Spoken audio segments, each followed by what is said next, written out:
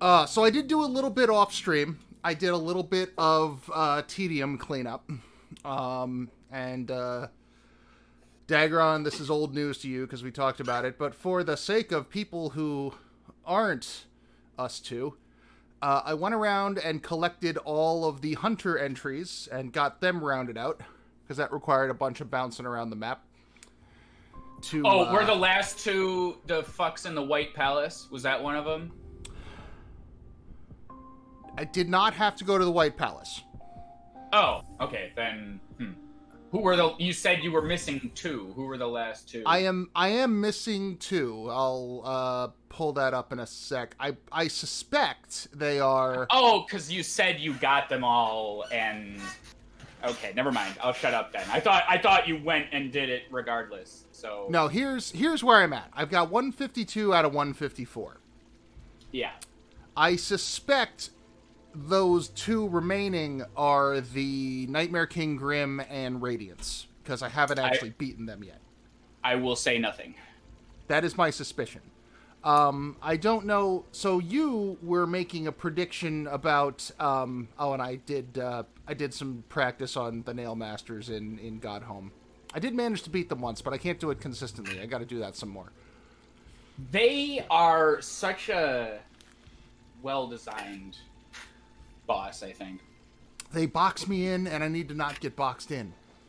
Well, that's what you do. You bank on that. You let them. So they're never gonna jump like over you. Mm-hmm. So you just kind of set up like a barrier and kind of expect it and wait for them, and then slash once or twice, and then the other guy will come and do like a drop slash thing. And then that, you know what I mean? So, like, that's why I think it's well designed. You can barricade them, but they work together to, like, kind of flank. Well, flank isn't the word, but. Yeah, I noticed that once I took out Oro, Oro is the Great Slash one? Yes? Yes, I believe it's, Oro, and then Mato is the Tornado. Yeah, once I was dealing with the tornado alone, it went back to the first phase. It's fairly simple. In fact, I'd say the tornado is probably even simpler than the Great Slash because he goes up and away from me and like, oh, okay, bye threats. Yeah, I know, it's so stupid, and you just go underneath him. But anyway, yes, continue. So you had a name written down on a piece of paper. I don't know if I have fulfilled that, but the ones.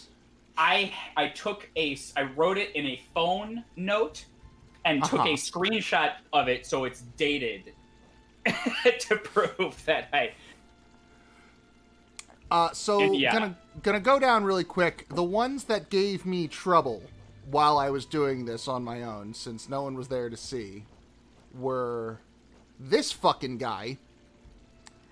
Yeah, because there's literally only one on the map.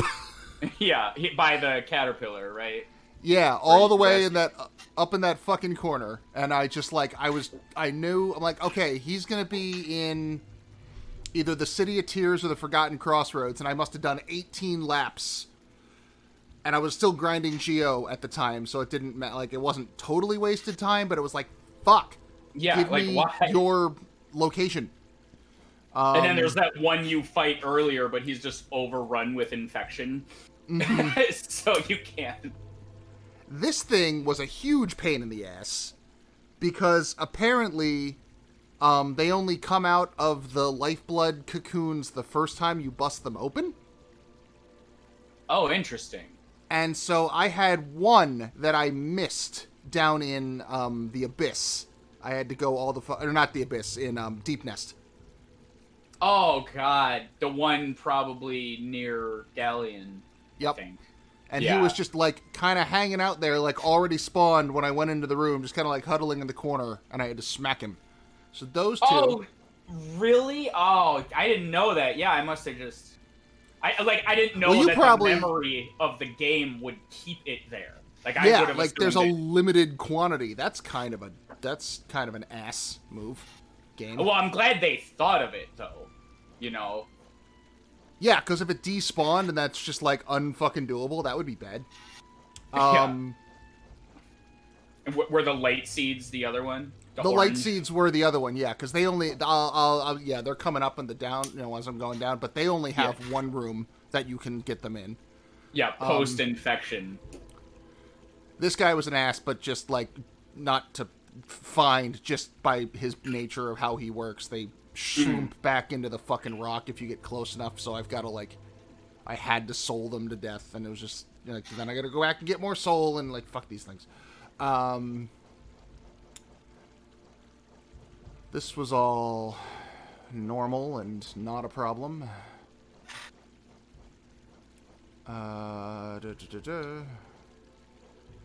No problems here. Oh, damn it, I looked away. I wonder if I missed the... I suck. I may have... I know who the two are. Never mind. I am so confident that I know exactly what the two things are, that I don't need two balls. This guy sucked, but not to find. This guy just sucks. Fuck this thing. No, they're awful. And if you have the back door entrance to the junk pit, you can at least get there a tiny bit easier. I hate the junk pit. Finding it is such a pain in the ass. And God, there, yeah. I tried to go back. I went back to God Home to practice after I was done with this, and by the time I fucking got there, I was like, this is where my fucking dream portal is going to live for the rest of ever. It's going to be right here, and it is never going to move. Whenever I had to do some bullshit achievement or something, that's exactly what I did, because it's awful. That's so funny that you just naturally... like, yep, fuck this. Also, I can't confirm this yet, because I obviously haven't finished the Hunter quest, but I think the Hunter might be a Weaver. He's got the eyes. Like, his eyes are reminiscent of... I never thought of that. Of Hera and them. That is my only... He was like a moss-kin sort of a thing, but he could also just be like Solid Snake in disguise. Maybe. That is my only piece of evidence toward that. I don't have a whole lot toward the Weaver. Or toward, I don't know a whole lot about the Hunter, rather. But that is, I noticed the eyes, and that, like, oh, there's a connection. Yeah, the light seeds are only in the one room. They're a dick. And there was one more thing. Husk High. This is all the... Oh, yeah, I did kill the God Tamer. We can go back and do that. Nice. You did for Coliseum 3, then, obviously. Yeah. That took 4 fucking hours. It's rough. There was one other thing, but I must have passed it. Yeah, I think I did Coliseum 3, Trial of the Fool, like, only one time. I have little desire to go do that again. Path of Pain? Yes. More of that, please. I hope all of Silksong is just running and jumping and all of that. Or maybe I'm just misremembering. Anyway, so those are the things that gave me a huge pain in the ass. I've still got 2 left to find. What else did I do? I did the Trial of the Fool, and, the God Tamer... Nope. Oh, what am I doing? That's how you get Echo. I, like, completely forgot you... It slipped my mind that you're in God Home right now. Oh, yeah. Hey, look at that. I did a little bit. I actually got the False Knight on Radiant. Nice. That was a... That seemed like a good starter. Like, literally the first boss, but also a fairly predictable moveset. Yeah. That's exactly... That's the trap. You're trapping yourself right now. You're gonna pick off the easy ones and then go, but this half of the list is more gold than that half. And you're gonna go, damn it.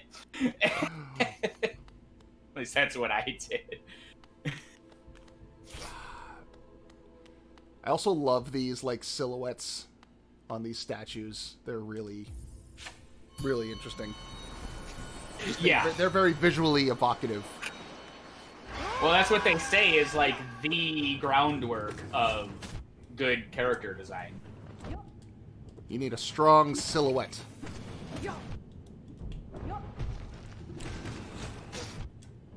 I am not... Oh, I think I'm not wearing all my combat charms. That's why. but it's fine. Oh, I didn't know he could do that.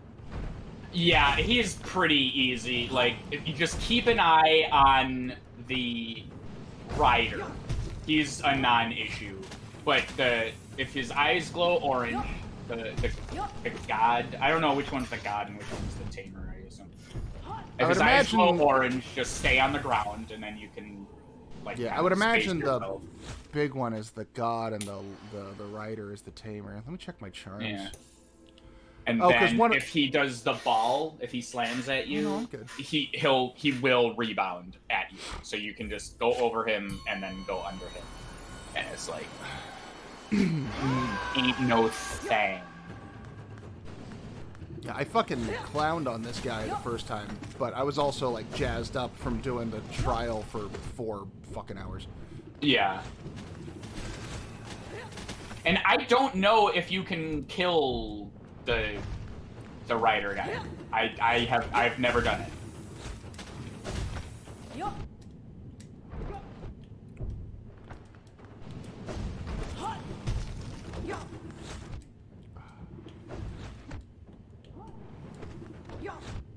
Not doing so great at it right now.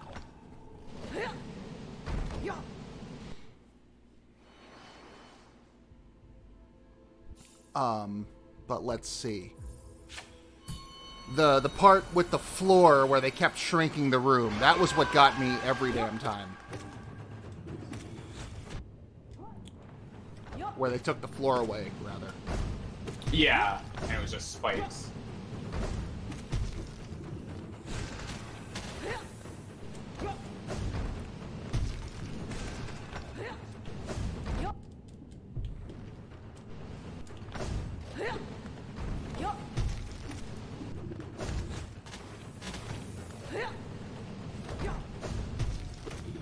Yeah, I never looked it up, if you can actually kill that guy. Yeah,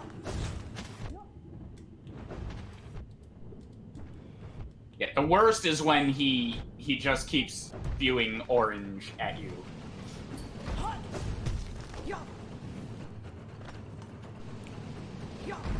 Because at least now you can just... Yeah, now you can just do that.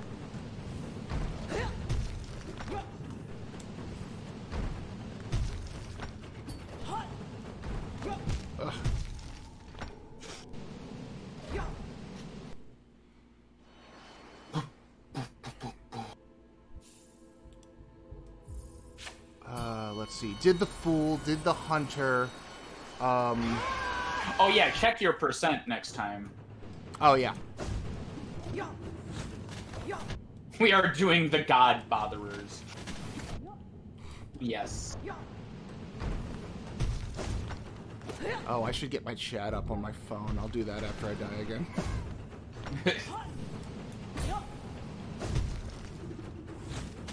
Yeah, but when he does the ball and the bounce, you're missing an opportunity to hit him.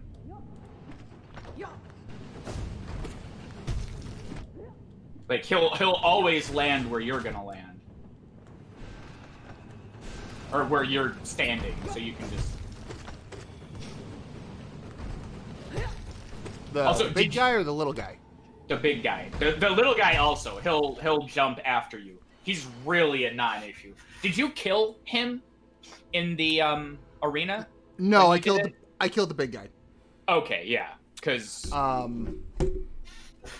also, hi, discard. Formally. Oh, hello, discard. I got chat up now. What was I looking at? I was looking at my percent. I'm at 107. Yeah. 107. Okay. Then still got to do Grim. Yeah. I still got to do. Oh. I still got to pay attention. Yeah. So just go. Yeah. Now hit him. Hit it. Now he'll jump. Go around. Hit him. Yeah. He'll box you in. So then you can go on the wall and then like leave. But now he does that. Hit him. Hit him. And then orange. Go underneath. Wait for ball. Go around. Hit him. Hit him. Like it's the same shit.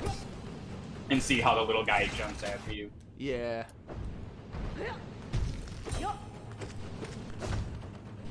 Yeah, and then it's just a lot of kind of weaving around that. Bam. There we go. Just gotta play that chase game. So yeah, there's the God Tamer. That's the, and then they throw money at you, and the fucking Lord Fool is still dead. I was kind of expecting the Lord Fool to get like taken over by the infection, and that was gonna like be the boss or something, but that was just me. That would be cool. Would have been neat. But You no, know, he's so just dead. Iselda has dialogue that references her having been a warrior at one time, and how she had to like put her sword away, and she probably chose the domestic life.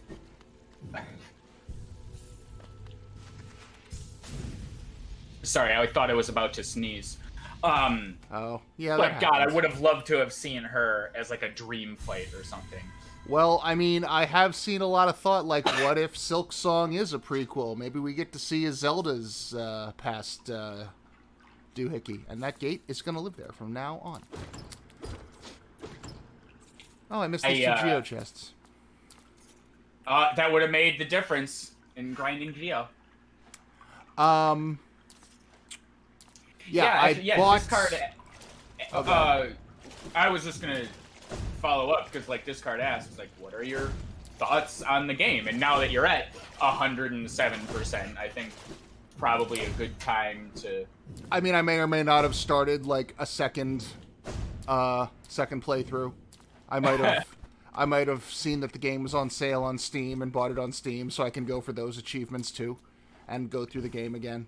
I might be up to the Mantis Lords on my second playthrough, and I'm now realizing that if I had been making better use of the shot, I forget what they call it at the beginning, but the Vengeful Spirit. Yeah, I would have been having a lot easier time of just about everything. Yeah.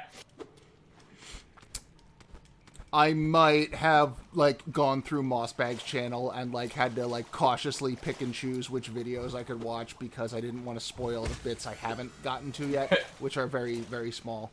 Got it. So, yeah, you may have done all these things, but... I might have done all these things, but this is the worst game ever, and Team Cherry sucks, and fuck Australia.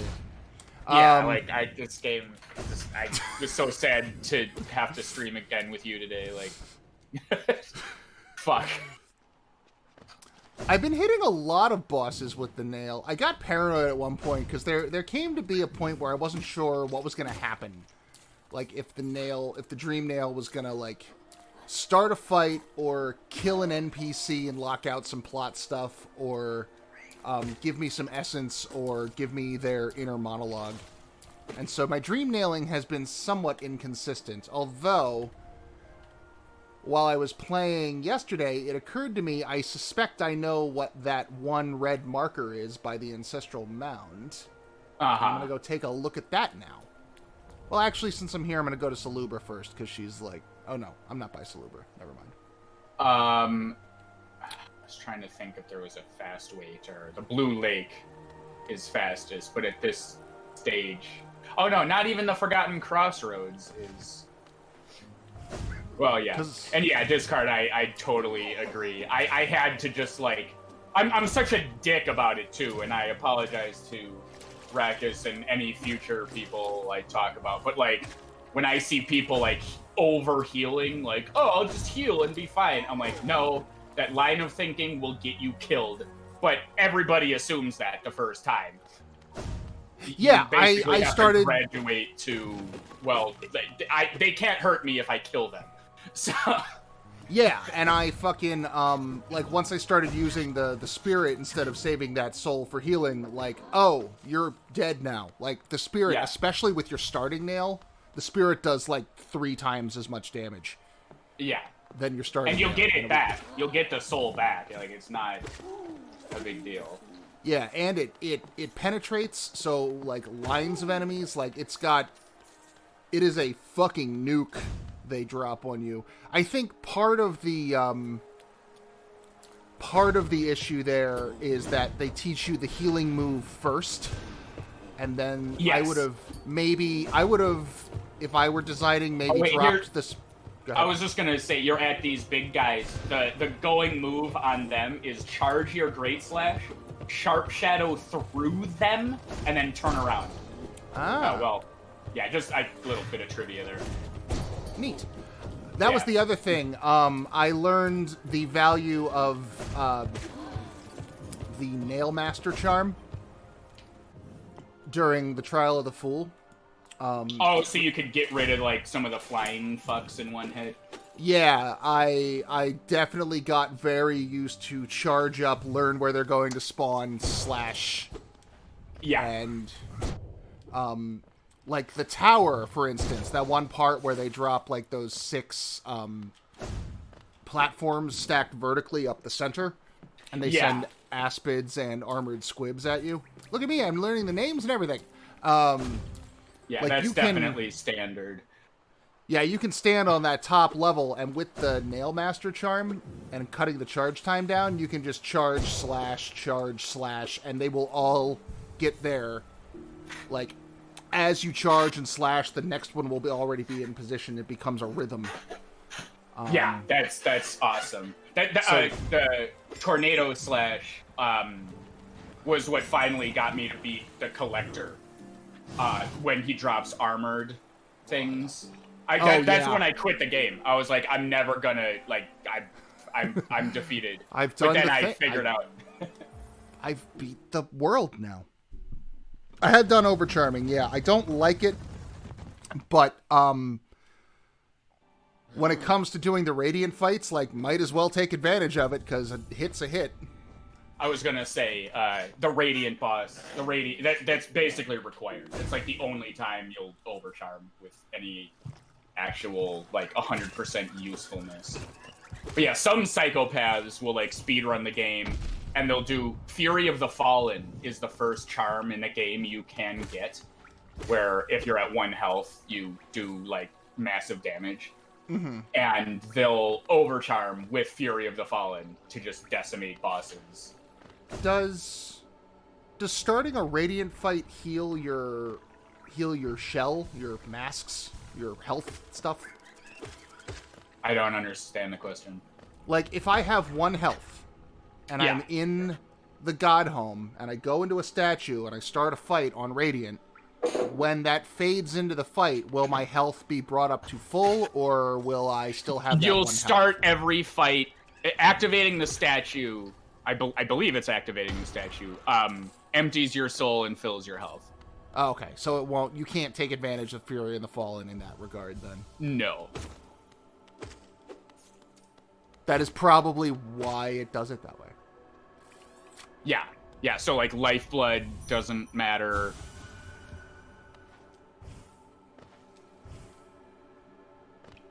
And what the hell was I gonna say? Oh yeah, I just wanted to comment on Discard, where he's like, Dark Souls trained everybody to like panic heal, which I fucking hate. Even like because everybody does it. Every game is the Dark Souls of some other game, and it pisses me off. But that's just me.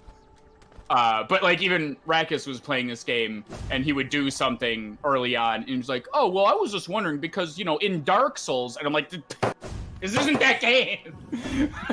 Well, because in this boss, in Dark Souls, there's a boss similar to this that does this mechanic. I'm like, God damn, oh my god.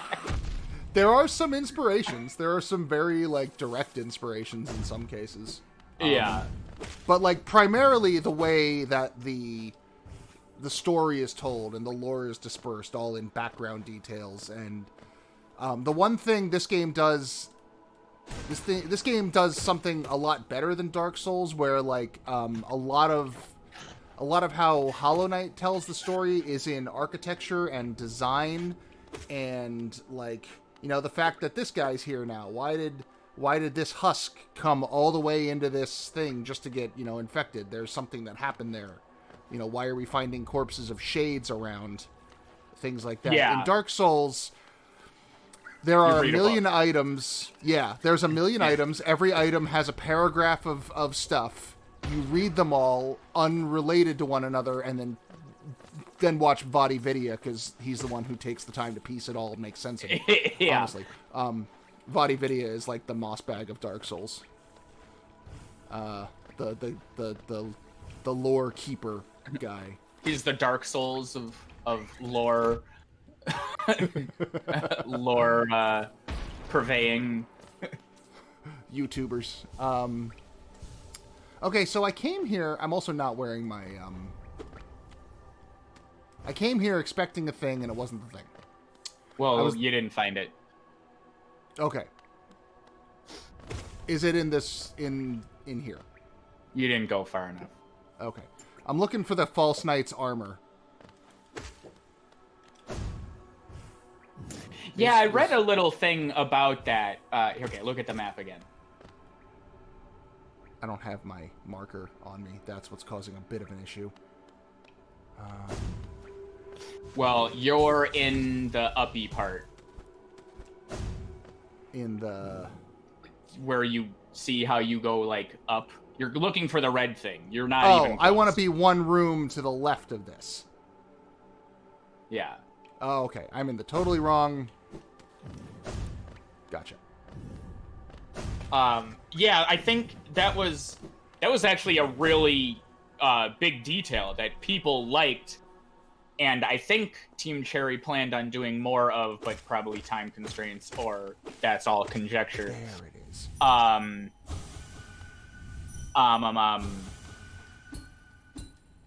The fact that the world does change with the infection. Because that is a Metroidvania curse, where they're like, yay, exploration, fun, but okay, now you've already done this area, and it's, like, useless now. So to spice up an area, to force you to go back through it and make it interesting again, that's really cool.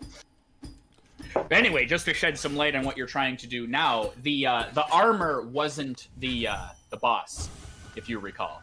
Yeah, there was the maggot inside. The armor's not going to be the thing that dreams.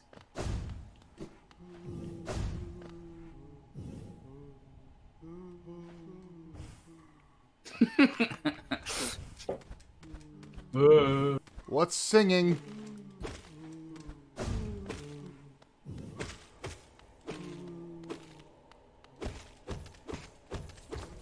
It's the Geo. You found the hidden. Yay! That's why we There's put an that marker achievement there. for getting all the Geo in the game. Every and never Geo losing it. in the game. Every Geo. Every single, like, from every enemy, even the ones that respawn infinitely. Mm-hmm. You almost had it. It's a wall. I told you. Get used to checking walls at the beginning. I remember in the first stream. And then I do too, because I've been trying to piece that fucking footage together. That's been fun. Because that was when all of my, Oh, that's cool. I never played Symphony of the Night. Played a little bit. Yeah, I never played the second half. Because I didn't know about the trick. And I just thought, like, oh, that game ended abruptly. I was 12. Oh, wait, you just got the sword? Like, luck of the draw, you just whoopsied the magic sword and then... Oh, the chrysogram thing? Well, Magic. Is that why you never played the second half? Because you No. ended it too quickly? Oh, okay. So, in order to... There it is. In order to get to... Oh, hey, Maggie. Oh, no. Oh, no. I See, they killed can't the defend themselves. I killed the They friend. need a champion. Oh, no. I kind of want to slash you just to see if it'll have an effect, but I don't want to do that because that sounds mean. No, come back. Look how more friends. pathetic they are. No, come back. No, stop. No, come back. All right, fine.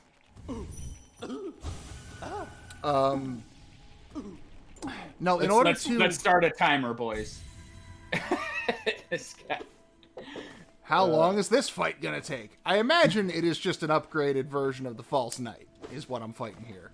So I'm... Why would you think that just because every boss that you dream nailed after you kill it was an upgraded version of it? Yes, but also... Okay, so that looks like the arena. So what's down here? There's something down here. These grasses in the dream world look like moth ears. or antennas. Moths don't have ears; they have antennas. Huh? Yeah, they do. Visual design. And this is okay. So there's just a big path around the arena.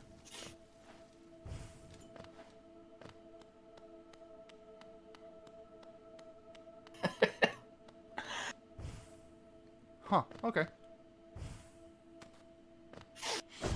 So it's I'm hoping it's not going to be too much of a pain in the ass. Oh, there we go. The failed champion.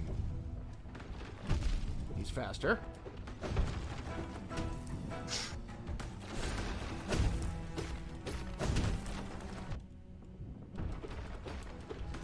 Okay, I think you lasted longer already than I did the first time.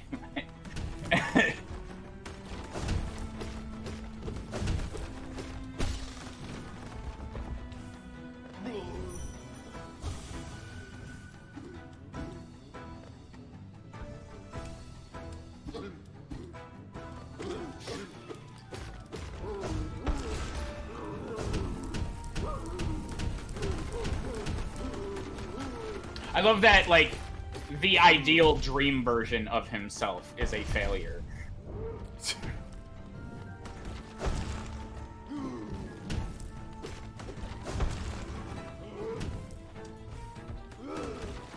Ah.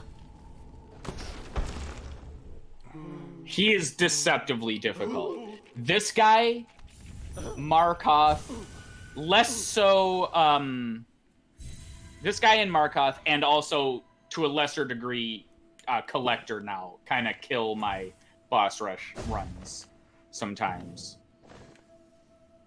Because this guy is right after Markoth, and you're already, like, Pantheon? low on health, and he hits for 2, and I'm like, oh, God. At least he has perspective.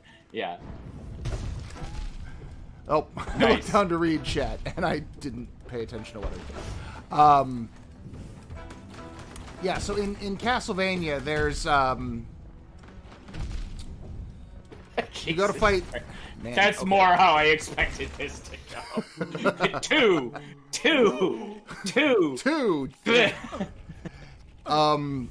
In Symphony of the Night, you get to the final boss, and you kill him, and the game ends, and it's all like, Dracula's castle crumbles to dust and returns to the Doctor Who time dimension from whence it came. You don't have to go all the way underneath the arena. You're right. Just to... You're right, I don't.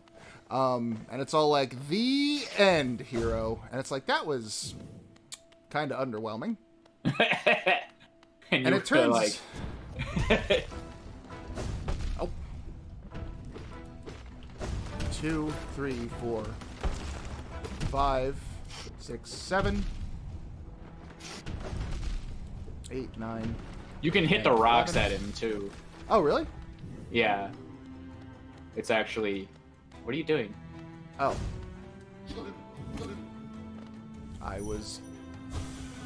I'm braver than all of you. Gonna definitely take advantage of this. Except You can heal to full. Well, I'm on a timer, though, so I don't want to, like, spend too much time... Well, that's what I'm saying. You don't need to... That's my point. Like, yeah. yes, you're on a timer. But every time you do this, it resets the timer, you said, yeah? Yeah. Yeah, I'm gonna definitely Which take is advantage of this stupid, nonsense. But especially right after fighting goddamn Markoth. Yeah, I think 2 is as far as you get. I didn't even get the damage on the maggot that time. But yeah, so after you fight the final boss and get the things, I was like, I was like fucking 10 or 12 or something. Like, that was an abrupt ending to a kind of a fun monster game. There is a room you can go into and do a trick involving a clock to solve a puzzle. I don't remember all of the details because I've never actually done it, but you get some magic sunglasses. Okay. And if you wear the magic... Why would you know to do this? Because Koji hates you. The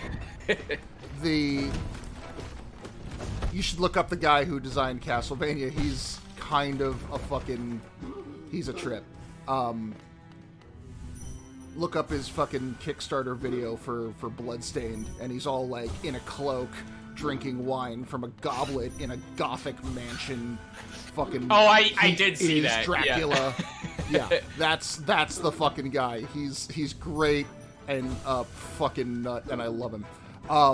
But anyway, if you wear the sunglasses in that fight, you see this little shade monster behind the boss guy, as though it's controlling him. And if you kill the shade monster instead, then you get the second half of the game. What the fuck? No. The castle turns upside down. There's all new bosses. There's a whole like second set of like powers and things you can acquire apparently, and I have never seen it. And I think there's actually a PS4 port now for Symphony of the Night. Oh, that's cool. I think I have a PS1 copy of it lying around. So I was like, yeah, I like all the old games. I'm a gamer. Ha ha ha. And then I just didn't play it.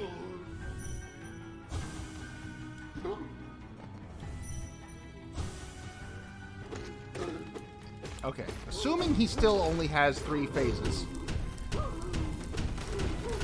Oh, that's cool.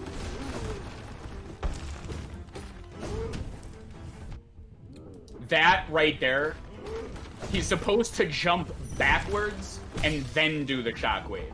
But if you box him in, he'll do the shockwave anyway. Oh, damn it. You didn't reset. I didn't, but that answers my question. He has more than 3 phases. I think. I don't know if I can actually genuinely sit. Oh, right under the. Just hit him. Just hit him. Okay, but now, I didn't. You're fine. Don't get near him. Oh, right, because he's got to do this. That's right. Yeah. That's right. That's why that's under the arena. Now this is the final phase where you could just wail on him forever.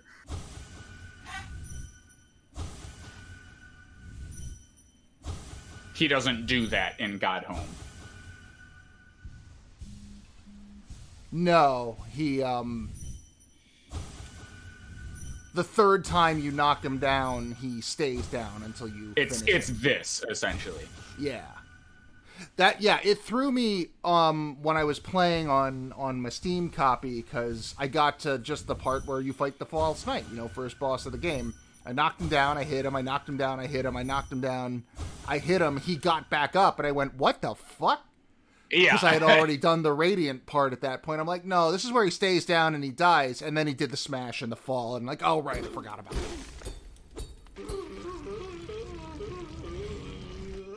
His noises. It's kind of a tragic situation we're dealing with here, but that sound is just a little goofy. He just wanted to help. Fucking guy. I just wanted it. Also, fella on the left here is just constantly bouncing away. Ooh.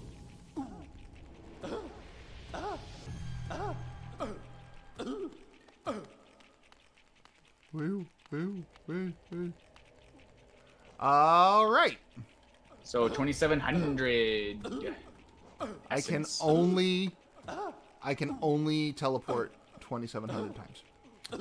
Yeah. Which you might do. Yeah, just leave the junk pit 2,700 times. Well, it's very quickly getting to the point where, like, as far as gameplay goes, I'm going to get to a point very soon where, like, well, I've done everything. Now I literally never need to leave God Home again. Like, everything you have to do is in God Home. I've got, like, 200 hours on my one file, because, I'm going through it. And... So let's that's true. That is basically it. We want to go Oops. Well, I think you can go left and it's faster. I am fairly certain, unless some infection crap happened. it was blocked by infection. If I try, Right, I tried to go left. that's right. I remember now. I was like, I have a feeling that I'm an idiot. Yeah. I mean, it's not like this game is huge and complicated, and Yeah, I still get lost. Oh yeah, or the stag station, even better. Oh, but you're near Salubra though. oh, you're right. You're right. Yeah, do that first. Yeah, let's go talk to Salubra and get our final who's he what's it from her. The last thing you gotta buy before Eternal. Oh damn it! I thought the stag station was under the thing, but you can go up and to the right. Yeah, I'm gonna have to take a little bit. So wow. While we do that, let's talk about. Oh, I got a fucking story, friend. So, you may recall last week, I had a failed expedition out to the center of Washington to get the snake. Yes. So Sunday we went and did that, and this time there were no road collapses. And we got there, and for folks who might have missed the first half, my partner has a pet snake. His name is Jello, and he's named after Jello Biafra, the frontman for the Dead Kennedys. And she has not been able to house the snake recently, but her brother has been taking care of it, and he lives in Ellensburg, which is in middle of nowhere, Washington. So we drove out to get this snake, and, you know, we got him, and we got the tank, and all the snake toys, and heating pads, because, fuck, you need a lot of stuff that makes things warm for reptiles, because they can't do that on their own. So, we get all the shit, we get it into the car, but we can't transport the snake in there. Something might fall and hurt him, so we get a shoebox. We put the snake in the shoebox, and we tape the lid down, and we're just going to transport him. It's like a 3-hour drive, but he'll be fine. Hold that thought. I fucking love Salubra. A special blessing from me to you. You've earned it. With your excessive patronage and those startling good looks. Aw, I got a big old smooch. I got a big old Salubra smooch.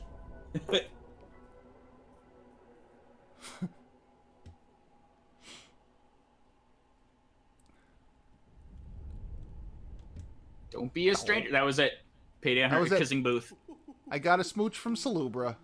An 800 Geo smooch. Why don't you go contemplate which charms you want to equip now for your...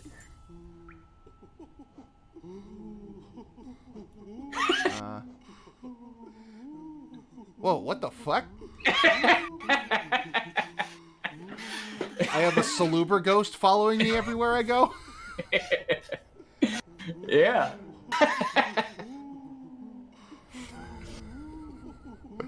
Or is it just when I sit at benches? Yeah, it turns benches into hot springs, essentially.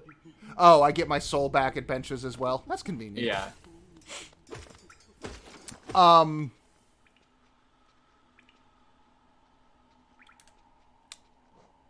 So let's see. What have we got now? We've got Grim and Zote, and what's down here? What are you? Oh, that's multiple Come Defender fights. Oh, right. That's getting my... Like, you kill him 5 times, and he makes you, he turns a shit statue, like, he makes a shit statue for you. Yeah. Because you're so cool. And then the gray one is the Path of Pain. Path of Pain. Let's do that real quick. Oh, yeah. It triples your damage. I can go try some of that at least. I know we had talked about it. Well, so I've got 3 major things on my radar right now. Yeah, Radiance, Nightmare King Grim, and Path of Pain. All of them are probably going to be a lot of time for me to do. So let's try. Actually, we should probably focus on Grim because that's the one that's got the most most plot stuff dependent on it. That, I mean, other than Radiance, but that's the final boss. So yeah. So let's go take. I know. It pisses me off. The Path of Pain is literally nothing. I mean, I keep saying that you get a journal entry. I have like one more journal entry to get before I can say I did all of the things. So I there's that, but like you have to keep building it up like that. Like, oh, why would I do Path of Pain? Oh, well, it's challenging. Oh, but I hate things that are hard. Well, I mean, you know, it's worth it because journal. Like, oh, well, is it required for the Hunter's Mark? No. Well, it's just there. I'm like, I did look up a trophy or something. I looked up a video on it, and at least it doesn't make you do it all in one stretch, which is nice. It gives you like infinite soul statues you can use to heal yourself at points, which that I appreciate.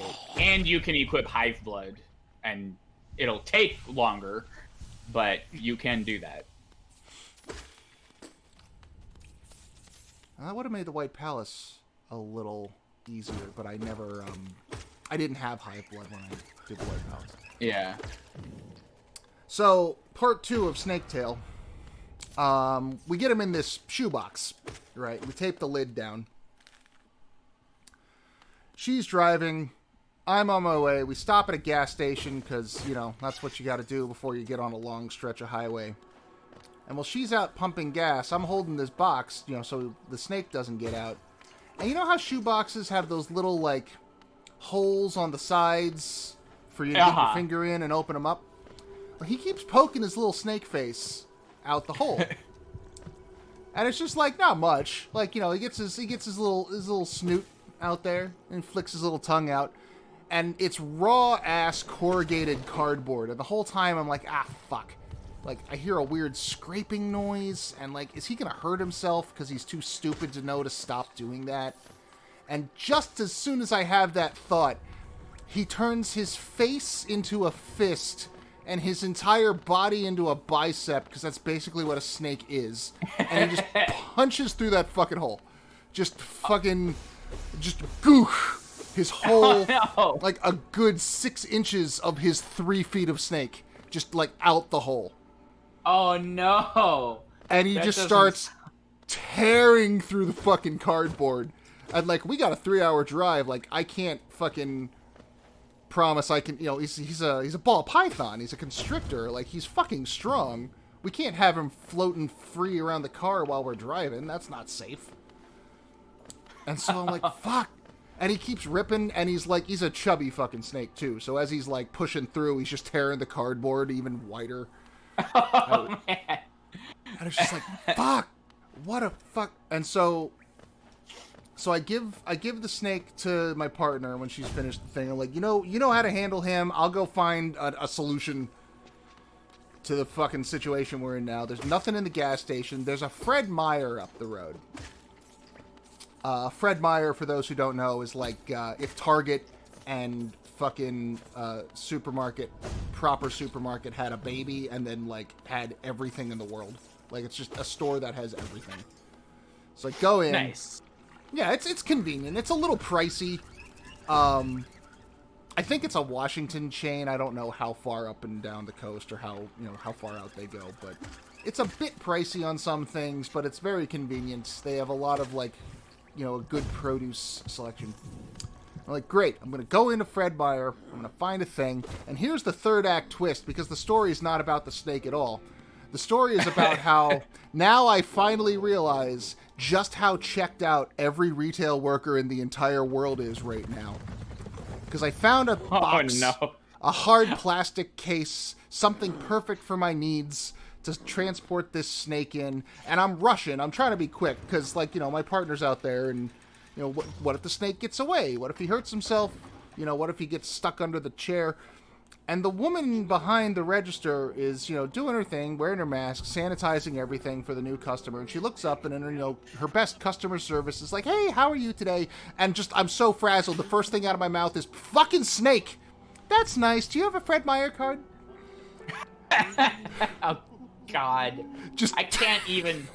a friend of a friend works at a Barnes & Noble, and the stories she tells is just appalling. Like, truly just unacceptable. And I'm just like, man, retail was already hell. And now you got, like for example, Barnes & Noble just will not enforce the mask rule. Just will not do it. They're one of those retailers that's like, oh, well, like, everyone makes the joke, like, oh, the bottom line is all they care about. But it's like, it's to the point where I can't even describe it. It's a whole fucking thing. The child! Oh, damn it.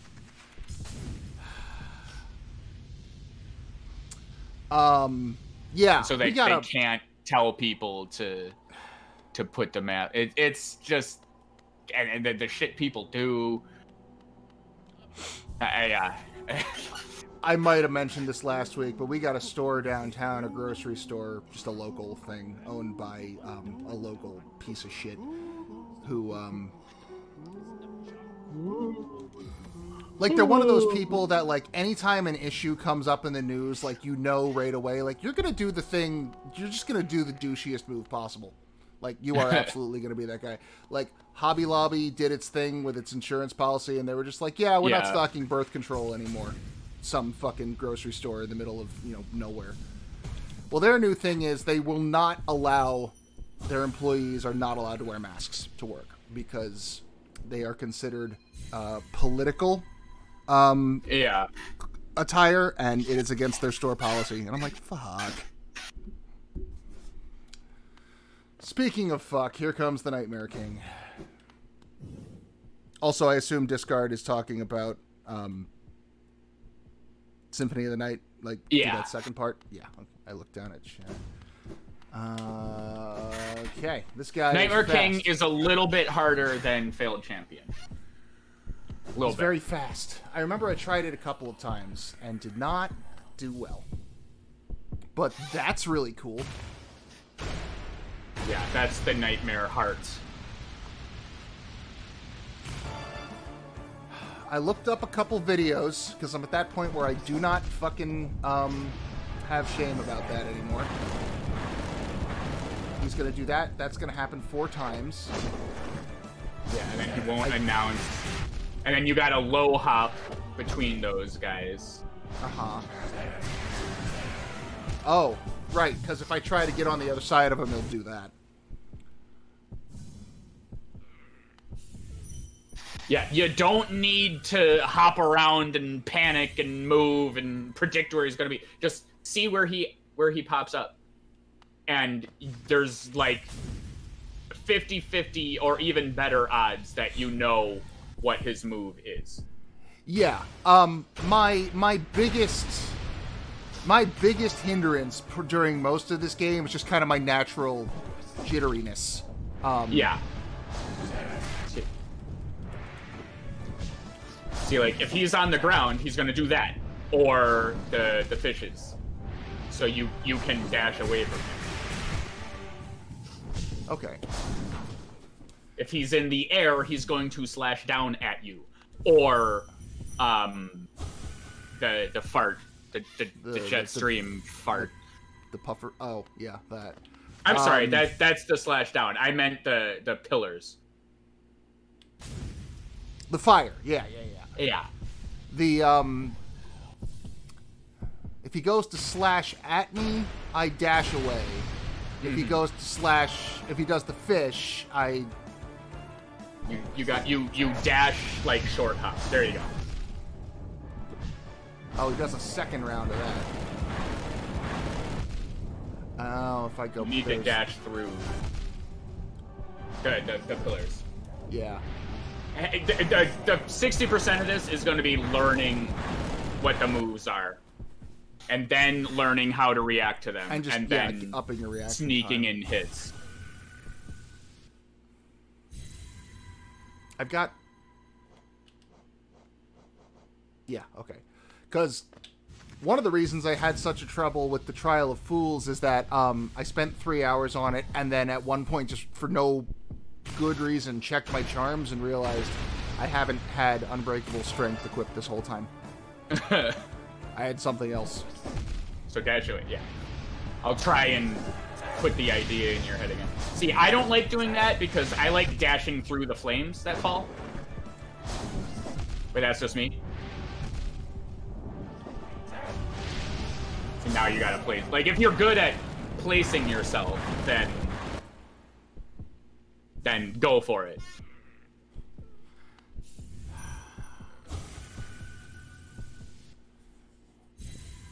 Yeah, but if I dash through him, it puts me, like, right under where a fireball is That going is true. to be. I heard someone else say that that's basically the case.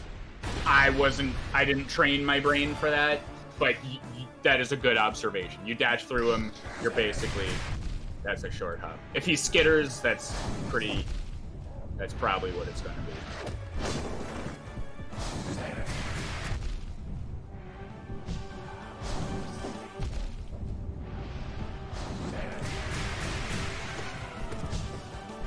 Two hits. Okay, pillars. Okay. So the pillars, he's going to have his arms tucked in, and he's all closed off like that.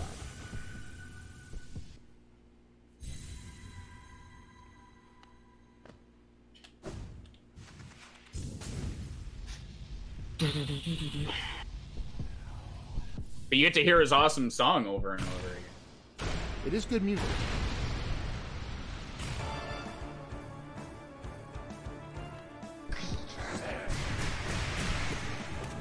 Nice. Pillars.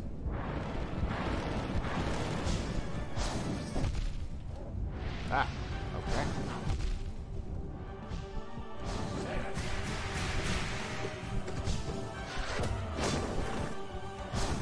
Ah.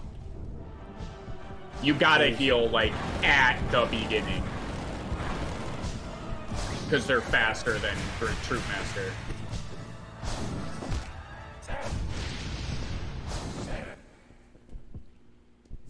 And yeah, discard, you make a good point. It's not that I'm like, oh my god, everybody must wear a mask all the time. Like, I'm not so far on either side of that fence.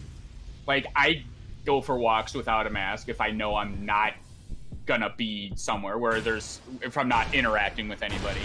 Oh, Whereas yeah, some people are like, oh my god. But my whole thing on the retail thing was just more like it was the people on that side of the fence. Like, I don't have to, so I'm gonna take this as the worst oppression that any human being has ever endured.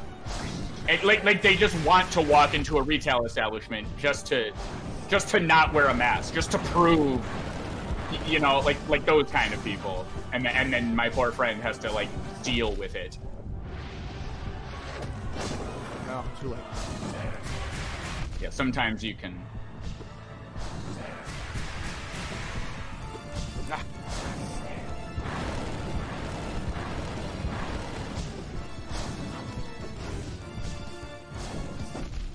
Ugh.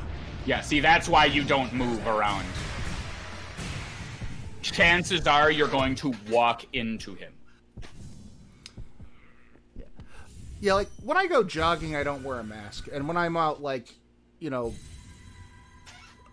days I'm not jogging, when I, like, go for a walk in the woods and there's no one around, I don't wear a mask. But when I go to a store, when I'm around other people, like, or when I'm, like, gonna be breathing on items that other people are gonna purchase and take home with them. Yeah, like, exactly.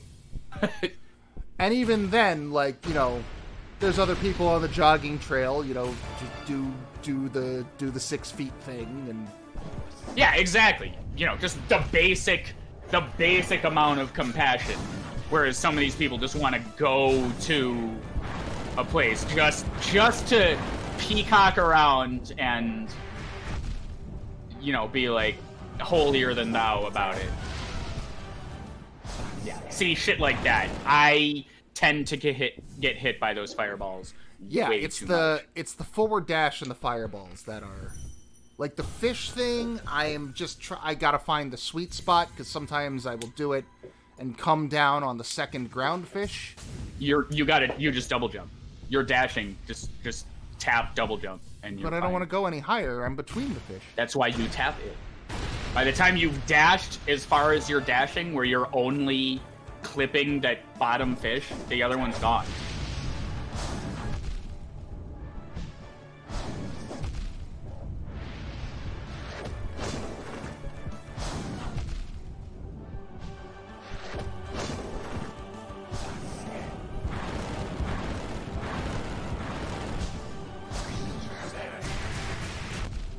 Oh, I see what you mean.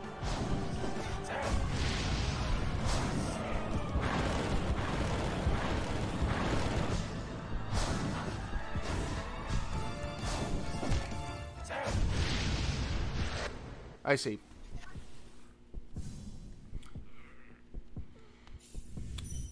Because it goes low, high. Yeah, it's the it same. It goes high, every low, time. high, low. Yeah. So the dash will take me right above the second low, and there will be nothing else coming. Exactly. I see.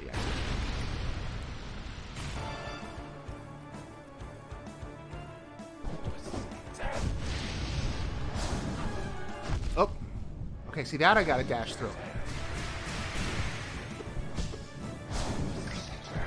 Oh. Oh, that's... What was that? That's rare. That's rare. But, yeah.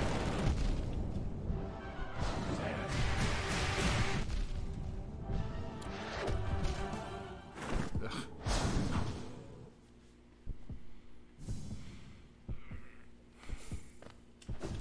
Yeah, let me see.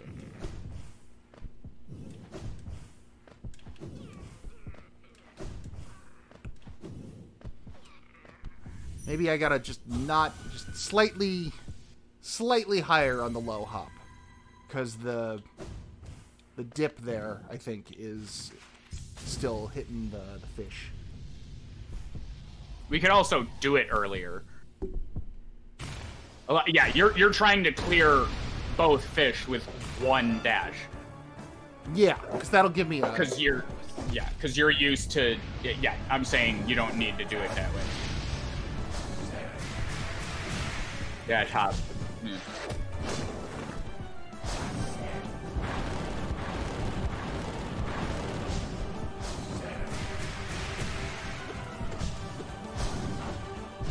Oh, we can fucking turn on you like that. Yeah, I prefer to jump over him like that when he does that, because then I can sneak in a hit. So, like, dash away, he hits the ground... No, like, he's in the air, I'm already in the air. Okay. And even if I fuck up and I see a pillar out of the corner of my eye on the ground, I just dash away from it. Like,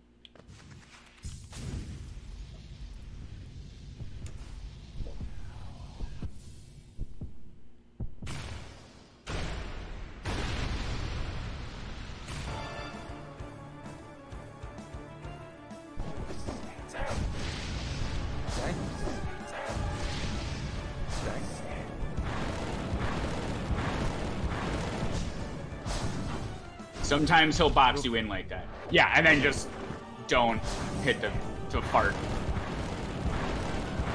He'll raise his head up, like, at the end of the fart move. So the timing, if you're thinking you want to bounce off it. Yeah, like that. Yeah, but actually do it? Yeah.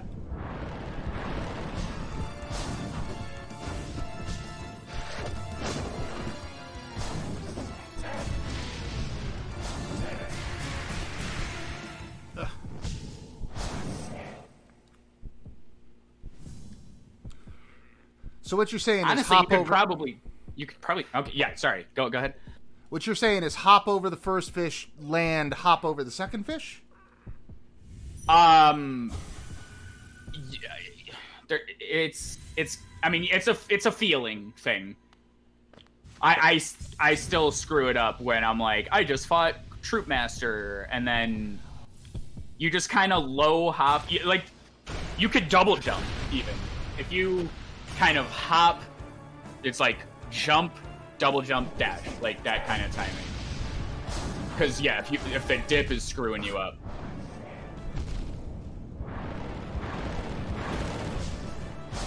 Because yeah, that's what's happening. We gotta be moving toward him.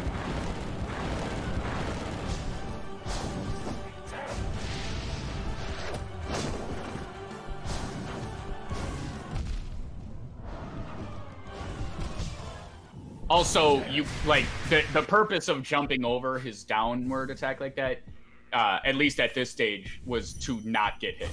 My instruction wasn't to say try and sneak a hit in on him. Yeah, but does he swipe up after that second dash? If he dashes down, no. Oh, well, no, he just, like, stands up. He doesn't, like... You run into him is what happens. He poked me with his head horns. Yeah. I see. That's what killed me there. Yeah. There was a lot of particle effects in the way. So yeah, dash away puts me in a perfect spot there. Yeah, see, do that and you're good.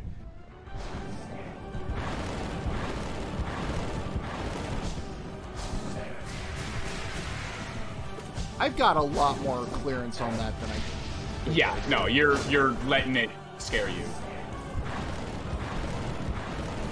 Okay, he's probably gonna box you in with a yeah. So, boom, there you go. Don't be greedy with that. Get one hit.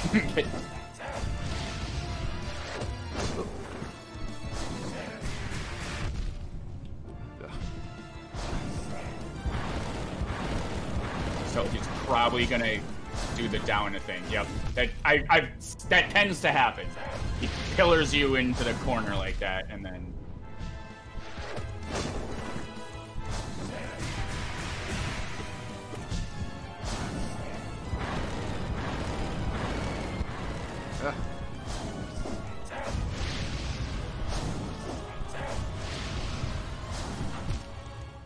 Also, I was gonna say this like fucking 10 attempts ago. You probably want Unbreakable Strength and Grimchild, and then after that, you could probably just equip like Lifeblood shit, just to have more hits to survive longer to like practice. Yeah, healing is not. It seems like I can heal during the vines if I'm already pushing the button when they come out. You can walk into place, but yeah, you basically have to do it like as they're coming up, or you're done. There you go. So that's that move. That's how you get hits there. Same deal. But it's yeah, you got it. You just got to get the spacing, because he'll dip his head down like that, and you think, oh yeah, I know where he is on the x-axis. And then you miss a lot. But yeah, you can do like a little bounce. Ooh, he didn't chase you. Yeah. I was so, like, confused. I see your subtle trickeries at play, sir. Yeah, okay, let's go work that out. That's how I beat him the first time. I was like, yeah, healing, life. Health is the name of the game here, not fancy spells and shit. And Sharp Shadow is not... You don't even have it on, do you? Did I not? Oh, I thought I had Sharp Shadow. Maybe that's why it didn't... Maybe that's why it wasn't hurting him, because I didn't actually have it. Well, if you want Sharp Shadow, then... Yeah, I was gonna say just like all the lifeblood. But Long Nail's good too. I think I'm accustomed to fighting him with Long Nail. That's just what I use in Godhome. So if I'm gonna give you advice, oh yeah, just bounce off his head, then probably Long Nail. 2, 4, 6, 8, 10. What is that? 13? Yeah, so 7 hits. There's also a secret room before his... I love how you just assumed it was back that way. It's in the like last hallway. It's like in one of the uppy parts. Like It's kind of like where Zote was, the Eternal Ordeal. Oh. But yeah, it's one of them. Like, go up, like, ride the wall. Yeah, it might be one over. Actually, yeah, I think I see. Or no, I'm dumb. There you go. Bong. And you can cut down the chandelier, which destroys the life. I mean, almost. Try and, like, yeah. You can, like spell it or something, like, with the down. Yeah. It's like being protected.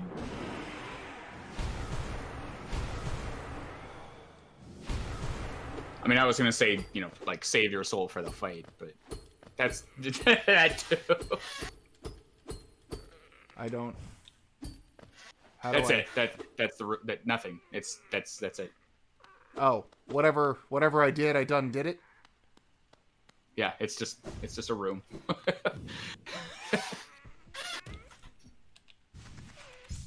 It's not gonna make the nightmare fight easier, though. No, this is a secret room. Oh, okay.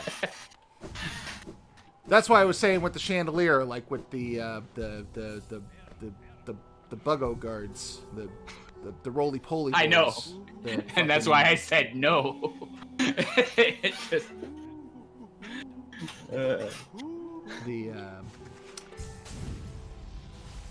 the Watcher Knights.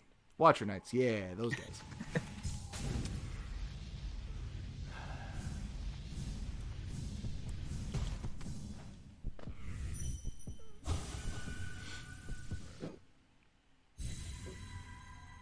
All right. Got strength. So I'm dealing 30 a hit. If I remember correctly, when I looked him up, he's got like 1,250 health. Yeah, I don't know. It's a lot. I think they round up and you do 31 damage, which is nice.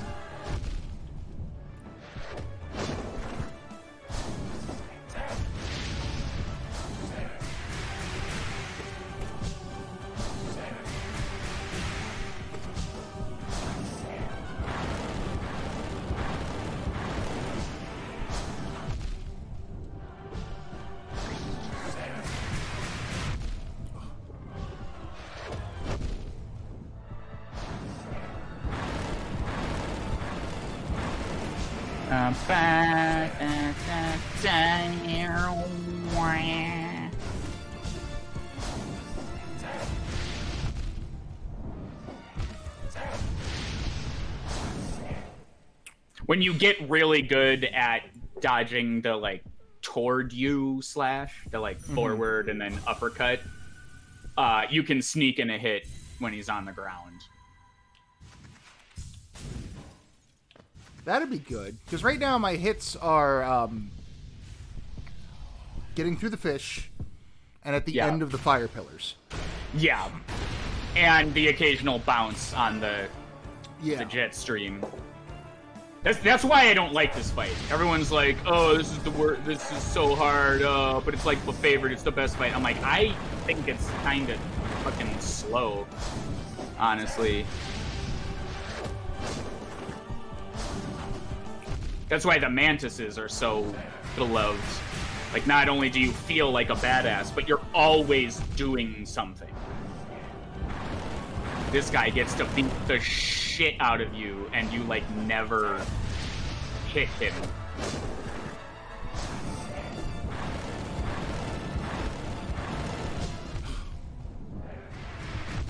Fuck.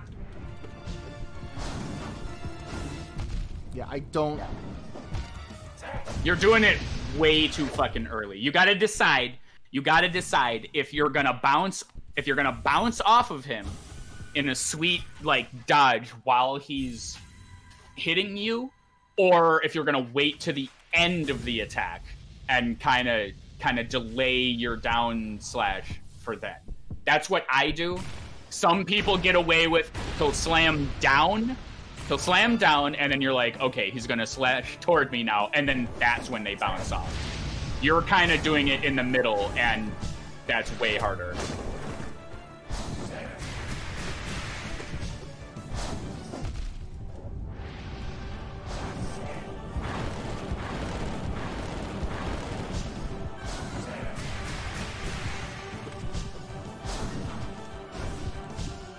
Yeah, that's what I do. And that looked a lot safer. Yeah, I like that more. Wow. Oh, there's fire. Ah, fuck. Oh yeah, that's unique to Nightmare Game. Ah, and then I forgot how to do it. Yeah. You got it's just you're floating in the air. You got to go and hit.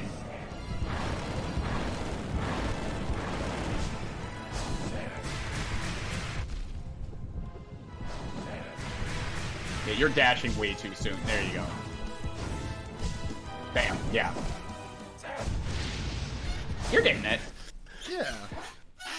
I'm gonna pour some water. I keep thinking about it. So before I think about it some more. I'm gonna do that also.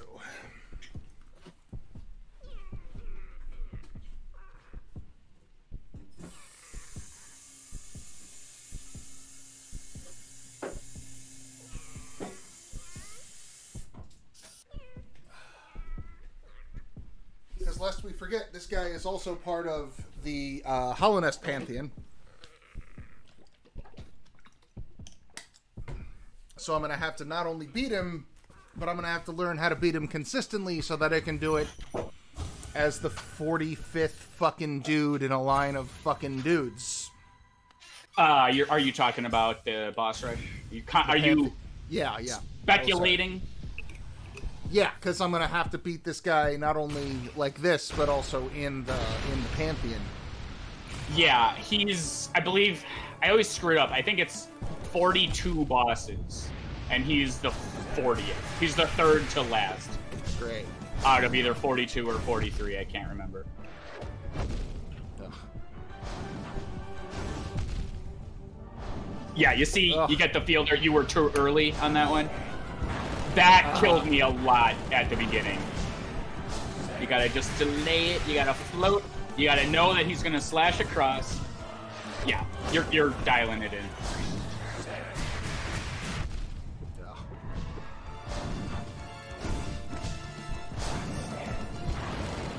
I just couldn't get out of that corner.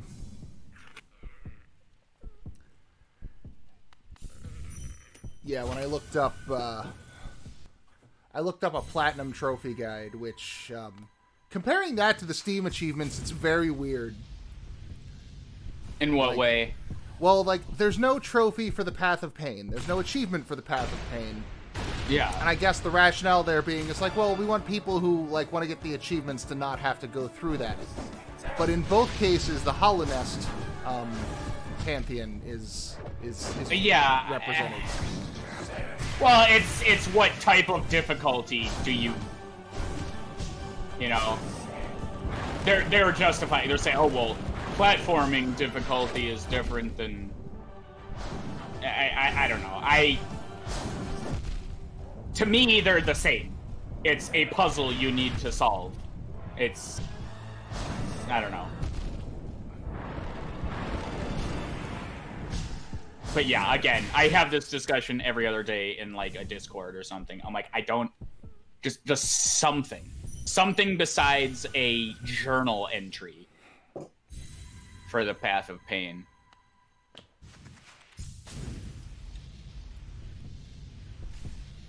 And the Eternal Ordeal, which seems like far more doable than a lot of this stuff.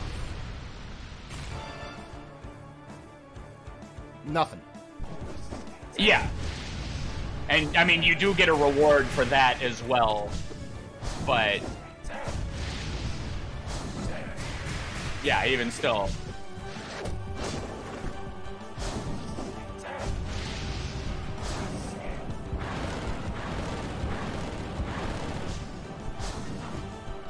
Oh, why?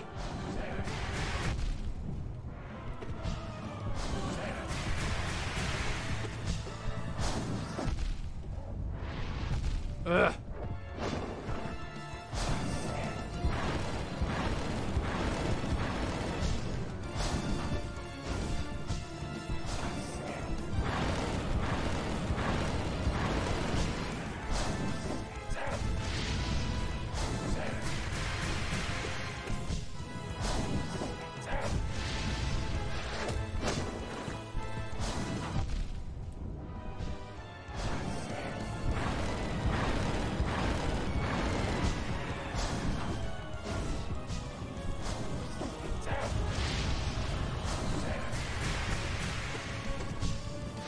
Also, that fish move, I don't know if I've mentioned or if it's come up, is a reference to Castlevania.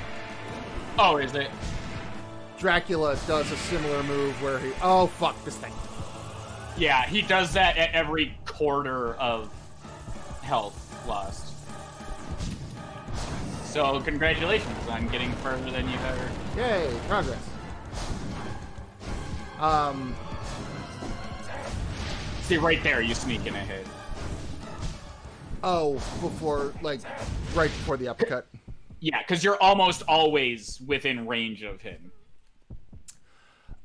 In almost every Castlevania game, Dracula, when you get to the final Dracula boss, has a move where he'll teleport to one side of the arena and lift his cape up like that with the one arm and shoot giant fucking meteor balls out of it. That's funny. In various forms. Sometimes it's lots of little ones. Sometimes it's a fucking huge one.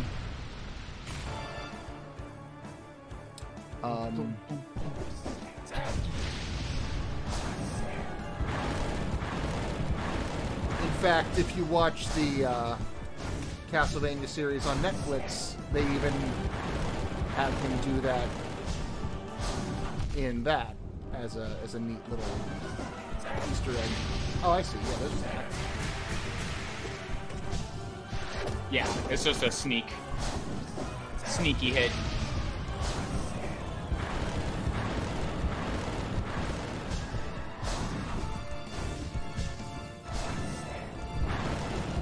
Oh! You know, you're choosing to dash through the thickest, widest, most dangerous part of the pillars instead of the skinnier, safer, up-in-the-air bits.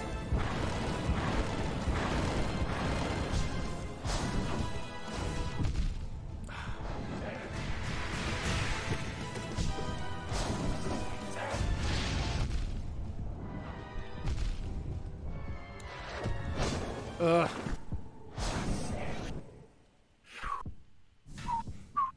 That was how you lose all your health in 5 seconds. There is no such thing as one mistake in this game. Oh, no. It's a fucking curse. Every time, like, you can go back over all the footage and watch. I'm sure you can find very consistent patterns. I will get hit once, and then just like, fuck it, and 3, 4, 5. Yeah. Like I've got the goddamn Raqus tap dancing on my grave. A 2, 3, 4. There you go.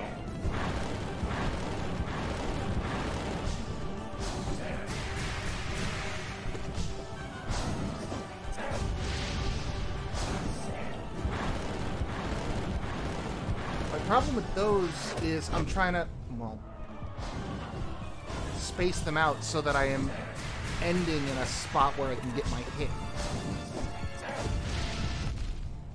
For which one? For the pillars.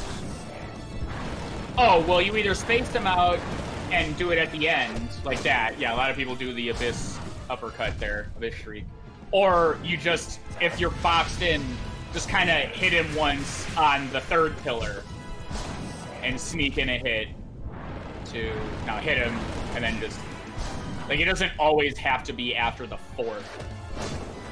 Like, yeah, the logic is sound, obviously. The fourth one you'd get the most hits in.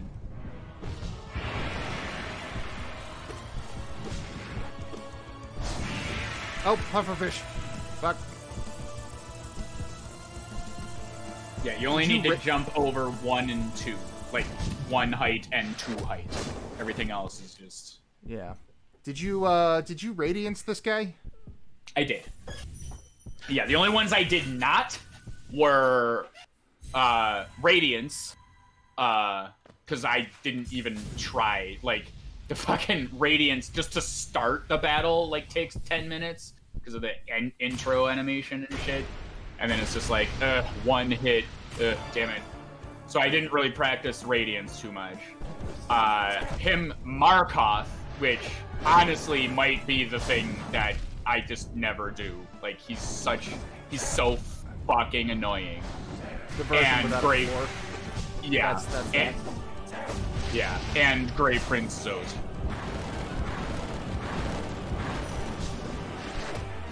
I hit the wrong button.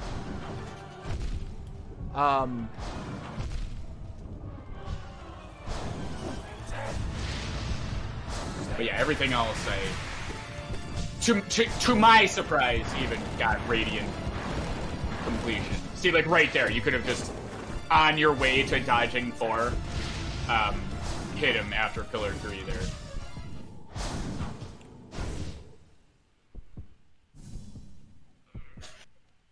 Oh, the pufferfish thing is the part that would make me like real paranoid about getting through Radiance. If only because you get into a rhythm with these other attacks, and then it's a completely different thing at regular intervals. That you have to shift gears. It's not that bad. You're assigning fear to a not that big a deal thing. I mean, yes, you haven't practiced it a ton, but it's more spectacle than actual difficulty. It's 4. Yeah, nice try on the. Yeah, your biggest thing right now is not reacting to the fart. You're getting hit most with that. Everything else you've got pretty dialed. Yeah. 5. 6. Yeah, that. Well, he'll even hit you on the way down. Okay, so he's probably gonna do it now. Okay, I was wrong. I Murphy's Lawed it. Right now, yeah.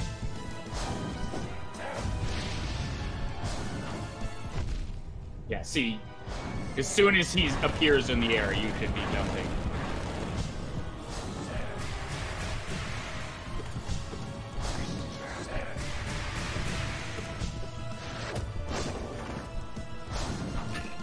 There you go. That was it. Except for the part where I got it. Yeah, but like, that was the exact setup. Like, you jump out of the way of the diagonal, and then you can just kind of float through the air to wherever he's gonna land, and then it's just learning the admittedly pretty tight timing to like bounce on his head when he pops up. But that's just, you get the timing, and it's not that big a deal. All right, let's see. I need to switch monitors now. There we go.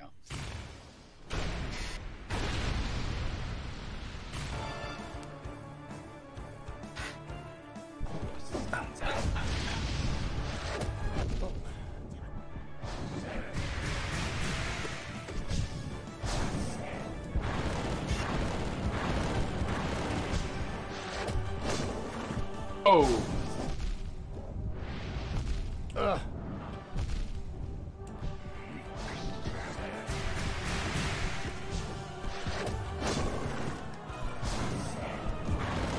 Yeah, see, so you jumped there, but no harm done because you jumped and it was the incorrect reaction, but it didn't matter because you were out of the way of the pillars also. What? There you go. He didn't go all batty. Yeah, because that has nothing to do with it. He does it every 25% of health.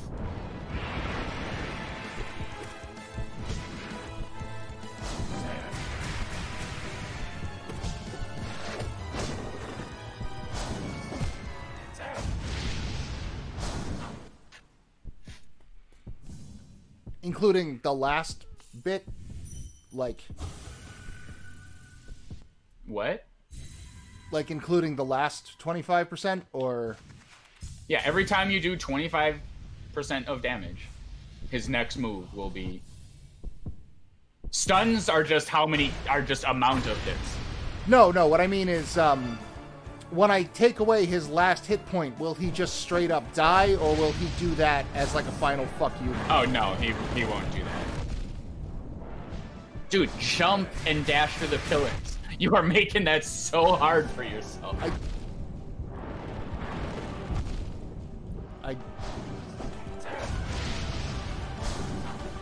Like when you get boxed into a corner, when you're being chased, like with the pillars, you're trying to time it so you like dash through the bulbous, huge bottom end, and it's killing you. Literally. It's hurting you. Literally. And your family. My family left me at the bottom of the abyss to die. My family is literally the problem.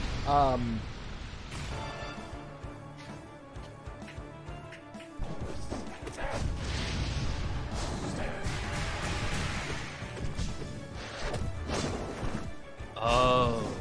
The hitboxes on those spikes are a little skinnier than you'd think they would be.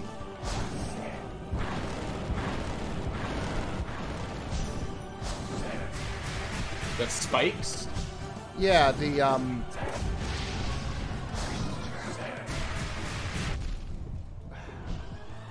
that's... You double jump there. those. Oh, yeah, they're weird. Yeah, they're not incredibly You have a lot indicative. more. You have a lot more play than it looks like you do. Yeah, thankfully. Yeah, it's like the one thing.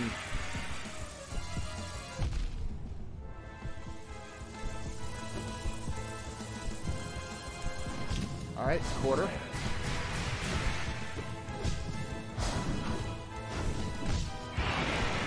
Wow.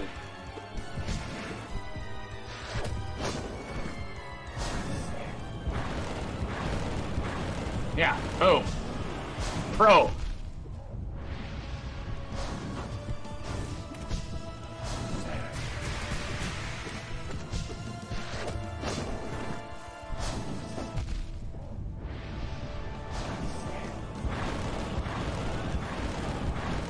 Yeah, see. That's where I would sneak in a... Yeah, and don't be afraid to like abort either. It's tempting to be like, yeah, I need to get in every hit I possibly can. Half. But if you... Yeah, I wouldn't dash through those personally. But...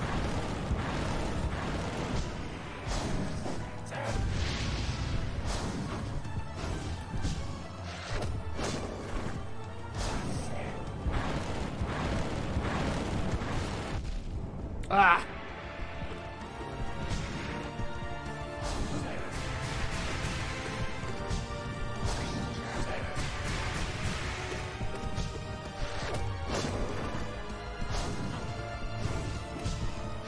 Yeah, double jump puts you in nice hang time.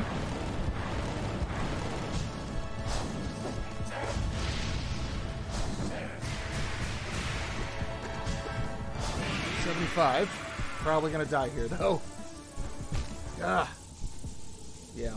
That. You said it and it happened. Well, because it happens it happens literally every single time. He'll do one ball, and then by the time I touch down and jump up again, I don't have enough time to get over the too high.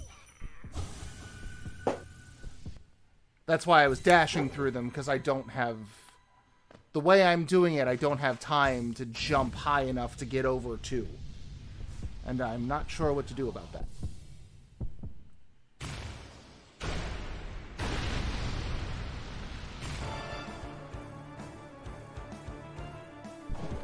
Oh.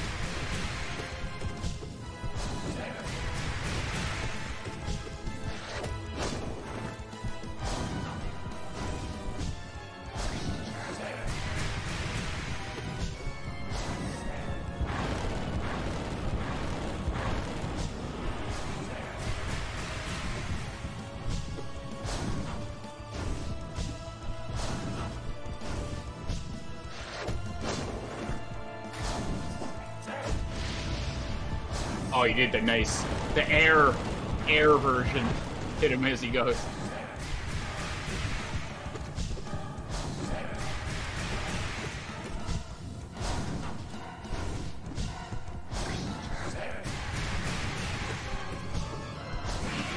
Two.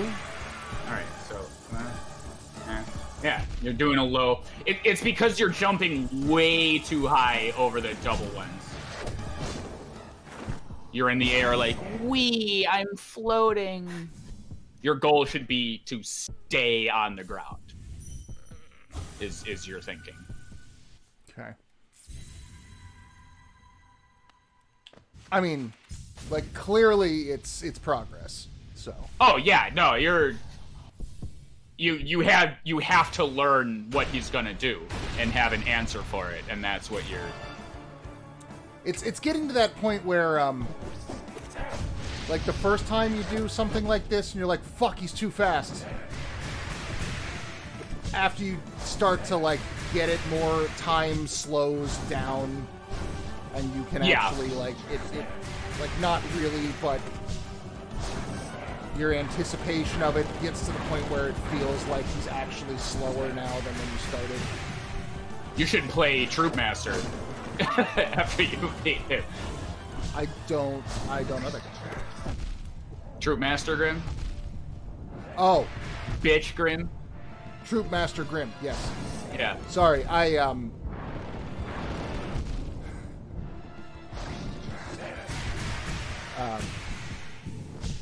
the way you phrased it, the first thing my brain went to was like, you should play Troop Master, a new game by Devolver Studios. Yeah. Like, I've never heard of Troop Master. What is this Troop Master? It sounds like an RTS. Those have been kind of out of the public eye for a while. A Raqus Twitch stream. Ah. Oh, wrong one.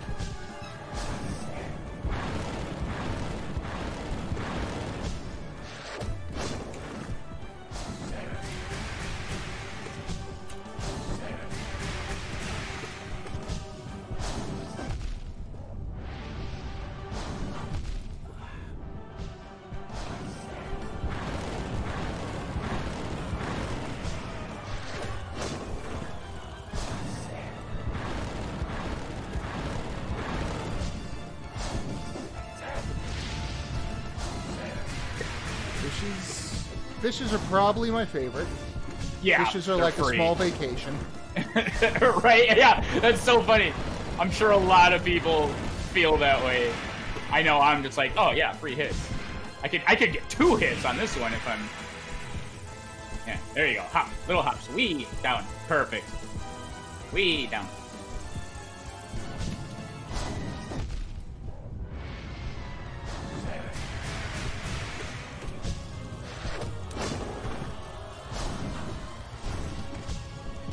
Wow, you hit a little ceiling hazard there, but it bopped you right into it.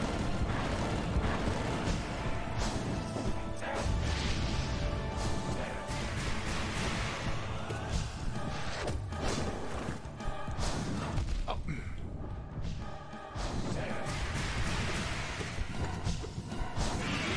Whoop. There's 50.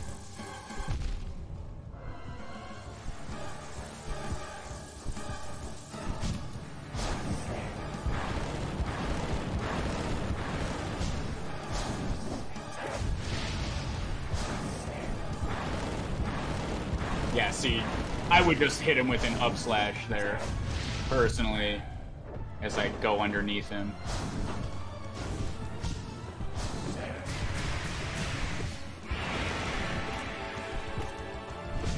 Yeah, I'm...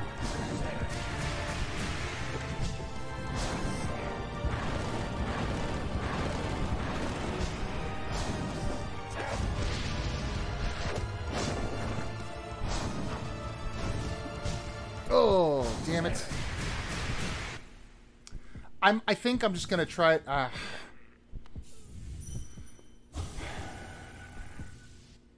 It's tempting. It's tempting to want to just say, you know what? I'm gonna not try for that hit but also like I know I can do it if I just fucking get it right.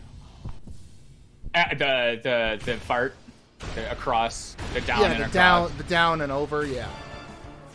No, I totally get it. That one tripped me up for a little while because it's so slightly different in Troop Master.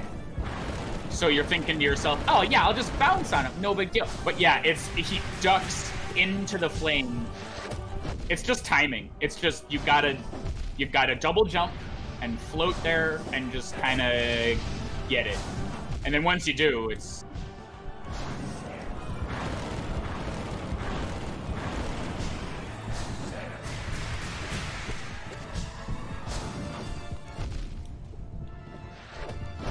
oh my god. Don't like do you that. kind of like the thing to do is train yourself to be like, oh, he's in the air, I must jump now. And then when you're in the air, you can take a second to breathe and go, aha, I recognize this as the across move. I'll just kind of double jump over there and like give yourself that time. Don't think of it all at once.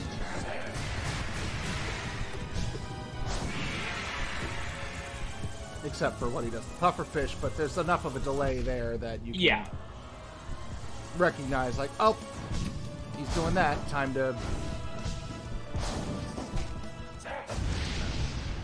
That was a bad run.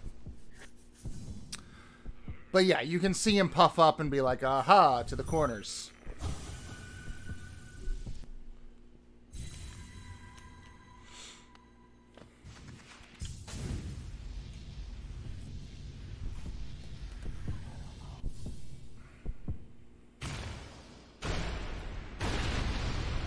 I wish I didn't have the Grim Child taking up my slots. I know.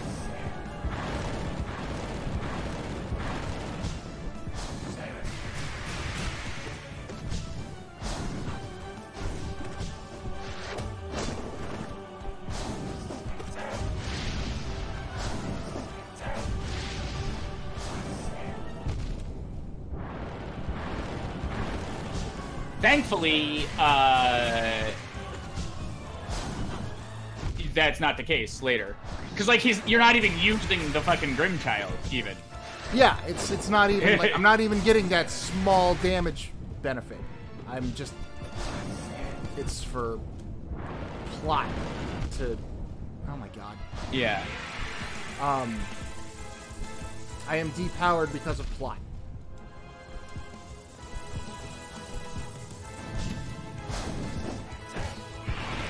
Aha! Fuck you, tiny bat.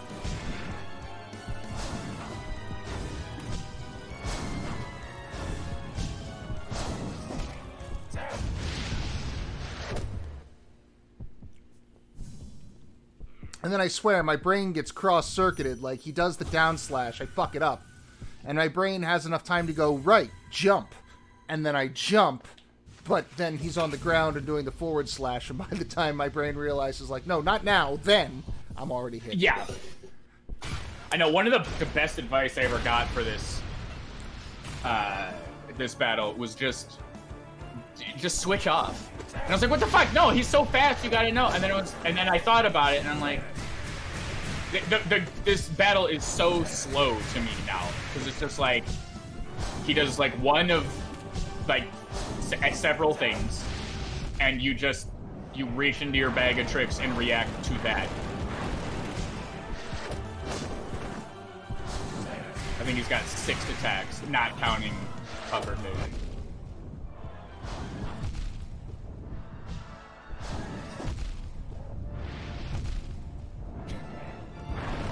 And then shit like that happens.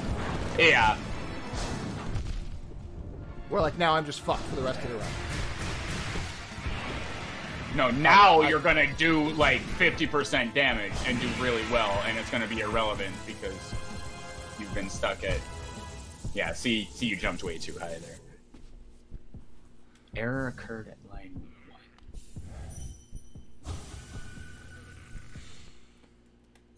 1. Apparently Tenet's not very good. Yeah, I kept meaning to, like, research what the fuck that is, and I don't care. It's I don't like Christopher Nolan to begin with. But like, oh, his poster came out, and then the trailer, and then he didn't let anybody sit on chairs, and then no movies were being released ever because of the pandemic, and then Tenet was released anyway, and I don't care.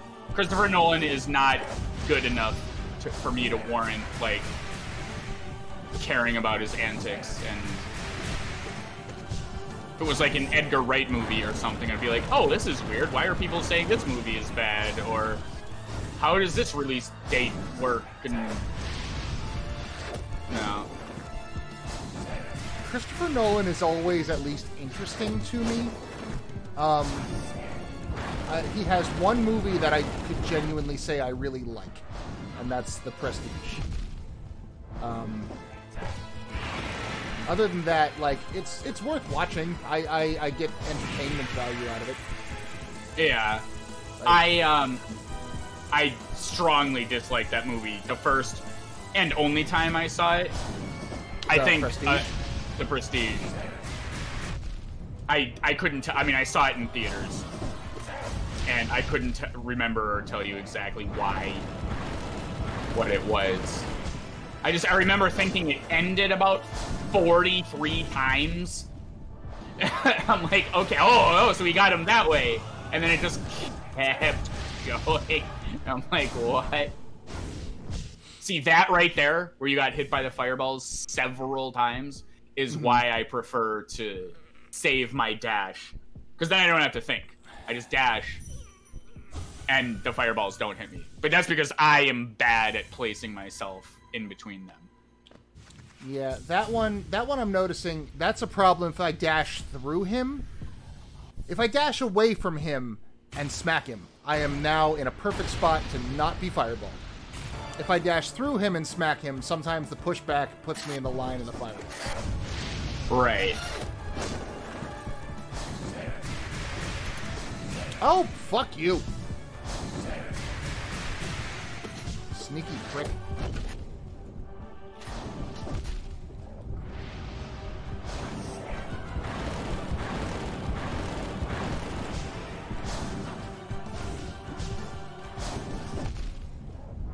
Yeah, see that right there. That was the perfect example of no, not now, then.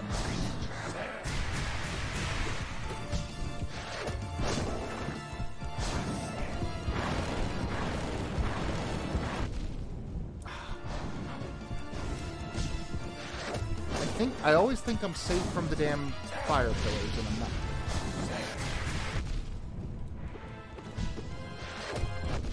Yeah, you're getting, like, real up close and personal with them for the Abyss Streak there. Yeah. And then they screw you again. Yeah, they're... Alright.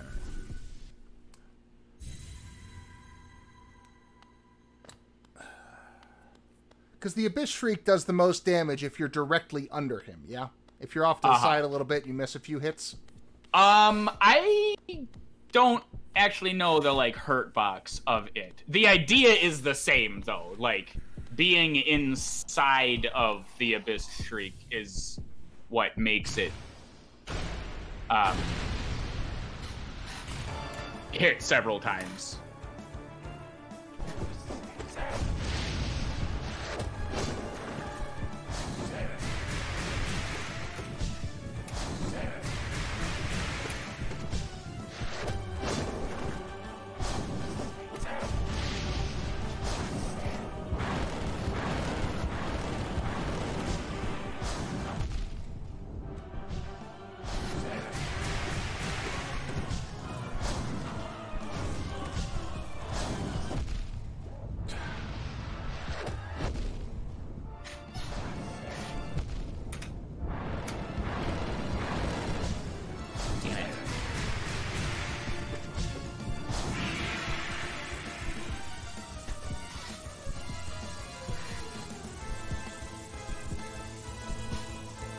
Alright.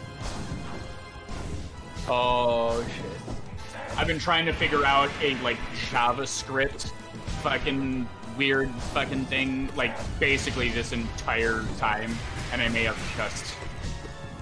Like, you're solving this puzzle.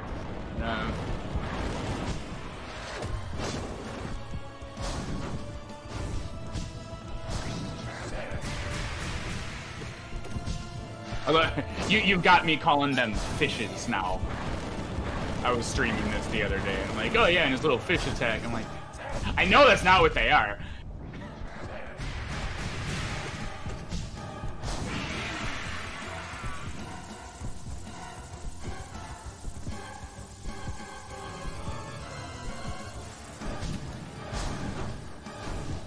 Ah!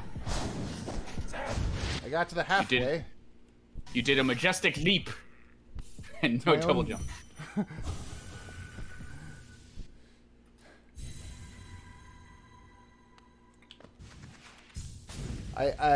They are moving so much, and I am trying to focus on so many little things that it's difficult to make out what they are, but they seem to be swimming through the air like little fishes.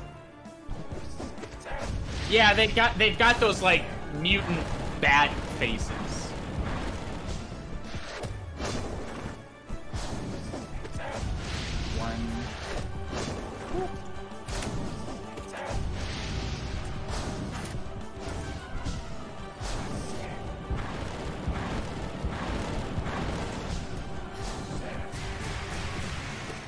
Oh my god, I think I did it.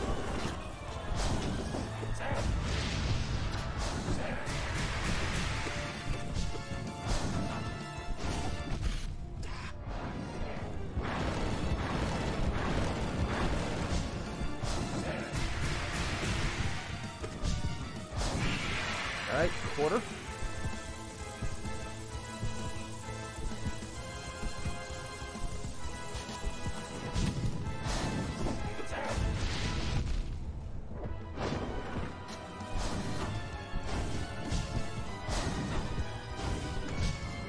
Nice. Oh. Nice. Yes. Bad. Nice. Bad. Yes. You know, I know you're not like a Doctor Who nerd, that's not your thing, but sometimes when you get excited like that, you sound like a fucking Dalek. Oh, really? I'm vaguely familiar with them. They are just so laughably non-threatening looking that I just... Like, I get that's the point of Doctor Who. It's not there to be, like... It's a children's serious sci-fi, holy shit. Yeah, no, Doctor Who is like but the one fans of the world's... fucking fucked it up for me. Yeah, no, the fan base gets shitty and weird. No, but it is a children's show. And it is a very good children's show. But you have to acknowledge while watching it that, no, this is for kids. And, yeah, so goofy shit like the Daleks are just kind of like part of that.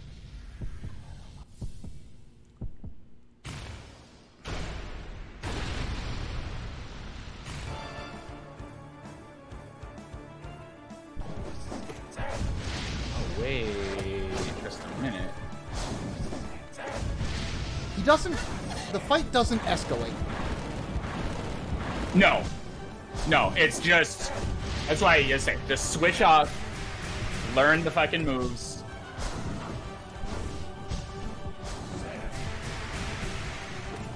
And then it just takes all day.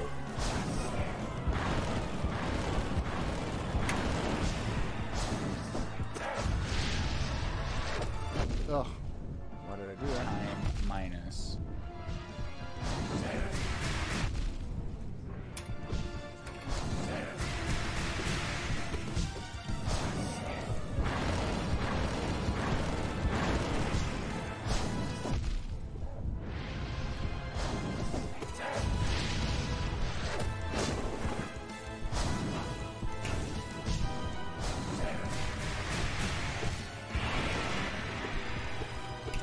Damn it.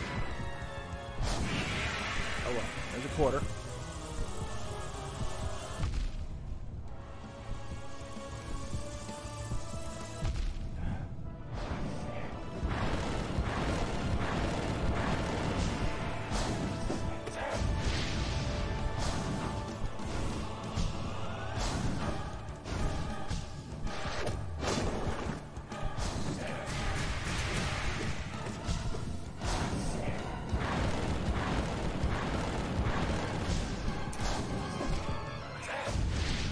Damn it. Every time. Why do I keep doing that?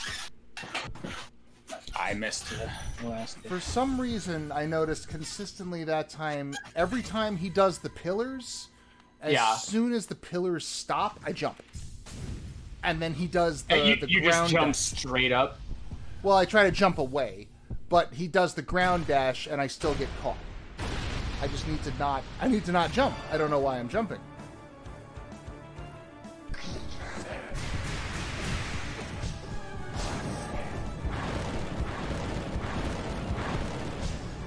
I see, yeah. I can picture, I can visualize what...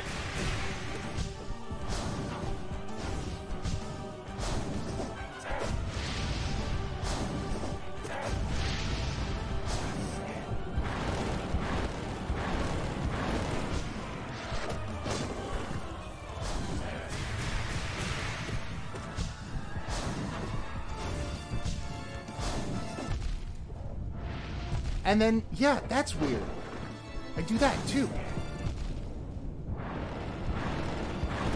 What, where you just don't dash through him or something? Well, when he does the... the down and over, for some reason after that, if he does the ground slash after that, I will just stand there. I don't know why I'm doing it. Like, now if he did this... Huh. Yeah, I know what you mean. Those, like, unexplained reactions.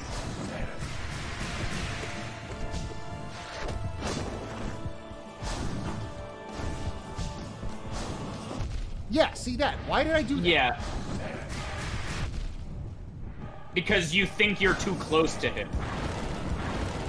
You're having like a reset. Normally, you're all sitting pretty, waiting on the ground. Haha, I'm prepared for the next move and I'll react. But for some reason, being in the air and then landing, you're not in your like normal prep zone, if that makes sense.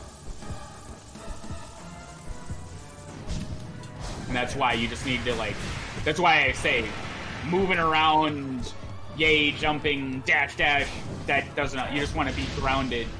Okay, so now you're grounded. Yeah. Okay, ground. There you go. Same, that kind of... You haven't finished the previous move set to prepare for the next one, and you just kind of have to... You know... That's why you just know the moves. And react. That's my armchair psychology guess. Yeah, see, that is too risky. I am not a fan of that. Too many fireballs. Falling fireballs. Oh my god, I thought I was under that. I would have had to get through another quarter without getting hit, though, and I don't know if I could have done that.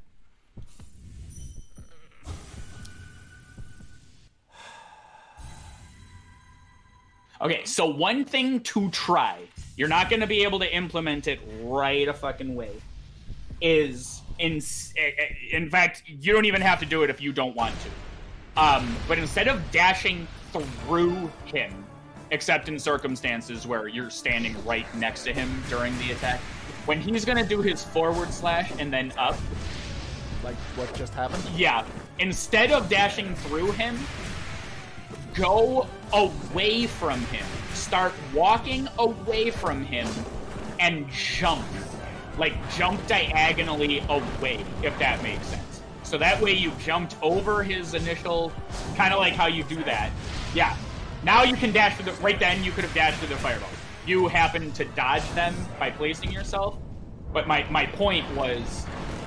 Now you're free to just... You have your dash left over.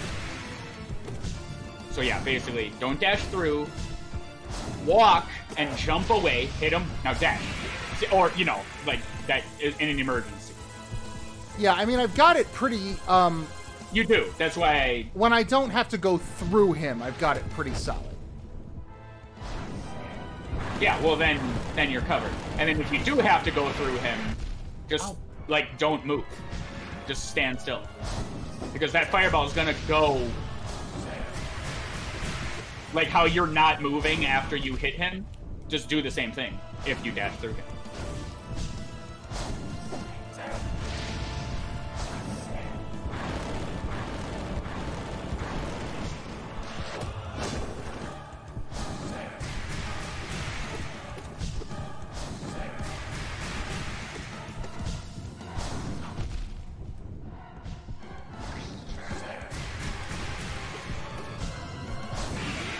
Well, there's 50.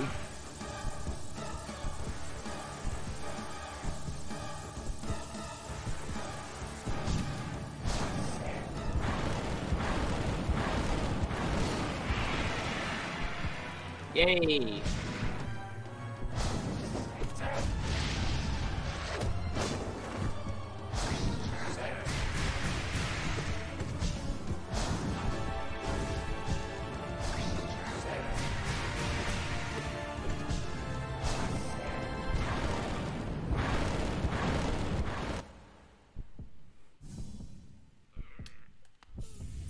All right, consistency. That's all we need now, is just be fucking consistent with it.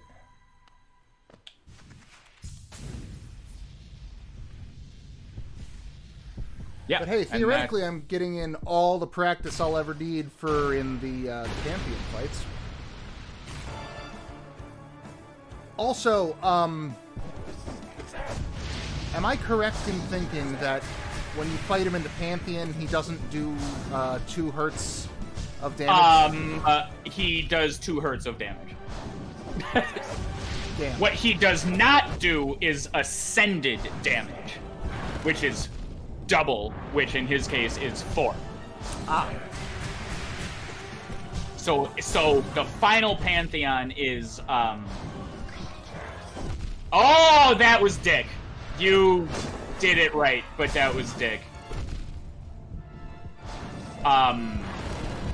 So what the fuck was I even just saying? Oh yeah, when you fight the ascended versions inside the Pantheon, not the Hall of Gods, it's ascended everything except damage. So increased health, fucked up battlefield, but thankfully they don't do the double damage.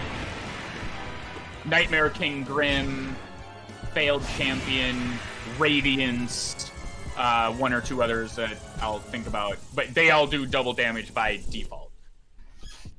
Okay. But double as opposed to quadruple. Yes. Thankfully.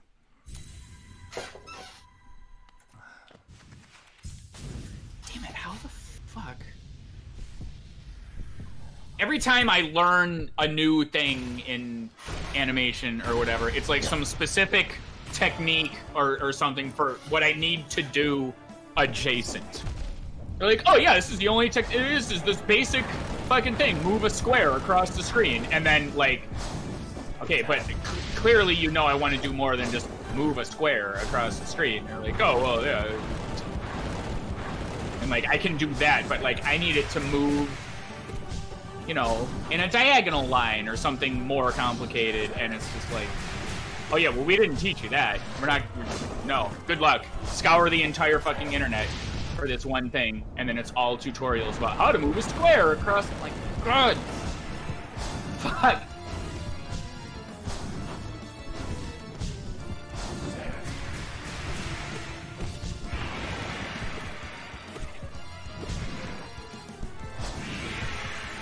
$25.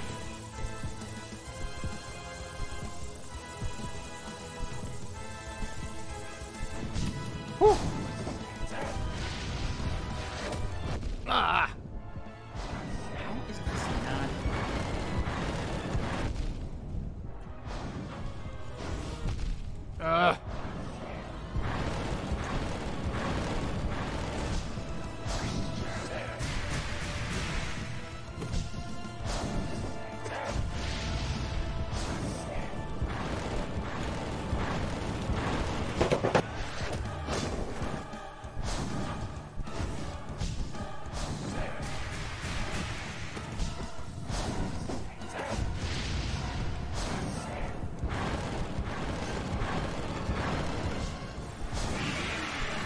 50.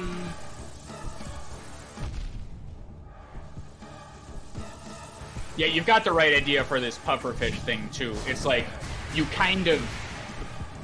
You want to jump over the fireballs, so, like, in a forward motion toward the Nightmare King. But as soon as you've cleared them, you want to turn around mid-air to go back, so that you have space to do that again. So it is like a circular kind of very fast... But, like, I see you doing it, so that... Damn it, see, I did it again, where I just did not move. You reacted incorrectly. So the puffer balls, it kind of works in the same way that the yellow demon from Mega Man. Which Mega Man? I probably didn't play this particular Mega Man Classic, Mega Man... original. Yeah. I'm less affiliated with those. He's one of the he's like the final boss that isn't the final boss in Wily's castle. The one that isn't Wily. Okay. The second to final boss. Oh, you had it! I was like, what a perfect setup! He's gonna smack the shit out of it.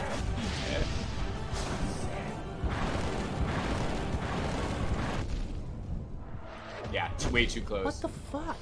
You gotta respect the little base of the pillars.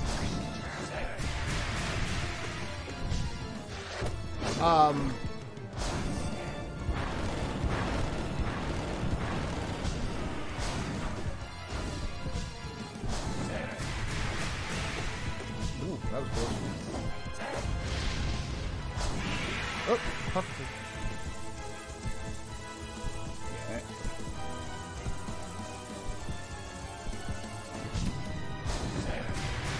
It's not Beautiful. exactly the same. Yeah, the yellow demon does this thing where he, like, discorporates his body one cube at a time and sends it at you across the room, and you have to jump over it.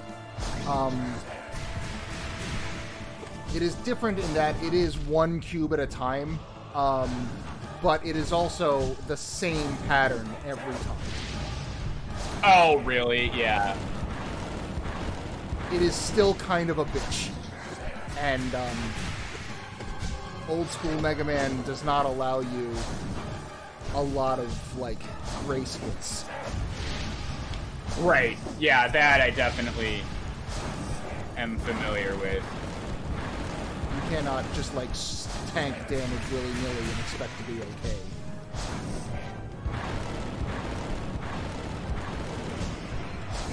This is 50? I don't remember. I think. Yeah. Oh, so close. Yeah, double jumps set you up for that.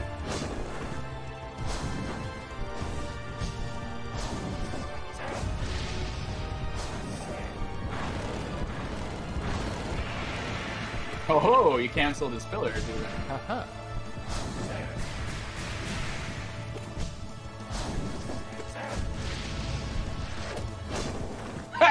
Perfect setup. Oh, that was... You did good. I didn't even... I was like, oh, he's fine. He dodged. He won't get hit by the pillars. That's happened to me a couple of times. I think I'm luxuriating in that initial jump a little too much. Like, I've got to get the cycle of, like, okay, jump, assess, pillars, down to faster. Because I've definitely gotten caught in hang time there by the fire pillars a few times. More than I would...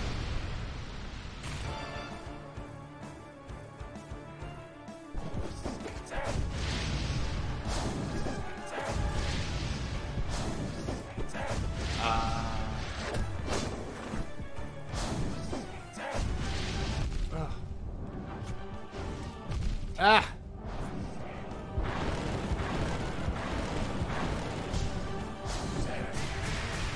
More fishies, please. Just constantly fish. Nothing but fishing. It's fishing season. I feel like, well, no, I have to imagine the coding. I was gonna say, well, it's random, but it can't just be random. Like, they have to put in a non-repeater. I would imagine. If it were just random, it would. Fuck, God damn it. I hate that.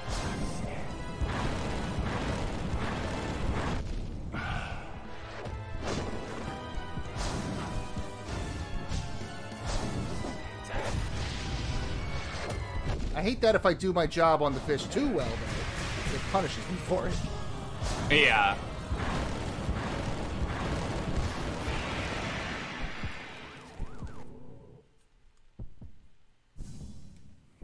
Wait, because...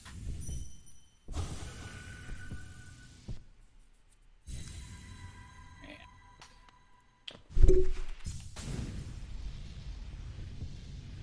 Oh, God. And, I need more water.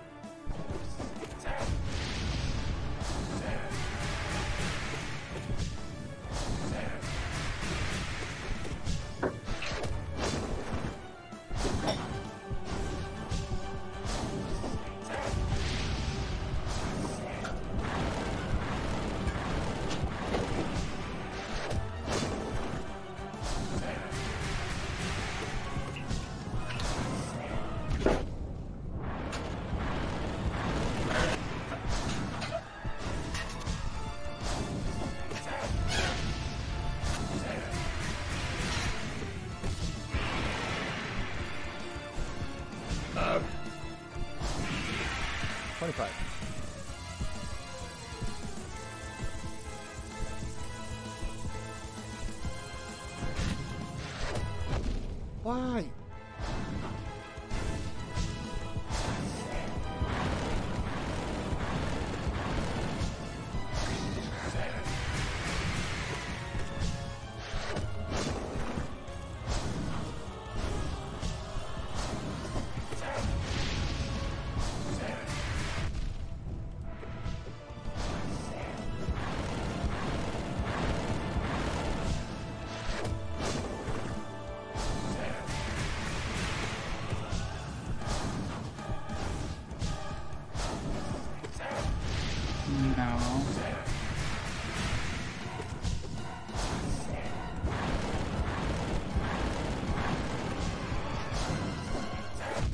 Oh!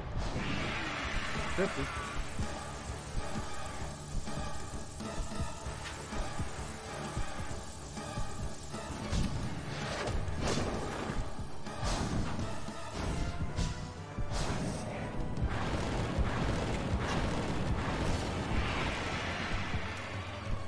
Oh, I'm out of soul. I don't know how worth it is to use soul on the little bat form. I mean, he was far enough away that I knew I was never going to get to him in time, so it's worth it just to, like, maybe throw a fucking shot out at him and see if it does something. But, that only works if you have soul.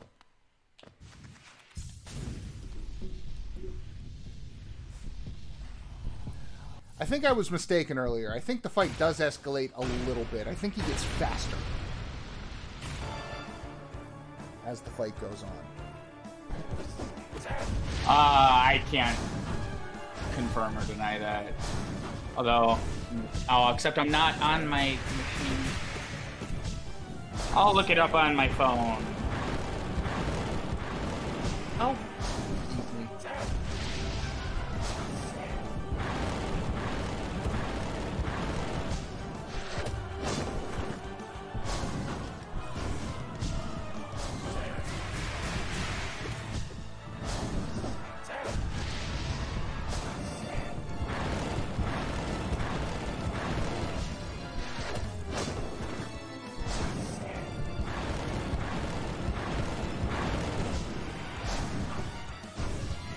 And add taking up 75% of my, actually like the dream buff.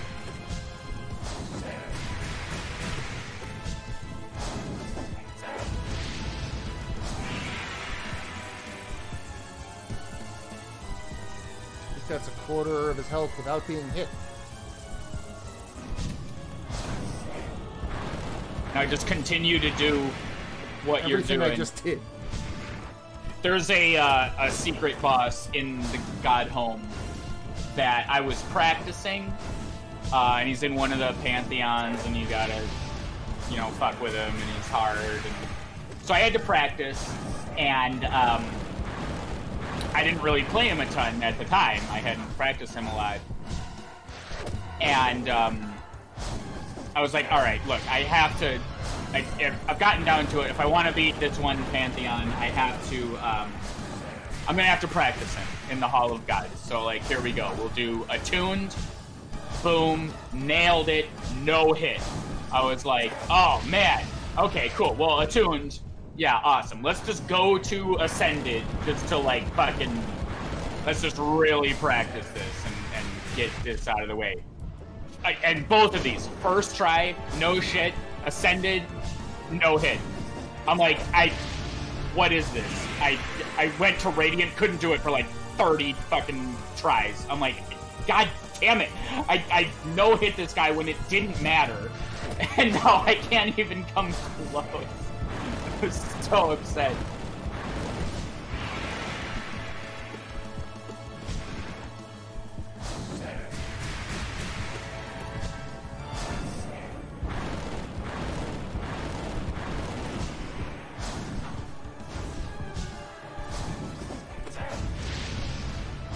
Oh, it's so slick when you sneak in that dash hit. It does cut the fight down.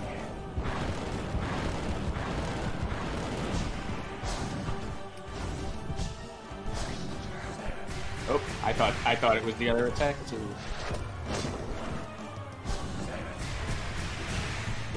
Yeah, just finish out the fight with fishes.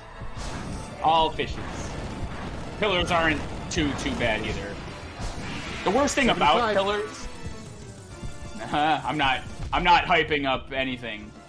The worst thing about pillars is that they're not that bad. But getting hit by them is just boom, -2 health, right in your fucking face. Oh god. I don't know. Something about getting hit by the pillars makes me sad. They're just you're just look at that, you just dodge them. It's also the biggest damage you can dish out a miss. A missed opportunity for that. Yes.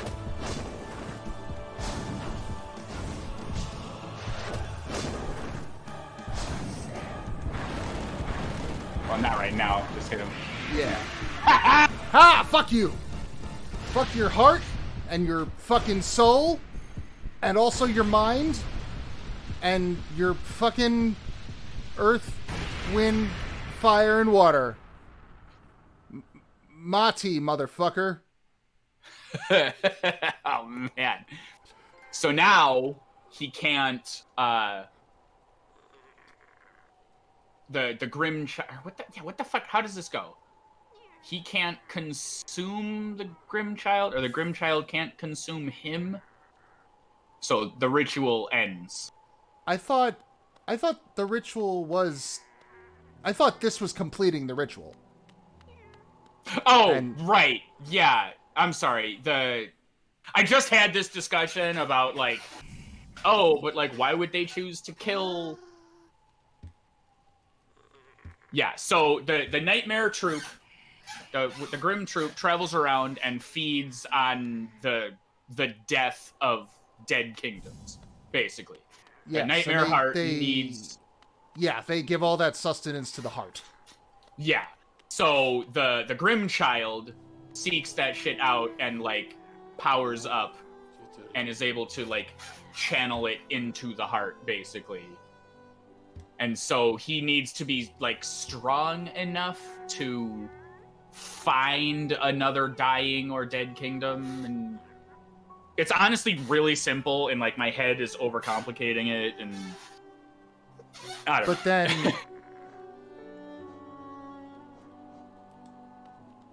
so what about Brum? Are we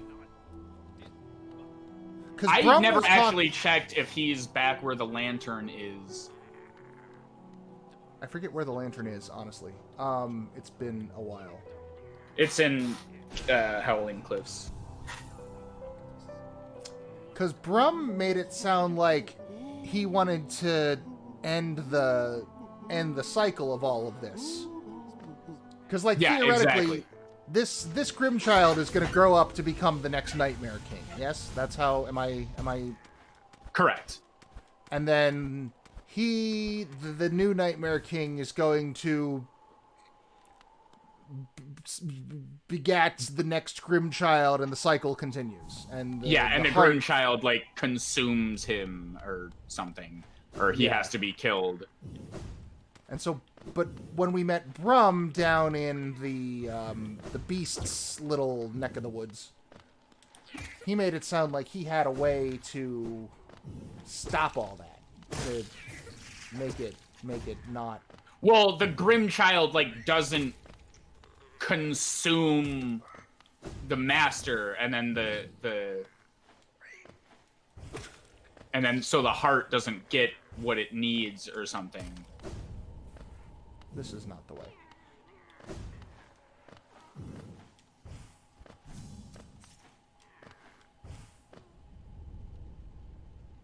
Nope, that is the way.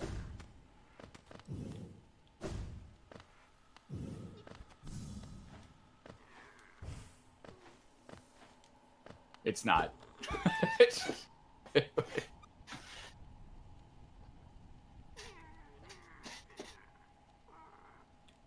I see.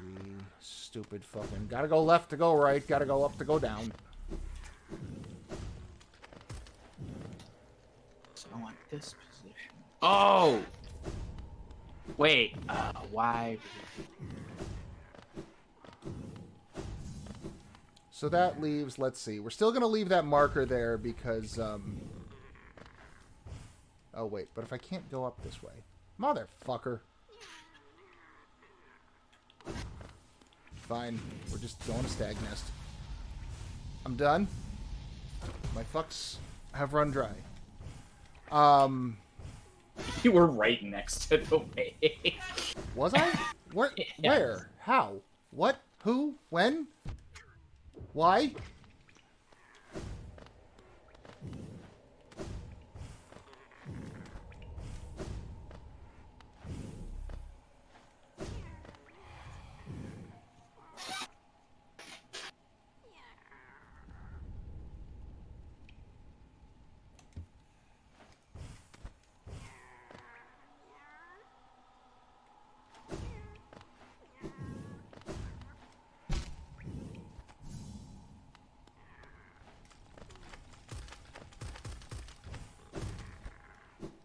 It's remarkable how lost people get here. It's so convoluted. And I'm back here. Fuck me. Alright. I don't... You were literally standing... Okay, now go left. Oh, sorry. Okay, now I got confused. So you gotta go to the right and then left. Right, so down. So now go left. That's what it is. So what, you got here and said, oh, I can't climb? I can't. Is that what you did? Oh, for fuck's sake. God. Fuck the Howling Cliffs. Fuck Hollow Knight. The worst game.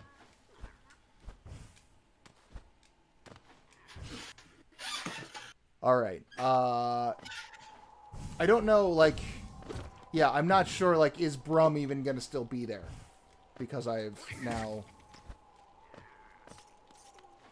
Honestly, yeah. Probably not. I couldn't even tell you how to get there.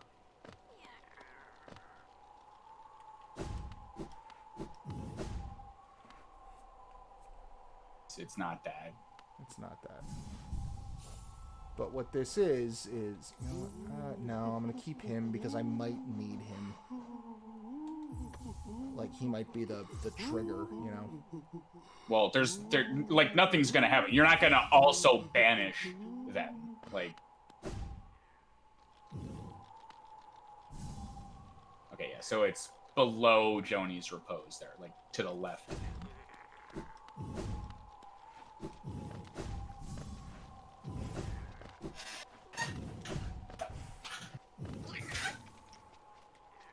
Oh, actually. Oh, motherfuck! Really? So the Nightmare King was number 153. Yeah, then yeah, it's not him. He doesn't count. By the way, it ain't him.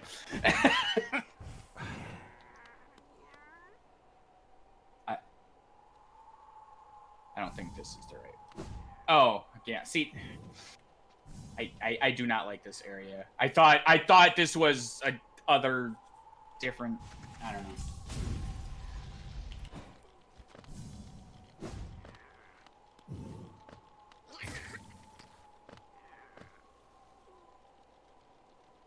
Yeah.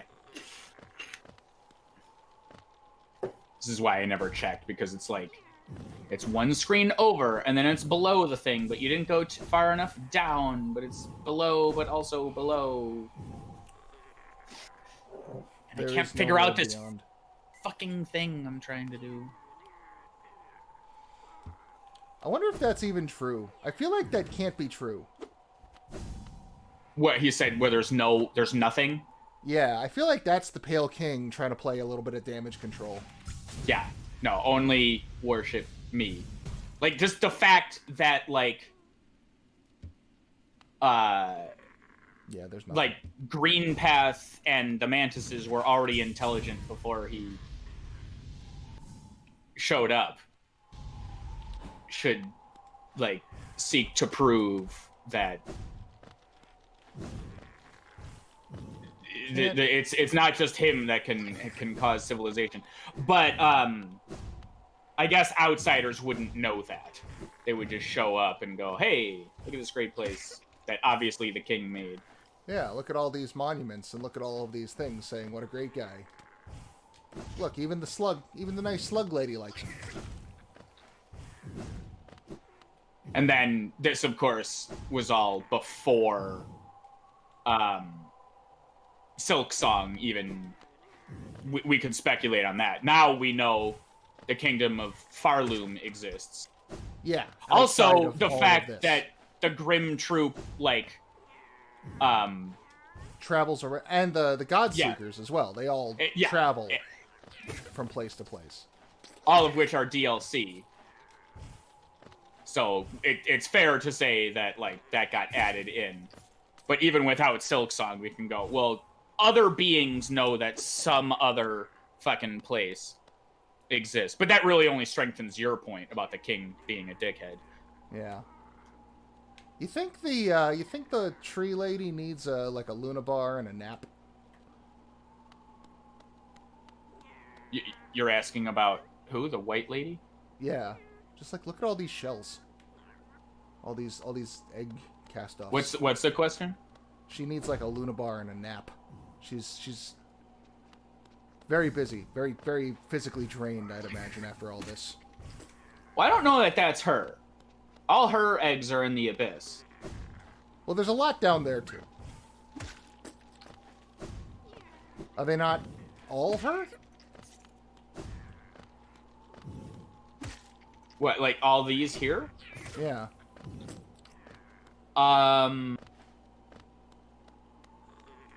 Well, because I know in Dirtmouth there's like corpses. They look like big worms, I guess, or I guess I wasn't sure. Like they kind of look like worm mouths, but yeah, maybe they're eggs. Let's see. All right. We want to keep strength and we want to keep pride. I don't know. I think they're worms because I forget what type of egg the black egg is. There's lore there similar. too, like I'm trying to make a connection to the worms, like back when they were huge worms, and those species intermingled, and it was just worms, as opposed to the tree lady. Because it's the tree lady and her ability to produce so many eggs that makes her, like... I don't think the king cared what kind of eggs they were. He just needed a being. Vessels. Yeah. Yeah. Like, literally a warm body. Yeah. Preferably as stupid as possible. I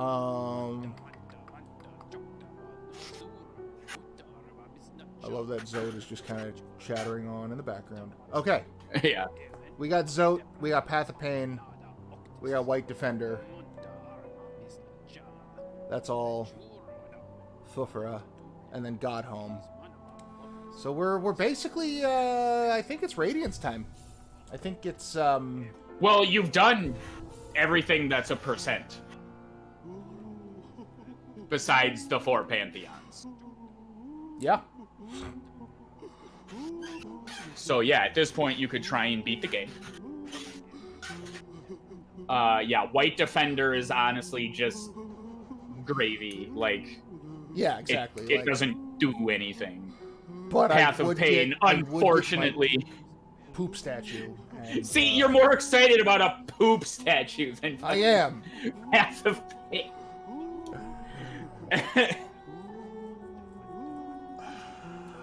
What could we do with you?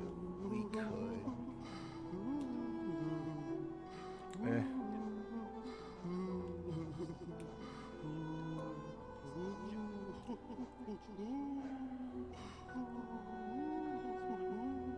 Maybe.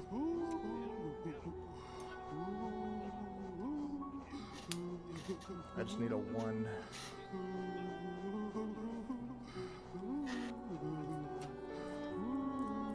Yeah, let's go with that.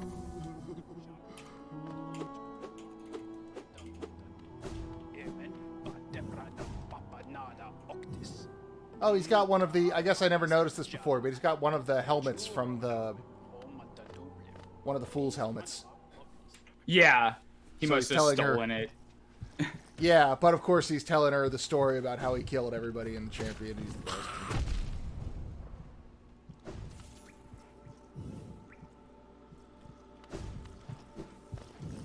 Maybe try that again without the explosion. Where are you trying to go right now? Black egg, but I got hit on the way. So oh, there's a bench just in the fuck fucking the bench inside the black egg. that I forgot existed temporarily. Yes. It's the only time where they're like, oh yeah, a boss? Yeah, here, have a bench. Hive Knight, Traitor Lord, Soul Tyrant. Yeah, fuck you. Just yourself. delete your save file and start over. It might be fucking faster. Give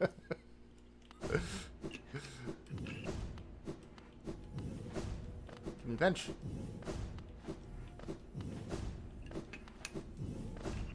High, low, high. Look, now I've committed to the... Yeah, and it's right there. Every time.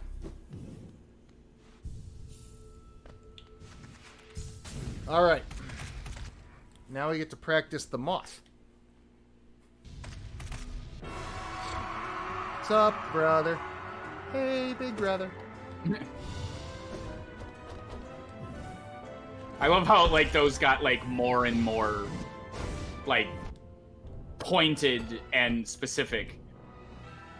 Hey, Uncle Father Oscar.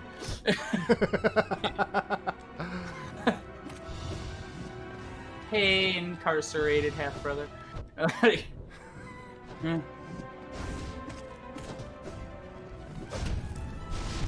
Nope, right, he does that.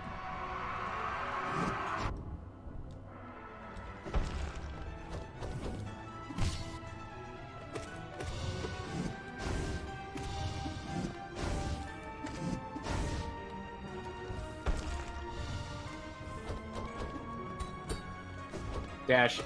Oh, you did the bravery dash. Not the... Yeah, like, if you parry him by accident, you just dash through. Or he parries you, I guess.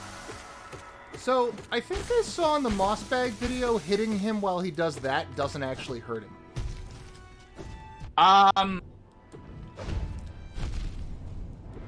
I never bothered to look it up.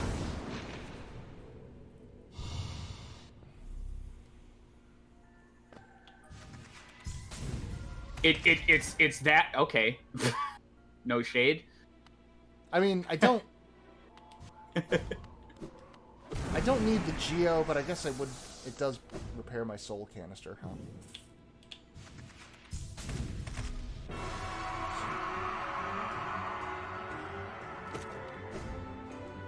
Well, it's either you don't hurt him. I feel like you do hurt him, because a lot of bosses are that way. You can hit them. It's more likely that he's not hurting himself. That might be. Yeah. Was the meaning of the Yeah. words.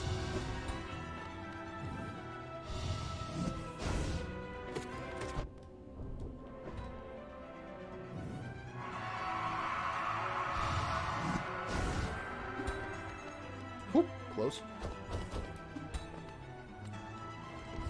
Okay, so this one.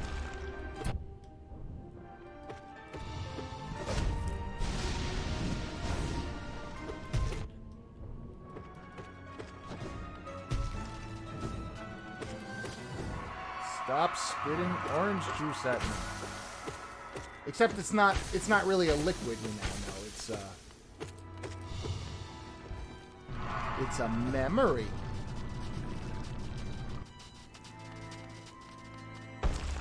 It's a meme. Yeah, it's weird. It's like the radiance is anger or something.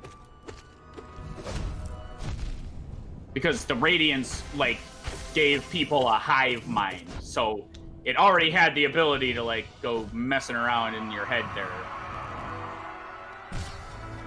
There we go.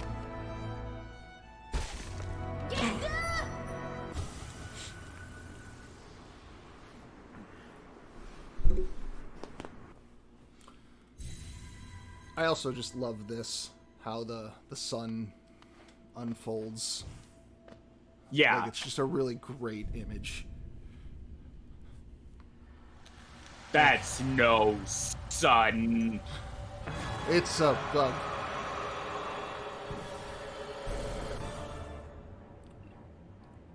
So the Radiance and Nightmare King Grim, only two bosses to have that That big title card. They're that special.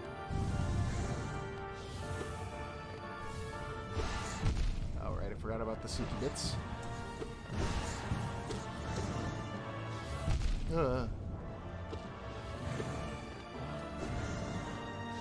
Whoa.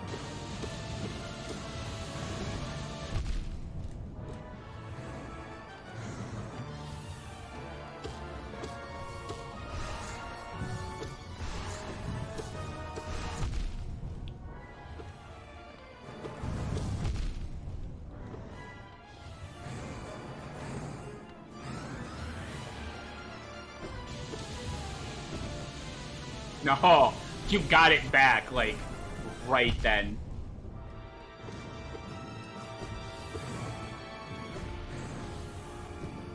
So those beams are never in the same place twice in a row. So you can go to where they were for safety.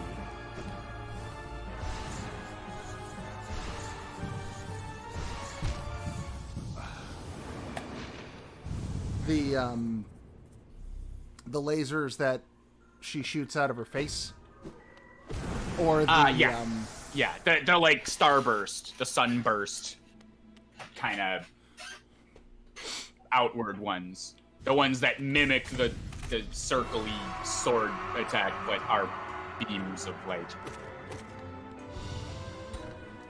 Now she fires 3 of them, so beams 1 and 3 could be in the same place.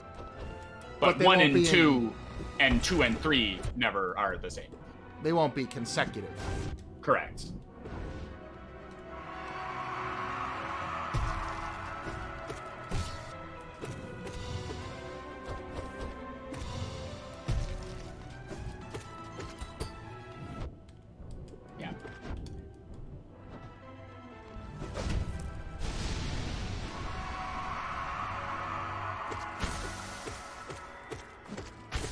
It's amazing how fast we get to this phase now, as opposed to the first time we fought him. Yeah.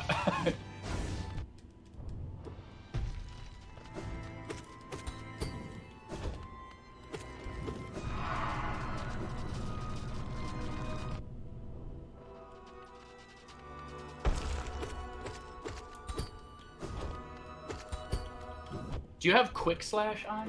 I don't. Okay. Quick Slash doesn't seem like it's gonna really help during the Radiance fight. I don't really have a lot of... Yeah, that logic makes sense. It kinda does, but you're not wrong, because you gotta jump up and do it. In fact, it might be worth it to go... Yeah, actually, that's... Like, I do think the Quick Slash, if you're just used to it and you're used to just, like, jumping, and it would help. But, no, nail arts are always valid. Why did I jump? Why did I jump? Yeah, it might Why be did worth you it. not jump? I don't know. Because I was too busy saying, why did I jump? But yeah, since our opportunities to hit are so few and far between here, it might be worth it to go back and get Nail Master. Nail Master Glory, yeah, instead of Thorn Whip. Thorn? Oh, Thorns of Agony, yeah. Thorns of Agony, yeah. Is Nail Master's one? Oh, yeah. Yeah, absolutely. Thorns don't do a shitload of damage. Yeah, it was just a matter of, like, I need something to fill one spot. I could do Grub Song, but I don't really get a chance to use Soul. Like, Soul is kind of irrelevant in this fight now. With using Joni's Blessing and... Yes. And yeah, you gotta... Those are the exact things you're trying to think about.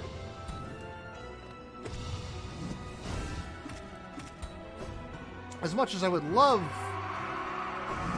a chance to hit her with the Abyss Shriek, it seems dangerous to stand still for that long.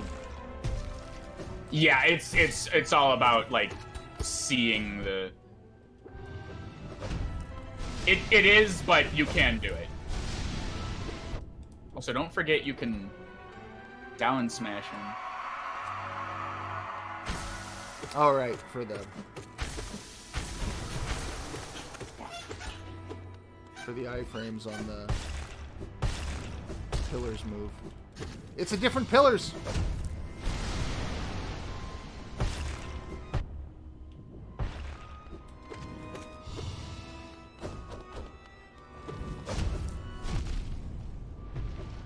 That's why. I got used to the Nightmare King's pillars. These are different pillars.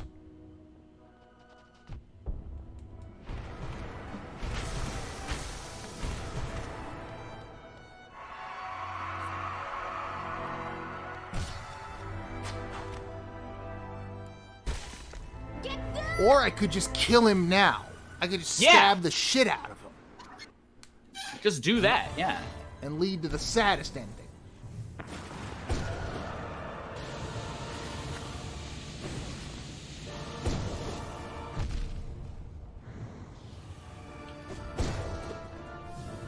Oh wait, I already did this. Ugh. Oh my god, that thing was still...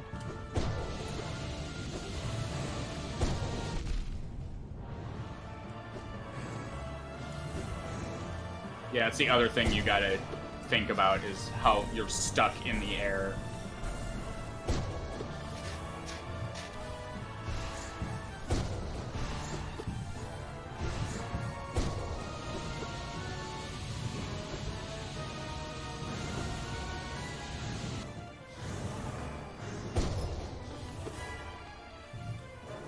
Do those things...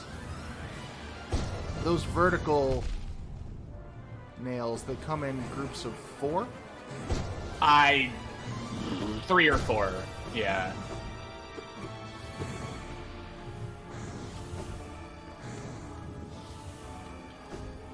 The horizontal, definitely 4.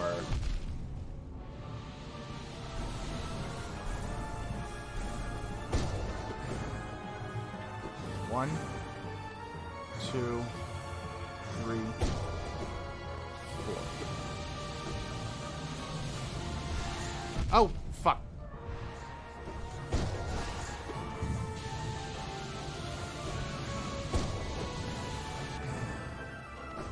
One, 2, 3, 4. Oh, okay. Now just do up slashes. Just look up and yeah. Well, yeah.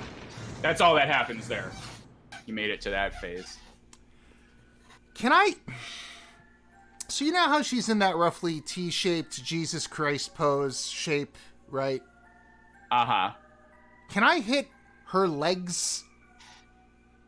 Or do I have to jump up and be hitting, like, her center mass area? It's like her beard, yeah. It's a beard. Okay, but is it damageable? Is what damage? I'm saying her hitbox is the middle, like your initial instinct. Oh, okay, so I do gotta kind of get up in the center of it. Yeah. Fuck. Because if I didn't have to do that, this could be easier.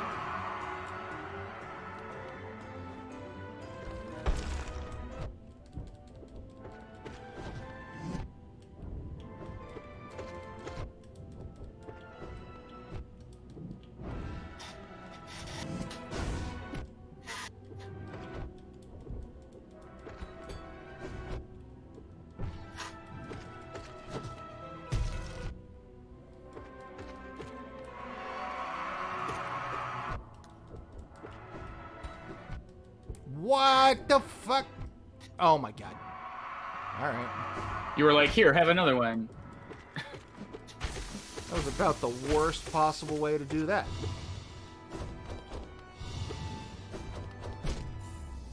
Let's try that. Let's just erase that from the old memory there.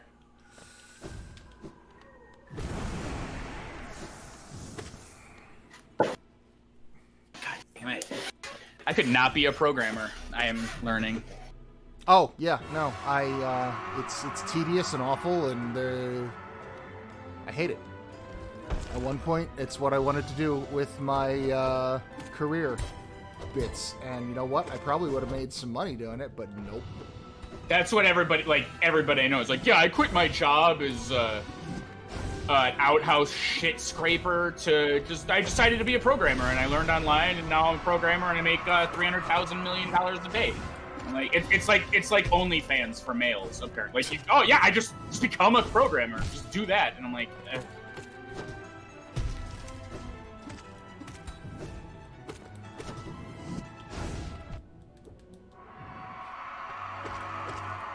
OnlyFans for males minus the dignity. Yeah. God. Yeah, you get to look at yourself in the mirror every day when you're an OnlyFans purveyor. Yeah, at least you get to feel good about what you do. Yeah. At least people want to fuck you when you're an OnlyFans. Programmers, nobody. Including you. Like, you just fall into this pit of code that's like, my life is meaningless. Why have I done this to myself? Yeah. But anyway, when you see, when then there's the swords, the spiky bits on the floor, and they're on both sides, that means you made it to phase 3. Yeah. And it's literally just up slash. She won't move. But the swords will just be constant until she did. Until phase 4. Oh, 5, 6. No, they can't. They started on the other side. It's not 5. It's 1 of. Oh, okay. So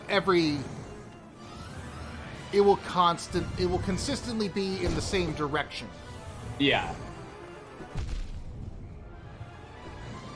I would not advise trying to dash through the swords like that, unless it's an emergency.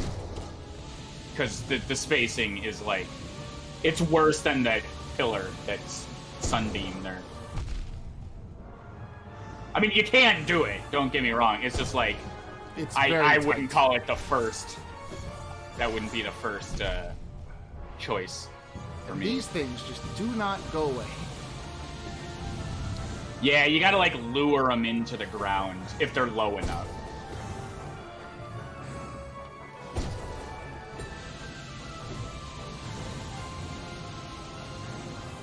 Because yeah, you can manipulate the homing balls. I don't know what the fuck I was supposed to do there. Fuck. The spikes were coming up on the ground, and the late beams pinned me on either side. Yeah, you probably should have just dashed out of the spikes on the floor.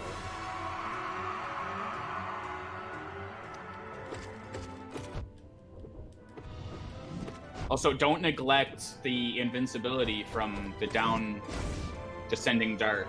Oh, yeah. Even if it's not an attack. Yeah. That's your backdoor invincibility.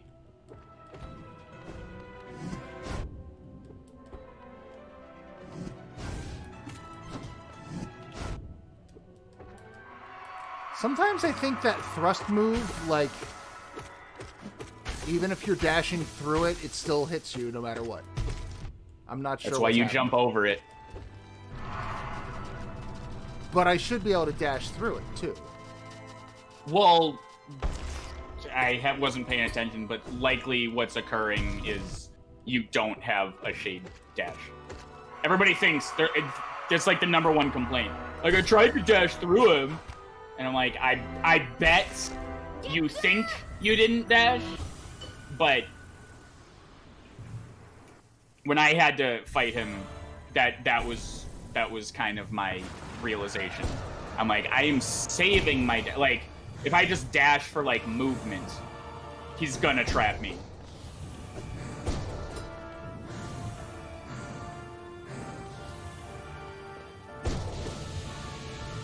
Oh, you getting a double? I think that's what it's. So yeah, jump.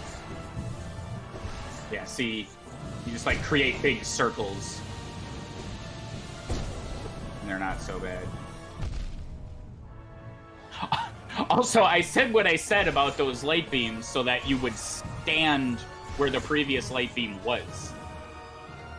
That was my point. You know where they're not going to be.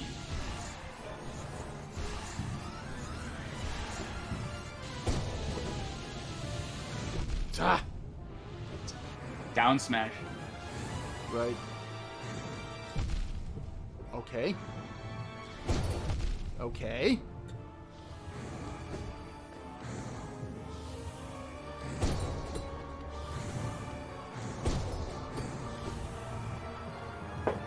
Oh, perfect spacing. It's so dangerous to dash during the falling swords. I get hit like 9 out of 10 times. I just dash into the other ones. Okay, so they're on both sides, so just watch the swords. Spend more time dodging.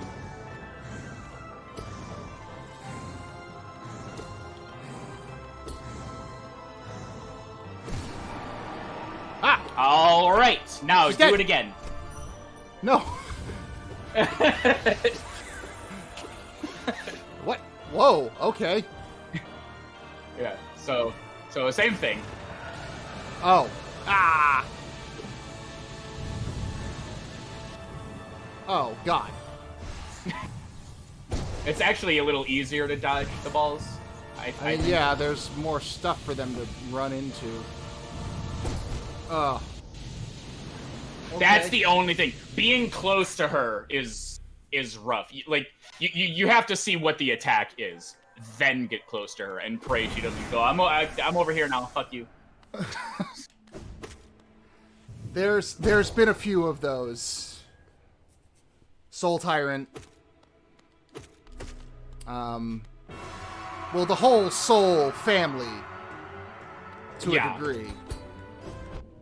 But Tyrant, mostly.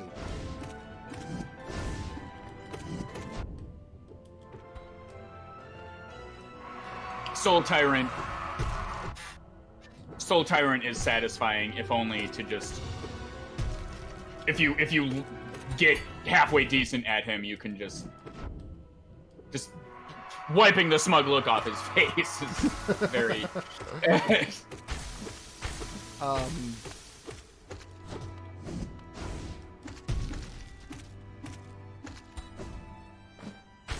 That's the sweet spot right there. Yeah, and just pray he doesn't jump up, which he'll do sometimes. Oh, he did not. Oh, it's probably because he's about to animation. Yeah.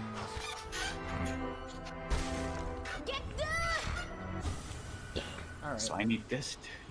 So I need to get to that platforms area with more health. Yeah, having more than one health is preferred in most of this game.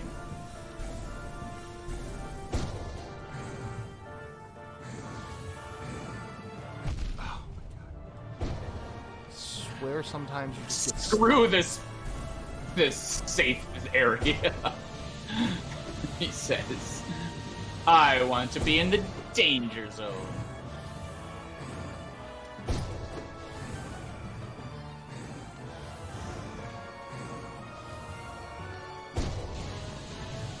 Yeah, I think Nail Master was a good call. That never occurred to me, because I find one style and just for everything. Well, my nail doesn't run out of bullets, so were we talking about that? Some kind of something. Oh yeah, and then this character comes on and he's like, "Oh yeah, well knives are the best because they don't run out of bullets." Might have been something else. Might have been. I'm focusing on not dying to the Moth Queen right now, sorry. Whoop. Wah! That was pretty slick, using the slash to suspend yourself in the air. What? How am I still... Okay, I thought I was dead. That was like 9 damage, just gone. Well, oh, man. I fucking... It's because you didn't have a full in-depth conversation with me. Yes, Damn exactly. About the bullets and the no, the fourth horizontal pass of stabbers. I jumped into the gap as she immediately started the next stabber attack coming from the other direction that filled the gap. And I was just like, what the fuck? No. Bad, stupid.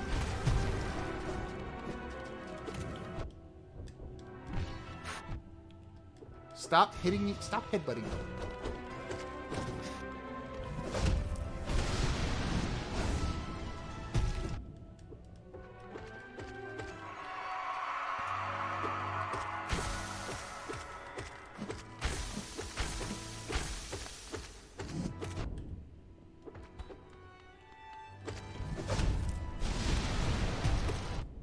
Oh my god, I can't even type brackets.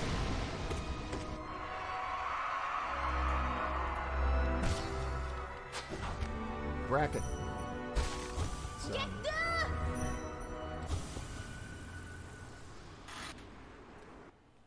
Do I have Shaman Stone? I don't remember. You switched it around. If I don't, I should. If I do, I should get rid of it. I'm not using it. Good. Yeah. Yeah. If you're doing the Nail Master, yeah, that's why you don't.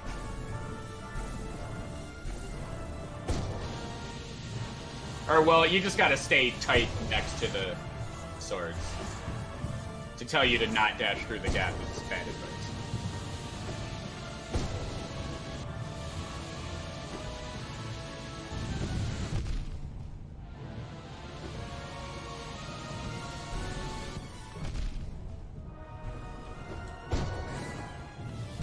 Ugh. Fuck. Yeah, you're getting too eager to do damage. I can tell.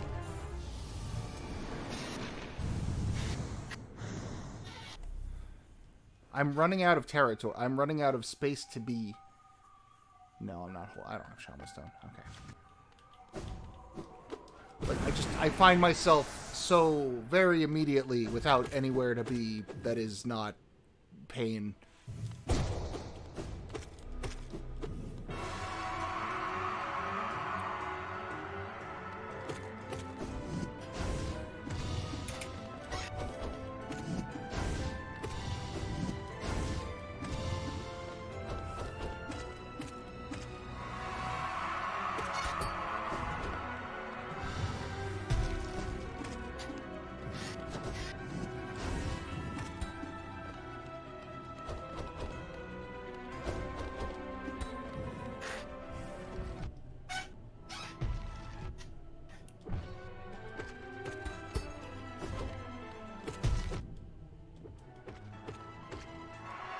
There's 3.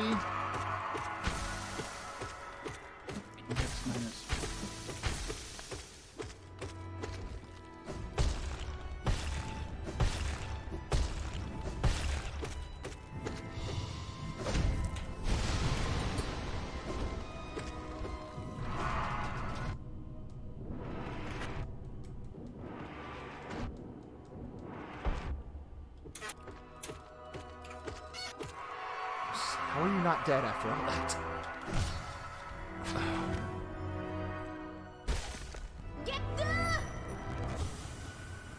Man, I can't wait to play as Hornet. Oh my god, I'm so ready. It's gonna change everything. It's gonna change map design. It's gonna change enemy, like, boss fight flow. I'm so ready. There you go. Now you're getting it.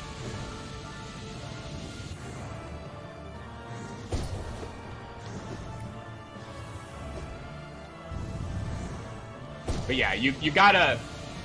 I think for this fight, you gotta think about not getting hit more than landing hits.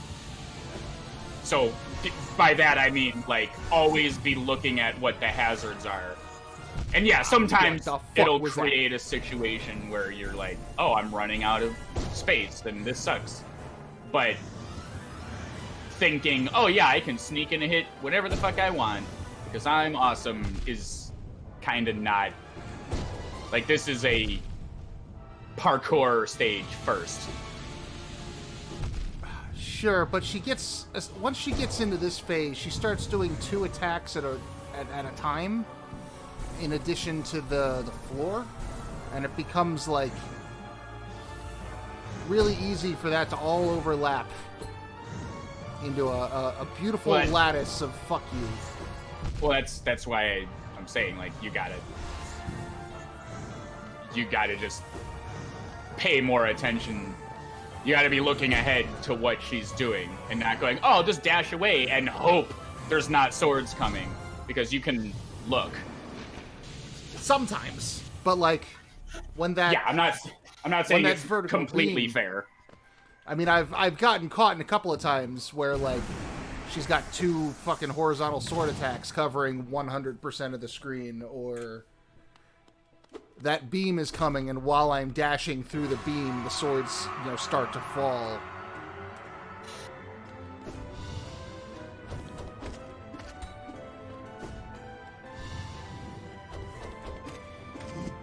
I would prefer if I didn't have to go through this every time. It's not the worst, it's just tedious.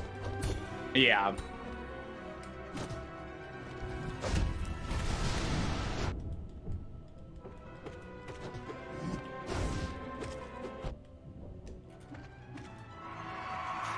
Oh my god, I may have finally...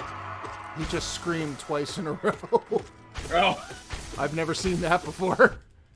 Oh, damn it.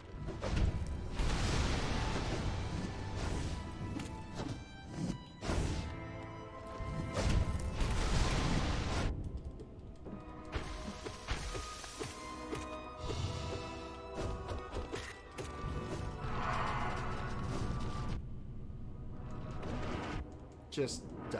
Just die.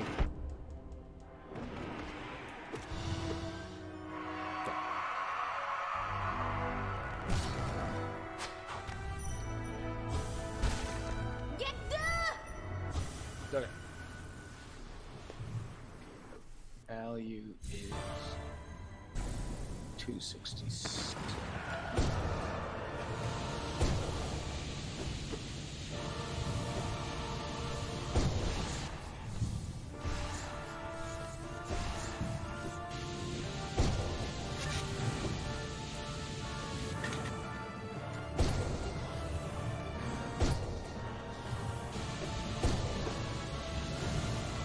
Just think of how good you'll be at Hollow Knight in the Pantheon. Yeah, until there's like the fucking turbo Hollow Knight that's different and harder in every way. Listen, I don't know why you think the game would do that.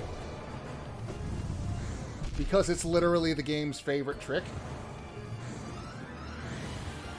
Or like, or why you think they would also maybe do that to the Radiants.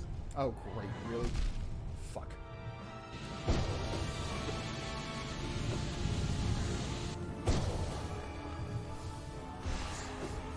Or like why there's a reason, even though you've encountered said bosses, they're not in the Hall of Gods. Probably because you haven't encountered some form of them. I don't know why you'd think that. I mean, I just assumed it was because I haven't beaten them yet. Yeah, it's weird. Yeah, you have to beat them in the real world, But you in the have Pantheon, you have to encounter them in Godhome. because the Nail Master twins, they showed up immediately. Yeah, because you encountered them. Yeah, but As Nightmare opposed King to- wasn't there because I didn't beat him. I did notice that strangeness.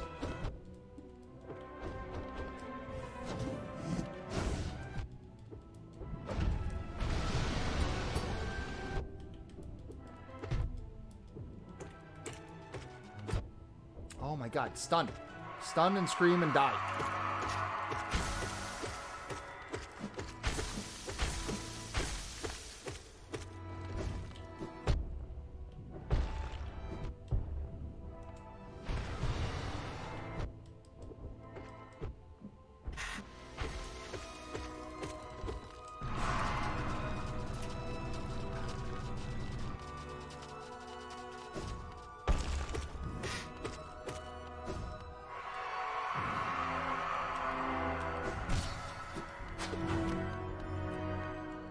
Why is this all fucked up now?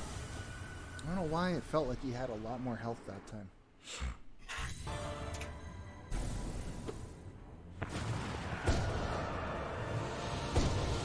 What the hell now?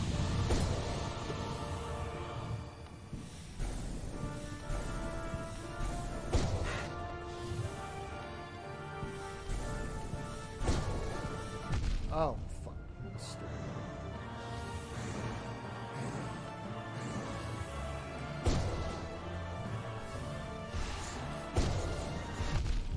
I...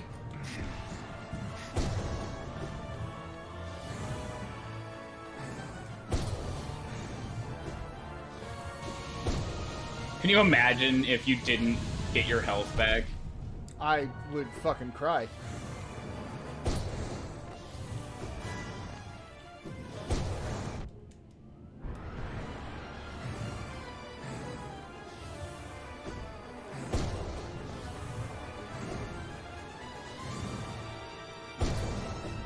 What?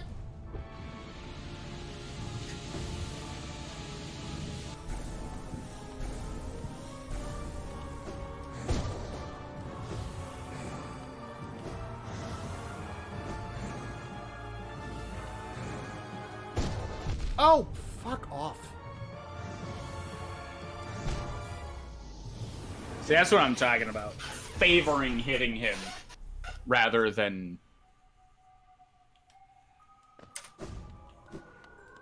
looking at hazards. I don't see how I can avoid those. There are certain... There are combinations that keep coming up that I don't see how I can avoid. Like, that was the interlaced horizontal nails again. Well, you just be, like, don't be all the way on that side of the screen. Like, thinking you can just dash in the direction that they're going and be safe is neglecting to prepare for that they might come from the other side. So just don't go to the sides. Yeah.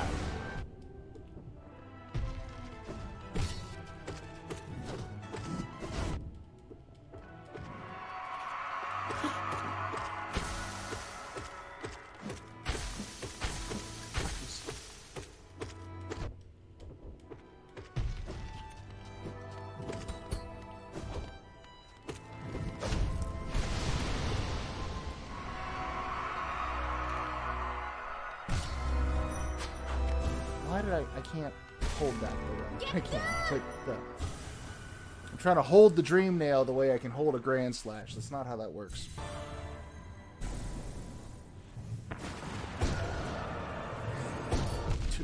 Fuck off.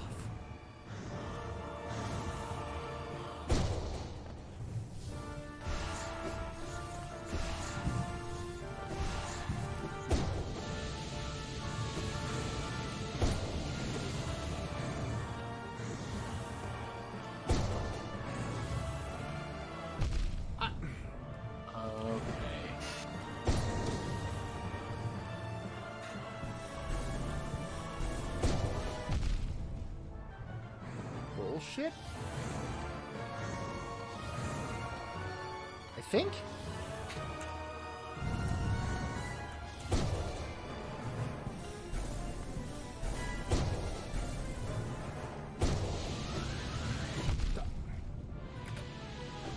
And then, yeah, like that.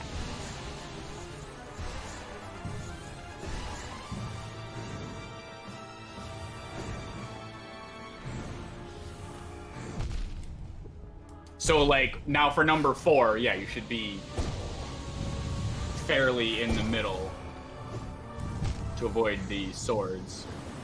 And like that, you were like, I'll hit him, without forgetting I had given that... up at that point. I honestly gave up by the point after the unavoidable light beam. Like, I had to dash to get away from the... If I didn't dash, I would have get hit by the spikes. If I did dash, I got hit by the light beam. Like, That's when you down smash, and you would have been fine. Oh, right.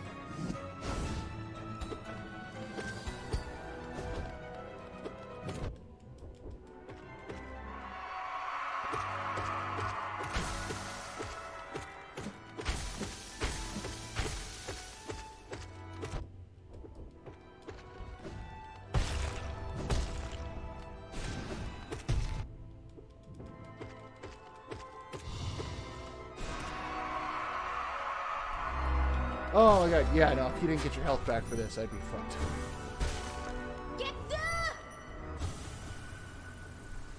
I mean, to be fair, I'm just sloppy rushing my way through the Hollow Knight because I don't...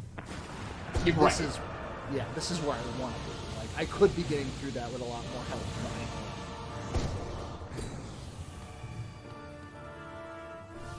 I... Don't worry, you will have to in the Pantheon.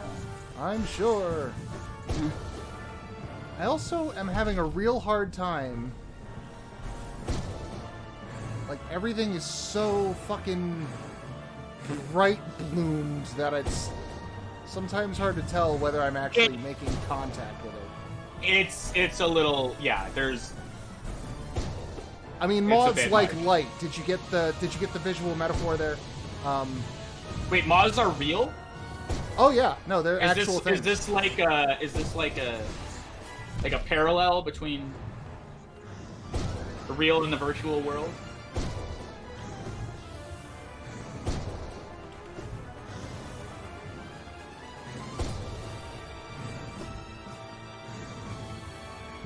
Ag. Yeah, I don't. Down smash. Okay, that was just a little too late. A little too late and a little 4 attacks coming at me at once. Okay, you made it here. Yeah, after he finishes this. Fortunately, this phase doesn't seem to have a whole lot of health. Yeah, it's honestly a gift. I mean, it's not a cakewalk, but it's the easiest phase. Yeah. So this is what, phase 3 I'm going into? I believe that's speculative. Like, I think it's the 4th phase in terms of when the spikes show up on the ground for the first time, people call that phase 2. Now, if that's what the health breakdown and everything refers to, I'm not sure.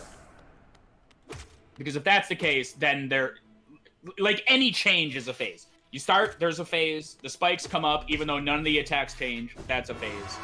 The pillar, the sky, the rain of swords is phase 3. The platforms is 4, and then there's 2 things after that. Oh, great.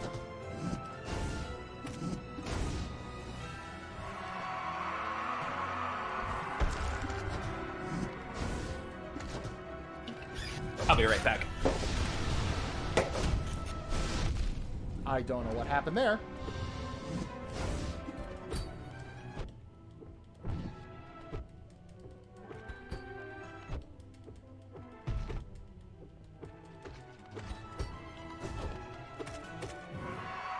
Fucking Shade Soul.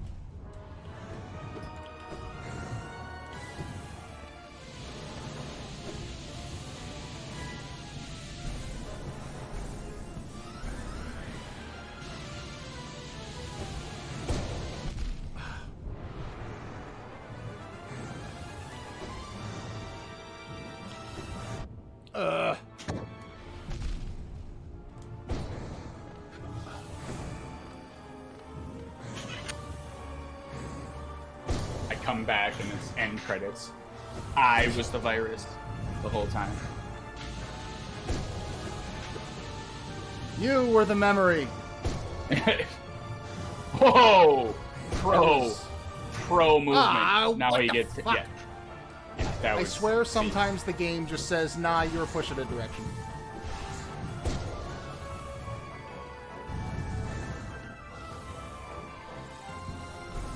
Either that or my controller is kind of starting to... Nice. Whoa, okay. Not what I intended. Because you went to go for the up slash. Okay. So yeah, so what works for this phase? Basically, the different heights kind of help you land in places you want to be, so that's kind of nice.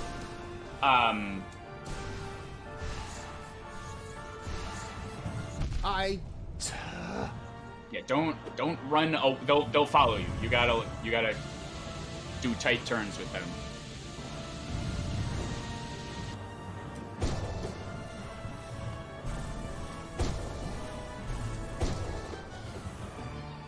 Yeah, that was perfect. I was trying to get a scenario where you're like, how do you get near the Radiance? But yeah, you've got more freedom here than you think to just kind of stand still. The sword circle spreads out way further than normal. Ooh, Those God. are a little rough. Oh, that sucks. It looks like it didn't hit you, and then it did. I don't know what happened. Yeah, I fucking just... a box appeared around me, and I can't fucking go anywhere now. Well, the abyss below, I assume that's an out. That's 1 damage, not 2. I suppose that's good to know. I guess I can trade off. In incredibly rare circumstances, it's better to just Drop. dive. Yeah.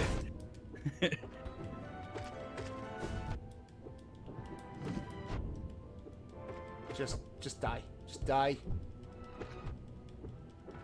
Did you see the Are you at all giving a fuck about this whole DC fandom thing that's happening right now? Oh man. Let me just say also, I realize that being on radio and streaming and live and all that is hard work because you got to be like entertaining the whole time. But at the same time, it's like, you know, that's hard to do for hours, and not everything you can say can be gold. And unfortunately, in this particular stream, I wasn't my normal jovial, let's talk about movies and shit self the whole time. So I apologize for that. I tried to bring up in between you concentrating on shit because I don't want. I don't want. A lot of this was Nightmare King, and that's a beast. Yeah, I don't want to be the guy on the other end of the stream being like, oh yeah, hey bitch, get good at the game. Like, I mean, I probably come off that way because I didn't have much to say. But you bring up a subject of movies. Well, not movies. DC encompasses, for the purposes of this conversation, you know, movies and video games. And honestly, by the way, I just figured out my animation thing, so I'm kind of mentally preparing for the next part of that. So I'm excited. And I only mention that because it's like, oh man, now my brain's got too much stimulation because there is so much to talk about with the fandom and the games being released and this and there's. I haven't followed it heavily, but I've seen all the pertinent information. I haven't really followed it. I have seen the 2 movie trailers, and honestly, I'm way more excited than I thought was gonna be a thing. Like, the Robert Pattinson Batman looks really, really good, and I'm just really fucking does. By the way, I was dunking on Nolan earlier. I fucking hate his Batman trilogy. Like, despise heavily and hate even more the fans who try and sit there and go, oh my god, best Batman portrayal ever. I've gone so far as to say Batman and Robin is better than The Dark Knight Rises. For just by virtue of the fact that, oh, I don't know, Batman is fucking in the movie. It's more fun than The Dark Knight Rises. I really, really did not like that. I hate what they did to Bane. I hate that they wasted Tom Hardy on doing what they did to Bane. Yeah. Like, I don't have a whole lot of love for Bane, the character, but I do love Tom Hardy, the actor. He's fucking phenomenal. and it's a shame Right. to see him forced to do something so fucking bleh. Also, I couldn't, like, at the time, and this isn't me coming to the defense of Tim Burton. Like, I think Tim Burton's all right. He doesn't tickle my jollies, quite the same way that, like, every Victorian era haberdasher who was born in the wrong century, it was. But I just remember around that time, it was like, oh my god, fucking Tim Burton just, like, cast all the same people in his fucking movies. What a fucking idiot. Oh, right, I can't wait to go see Inception. Or the next Judd Apatow film. Like, Tim Burton is not... A lot of people do that. It's just Tom Hardy and Cillian Murphy and Michael Caine, and all the Nolan movies are the exact fucking same. They're just overly convoluted garbage and British people, and you have to go, oh, yeah, I liked it, because if you don't say you like it, you're not deep enough. I think it's supposed to be Killian, but it's one of those names where I've been told, like, I'm wrong in two directions, so... Oh, yeah, no, man, I pronounced shit wrong on purpose. I think I told you about the Bajels. The bakery item. Oh, the yes. roll with the hole in yes. it. Yeah. Yes, So his name is Salayan, as far as I fucking care, because I'm gonna piss someone off. So there's an entire episode of Community based off of that particular pronunciation issue. I know, and when it happened, I was like, oh. The first time I saw you. that, I was like, oh man, Sean somewhere is happy about this. Yeah.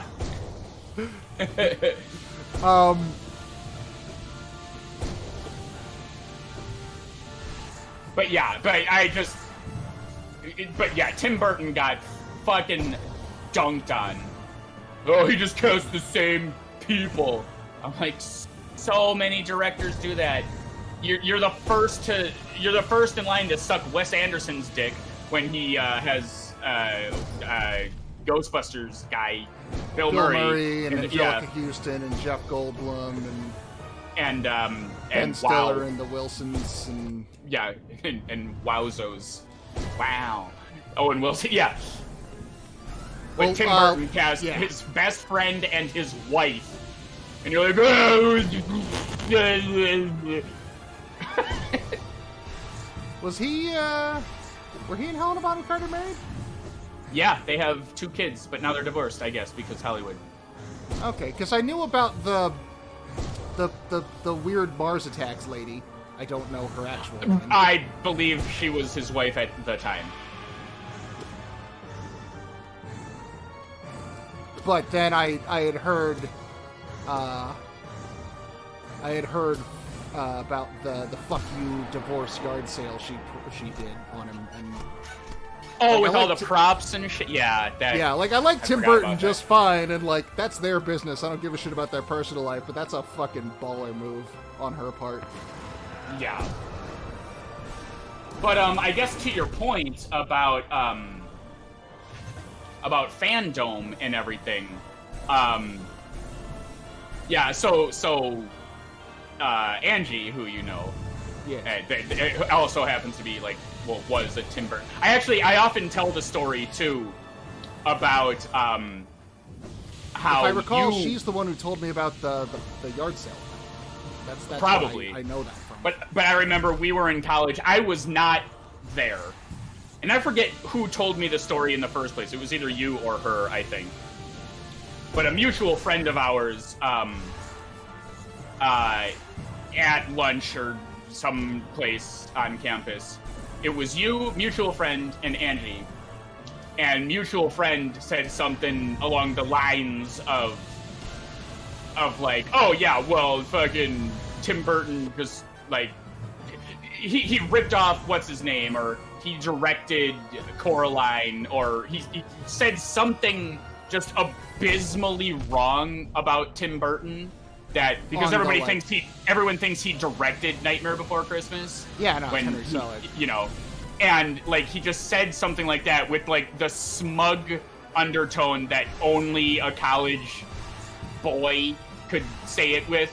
And the story goes, it was just like a suspension of silence, and then you go over to Raqus, and it's just Raqus who side eyes Angie and just goes, "Oh no!" like you knew what was. He just like face palm, like, "Oh God, did you just say? Oh no!" But anyway, yeah, you'll get that. Because I don't know how things stand now, but at the time, like, her career path, like, involved, like, working on a Tim Burton film. Like, that was something she was the Tim Burton expert. Yeah. Like, you did not fuck with the Tim Burton facts. Angie will school you if you are wrong. Yeah, and unfortunately these days it's just like, oh, Hollywood is where dreams go to die and creativity is a myth, and yeah, that's kind of how that is. But yeah, so what the fuck, why did I say all that about Tim Burton's because Batman? I live with someone whose MO is sort of to just for better and worse, their MO is to just sort of like be upset about something and never change their mind on it. So when they butchered the absolute shit out of Harley Quinn, she just and like all the DC movies are kind of hot garbage. Like I finally saw Justice League and it was very forgettable. And Shazam and Birds of Prey are both good, I would argue. Oh, see, yeah, Birds of Prey is a very contentious one. I love that movie. But yeah, forgetting that one. And Shazam is exactly what it needs to be as a cute, like, child's power fantasy movie. But we'll generally agree that the scales are tipped toward DC does not inspire faith. Yeah, like if EA or Activision made like the best Hollow Knight, Devil May Cry, Metal Gear, Skyrim, every best game ever, and it also sucked your dick and just like you would still go, but it's EA. EA Activision, like, what are they planning? Like, yeah. What weird micro fucking transaction bullshit is right around the corner? Exactly, and DC has harbored that sort of. Yeah, no, they have. I bought a copy of. I just yesterday ordered a copy of Justice League online, not because I liked that movie. I saw it in theaters because I was in a situation where I just needed to get the fuck out of the house for 10 minutes. Yeah. But I saw it in theaters. It was not good. But I did buy a copy because with the Snyder Cut, I am not confident that once the Snyder Cut comes out, for good or for ill, that I will ever be able to see the actual. So it's more of an archive thing. So, yeah, more for historian purposes. Yeah. Yeah. Like, it was a thing where I literally thought to myself, like, fuck, I don't like it, but I in spite of that, should buy it now. That's not illogical. But anyway, sorry. Yeah. So sorry. Yeah, I'm setting up a lot of like stems to this sort of. What? So, yeah. So what is my point here? Like, so these movies kept coming out, and I had hoped that there was a movie that was happening. Maybe it was Dark Knight Rises. But basically, for me, like, I get the ill taste in people's mouths, and you know what? It's justified. You wanna dislike this company. I get it. I, on the other hand, based on what I see sometimes, I attempt an optimistic approach. Like, guys, the bar is set so fucking low. Okay, we have an opportunity here to just, like, it's kind of a fool's errand sometimes, I admit, But all I mean to do is keep the spark alive of maybe this time they learned their lesson. Now, that doesn't mean I go wasting all my money and I'm sitting out there on a picket line like, no, this will be the one. I'm just saying the possibility is there. For whatever it is. And I believe I had that mentality for, I think it was Dark Knight Rises. But it was some Batman franchise where people had lost faith. And I was like, oh, and it might have been, I think it was when they announced Ben Affleck. They're like, remember Ben Affleck was the shittiest actor ever, and he was in a movie that I dislike. Oh, he's going to suck so bad. And then they showed the trailer, and he was like really kick-ass. And I'm like, but like Batman is in such poor taste right now. Like Ben Affleck could bring something to that. Like it could happen, guys. That's all I'm saying. Yeah, I mean that movie wasn't great. Ben Affleck and fucking Jeremy Irons were the best part. Like, yeah, if you got to pick something that was tolerable, it was those two guys. They mangled the fuck out of everything that character should have been from a screenwriting standpoint, but, Ben Affleck did a decent job with that.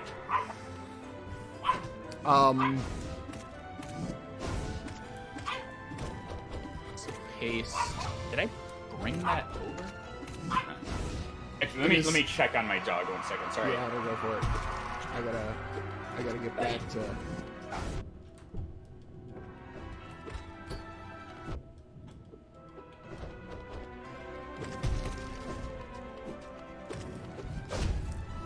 Okay, yeah, sorry, it was a mailman or something. A human in the dog's territory?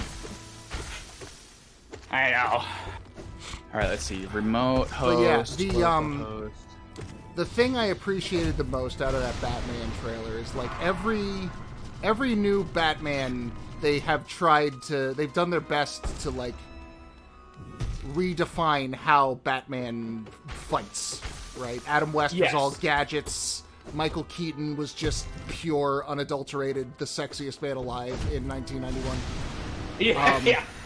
I cannot take it. I finally, for the first time, went and watched Batman because I'd never seen the Tim Burton Mans. Oh, really? And I could not take Michael Keaton seriously. He's an amazing actor, and I love him, but he's about 3 feet tall on camera.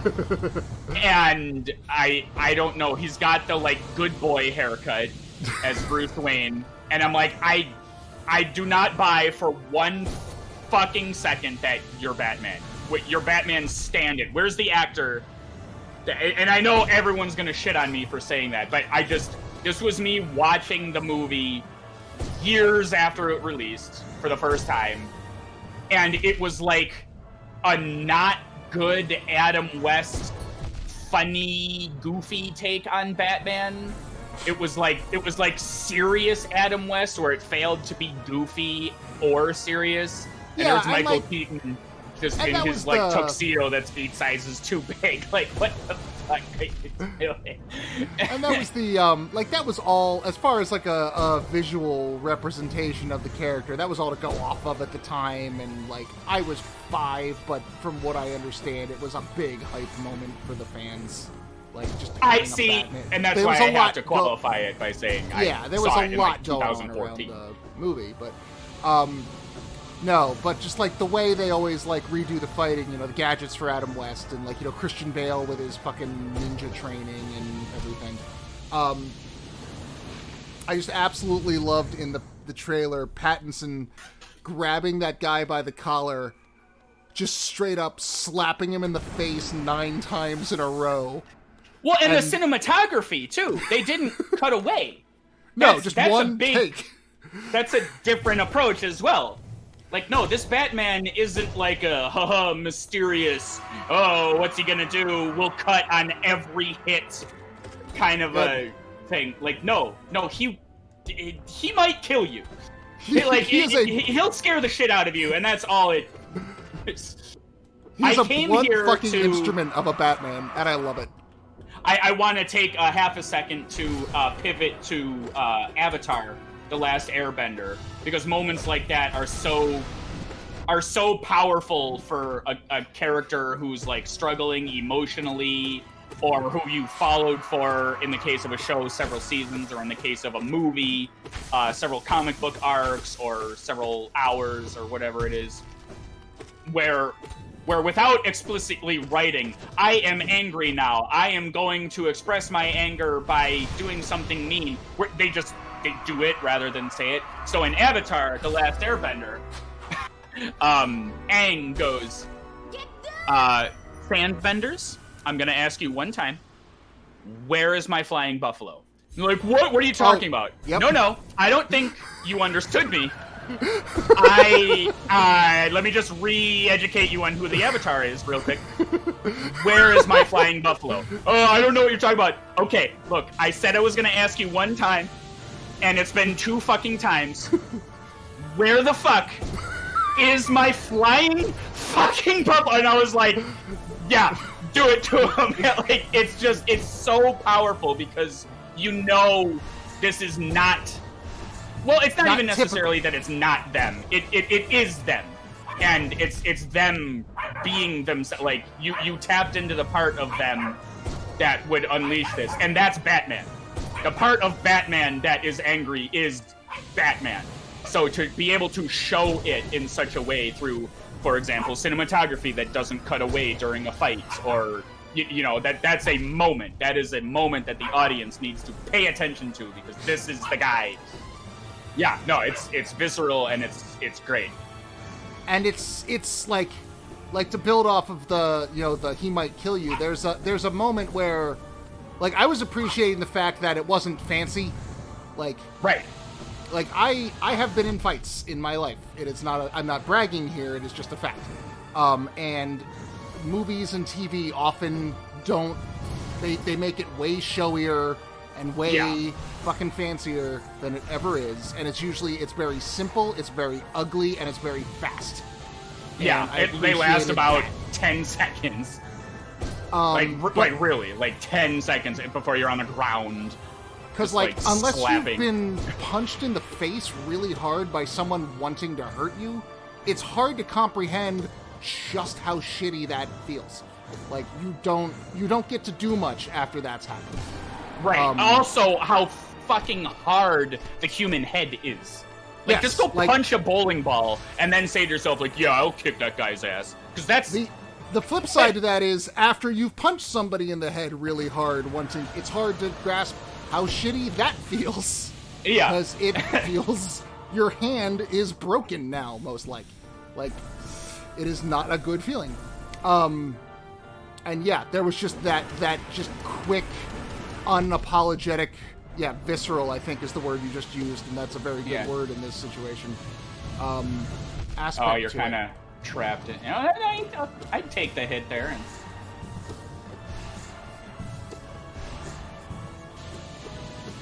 So Radiance does not do contact damage. Correct. Yeah, that didn't come up, and it probably should have. Okay, wait, pay attention. There's going to be a light beam. Okay, go up. Go up. Oh, shit. Oh, look. I went up, and then the up wasn't there no more. Hold that thought on Batman. Ooh, hello, buddy. Nope. Yeah, they'll sort of home in on you, so... You don't, linger on a... If you have to jump away and then dash to where you were trying to get to... Haha! Hit him. Oh, shit. Hi! Get in the void, you fucking bug! Oh, hey! Oh, hey, it's the Hollow Knight.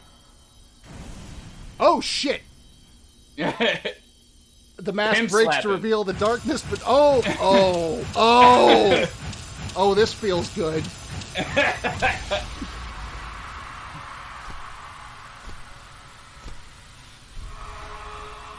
Only mildly undercut by the fact that, all we know, as far as we know, the Radiance's crimes are being opposed to the Pale King. I feel like the Radiance maybe might have not been the bad guy in this situation. Well, yeah, I mean, that's true. The Pale King's kind of a dick. And That's a good point. Like, are hive minds good? Well, I guess like, it's a whole ethical argument of like, oh, they're not their own person, they're slaves, whereas the Pale King came and gave them freedom of thought. but then, like, look at the bees. The bees are doing just fine. They are perfectly happy the way they are. Queen Vespa doesn't seem like a dick. Are you saying they're a hive mind? I mean, bees are, by their nature, a hive mind. That is how bees Yeah, are. I guess I hadn't heard in this universe Oh, okay, that yeah. they are or not. But you're right. Yeah, I am assuming that based on that's how bees in our real world. I know that mushrooms are. Yes, mushrooms are all connected. The mycelial network. Read about it. It's fucking weird. I was actually just talking about this on my Resident Evil stream the other day because that game is very fungus. Ah. Oh yeah, so if you dream nail the Radiance, they'll say something like ancient enemy or something. Mm-hmm. So it's like the void, the dark and the light. Oh, ancient enemy. But now you've killed the light. Now the darkness can go to there's no the void's cool now. So I don't know how far back that goes. But it is interesting that the Pale King chose void. I don't know that he chose void specifically because like, this is anti-radiance. Well, I mean, if this used to be moth territory, it would stand to reason that, like, much the way the mantises are keeping the deep nest grubs at bay, the Radiants could have been parked over the abyss here, trying to keep the void at bay from whatever is out there beyond. Yeah, which was an ancient god in its own right, insofar as we know that the ancient civilization worshipped void. Yeah, that's right. We never really found out much about them. Yeah, exactly. Yeah, so it's like some shit happened a long time ago. Oh my god, I've been so thirsty, but I haven't been drinking for the last, because I've been just trying to cycle back into Radiance. Yeah, Fuck. I know. You know what? Let's go pour water right now while the credits roll. Oh, I've got the water. It's right here. I just haven't been drinking it. Oh.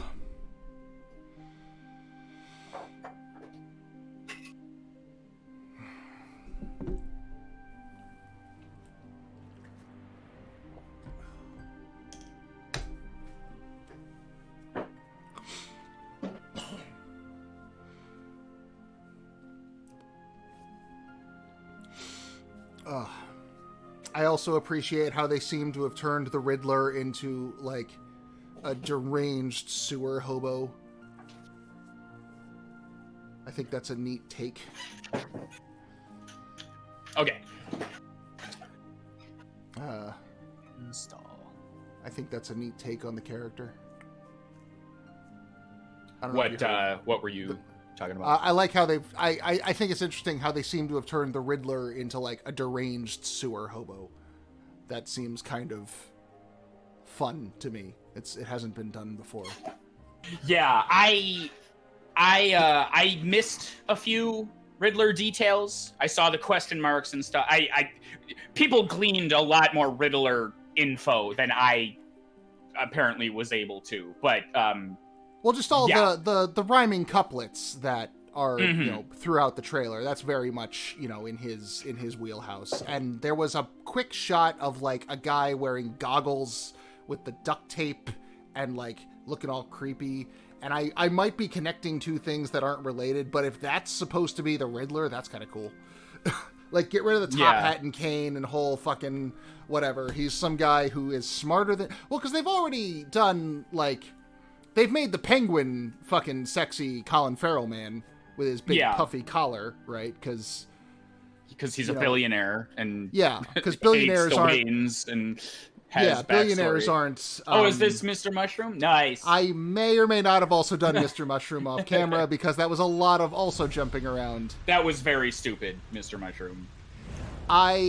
I liked one thing about it in particular, and the rest of it just seemed a lot of like, oh, hey, you playing the game have been a player of the game. It was very much was Team Cherry talking to the player. Yeah, and he even said, like, oh, I hope I didn't fuck up your whatever you were trying to do. It was kind of cute. Yeah. I was considering, like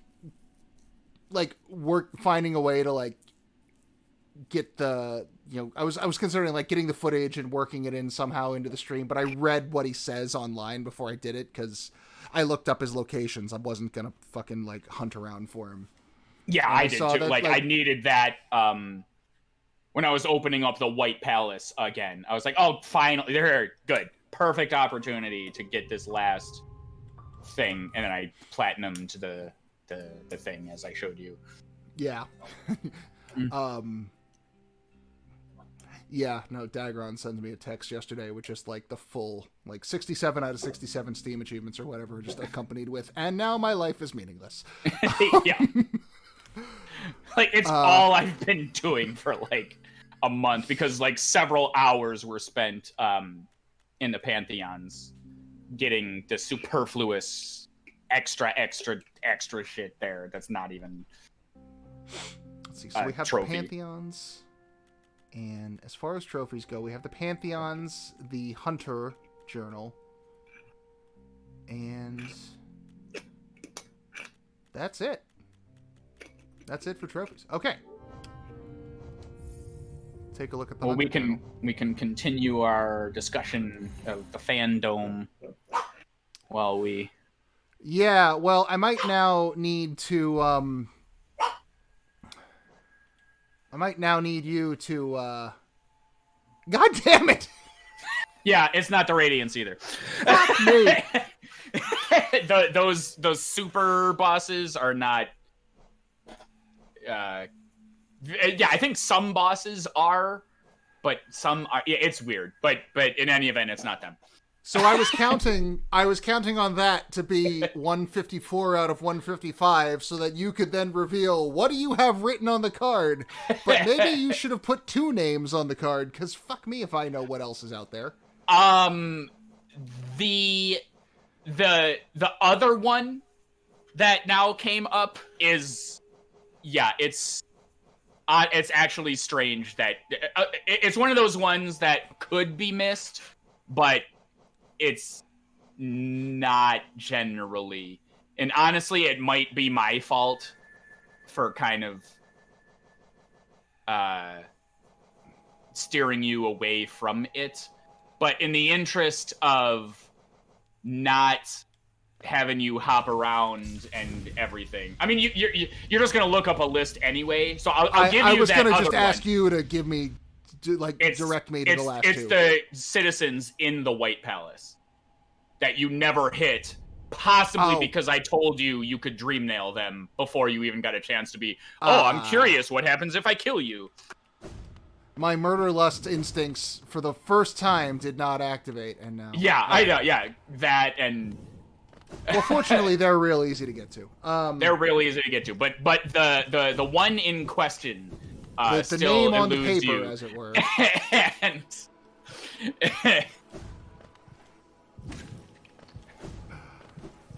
well, let's go to White Palace. But yeah, I really like the Robert Pattinson Batman. I appreciate that he like did that one shot where he's all fucking like he's taking the mask off and he's all tired and huffing and puffing. He's got black makeup around his eyes to fill in the eye holes where the like mask to would be. indicate that like some slightly disturbed person who's rich and has time on his hands might actually, look like that. I like it's a and yeah, like Colin Farrell, like back when the Penguin was first designed, wealth and power was, fucking Rockefeller and, that kind of like fat and happy Roman emperor. I don't have to work, so I don't, this isn't his status symbol. And now it's fucking dudes who P90X their fucking brains out. And, Colin Farrell. And that's great. Yeah. Yeah, so yeah, it's money as the great evil rather than like silly little man who speaks in a funny accent. Did you get a royal retainer? Oh, did you already? I might have already had them.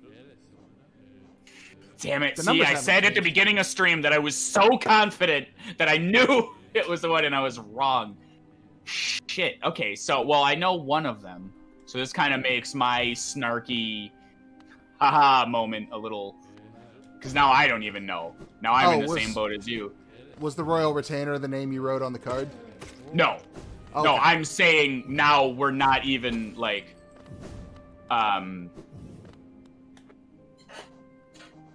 Like I'm in the same position as you, where, like, I can't...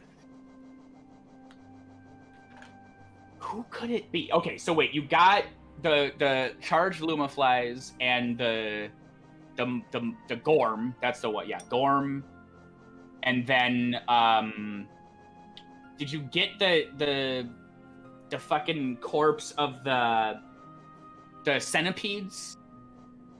I believe it's in Deep Nest. There's, like, you know, the centipedes that you can bounce off of, but you can never kill, and they just, like... These guys? Garpede. Yeah, okay. See, those are the ones. Gorm, Garpede, and Charged Lumafly are the most missed ones. Because those are the ones where you need to, like, find the tablet or the... Yeah, and something. you You got can't the just- Pale Champion, which is another easily... honestly not needed enemy because This guy? oh wait, yeah, what the fuck is the Pale Champion? I thought I must be screwing him up, but yeah, I thought, but yes, yeah, him. Because you don't need him if you're just trying to get like beat the game and stuff. And I don't believe, yeah, none of the Pantheons are even... Like, the Hunter doesn't know about them. So I guess the thing to do would be... Just let me compare pull to up... the list at this point. Yeah, let me pull it up. Preferably if we can get one that's in order of the fucking... It should be. Well, no, the fucking wiki is not... It's okay. Wait. So let me go here. Main game. Crawlid, Vengefly King. Yeah. Okay. So far. Okay, we're good. Yep. Gru's Mother, Tick Tick, Aspid Hunter, Aspid Mother, Aspid Hatchling, Gome, Wandering Husk, Husk Hornhead, Leaping Husk, Husk Belly, Husk Warrior, Husk Guard, Entombed Husk, False Knight, Maggot. Wait, maggot. Oh, you what? Because you didn't kill them. I didn't want to kill them. They were so sad. Why would I kill them? So you didn't get the damn achievement. But you fuckers have given me so much shit for granting the nailsmith his last wish. And yet... Alright, fine, I'll go kill the fucking maggots. They were so sad and scared.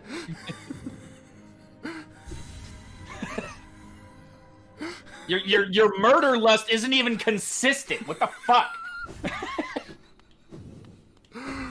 I did, however, I was curious and I looked up what happens to the nailsmith if you don't kill him, and it's actually really cute. And I am a little bummed now. It's great. It's nice. You realize he didn't need to die. And he and the painter bug go and, like, you know, fucking move in together and have like a little like happy ever after moment. Yeah.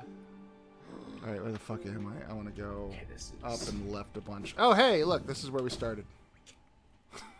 Why would he kill the maggots?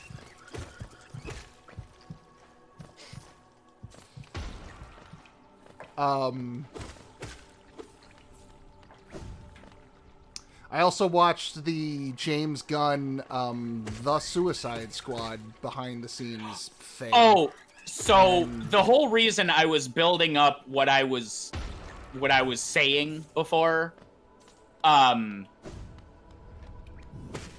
no, this is gonna be all fucked up.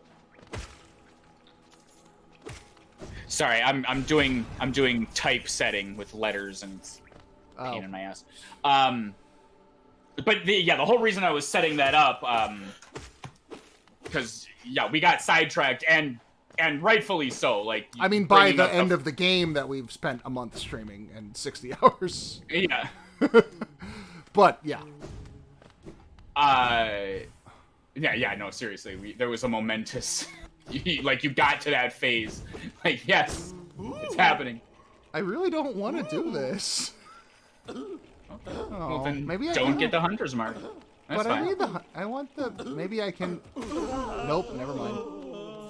I was hoping I could get one and just, like, at least leave the other so I could sleep at night and feel like a good person. But I guess that's just not Okay, the now cards. make sure you... Yeah, there you go. All right. One... Okay. One left. What's the name on the card? The name on the card, now that I'm switched off, is... and you'll know right away... Let me see here. For posterity. Crystal Crawler. Motherfucker.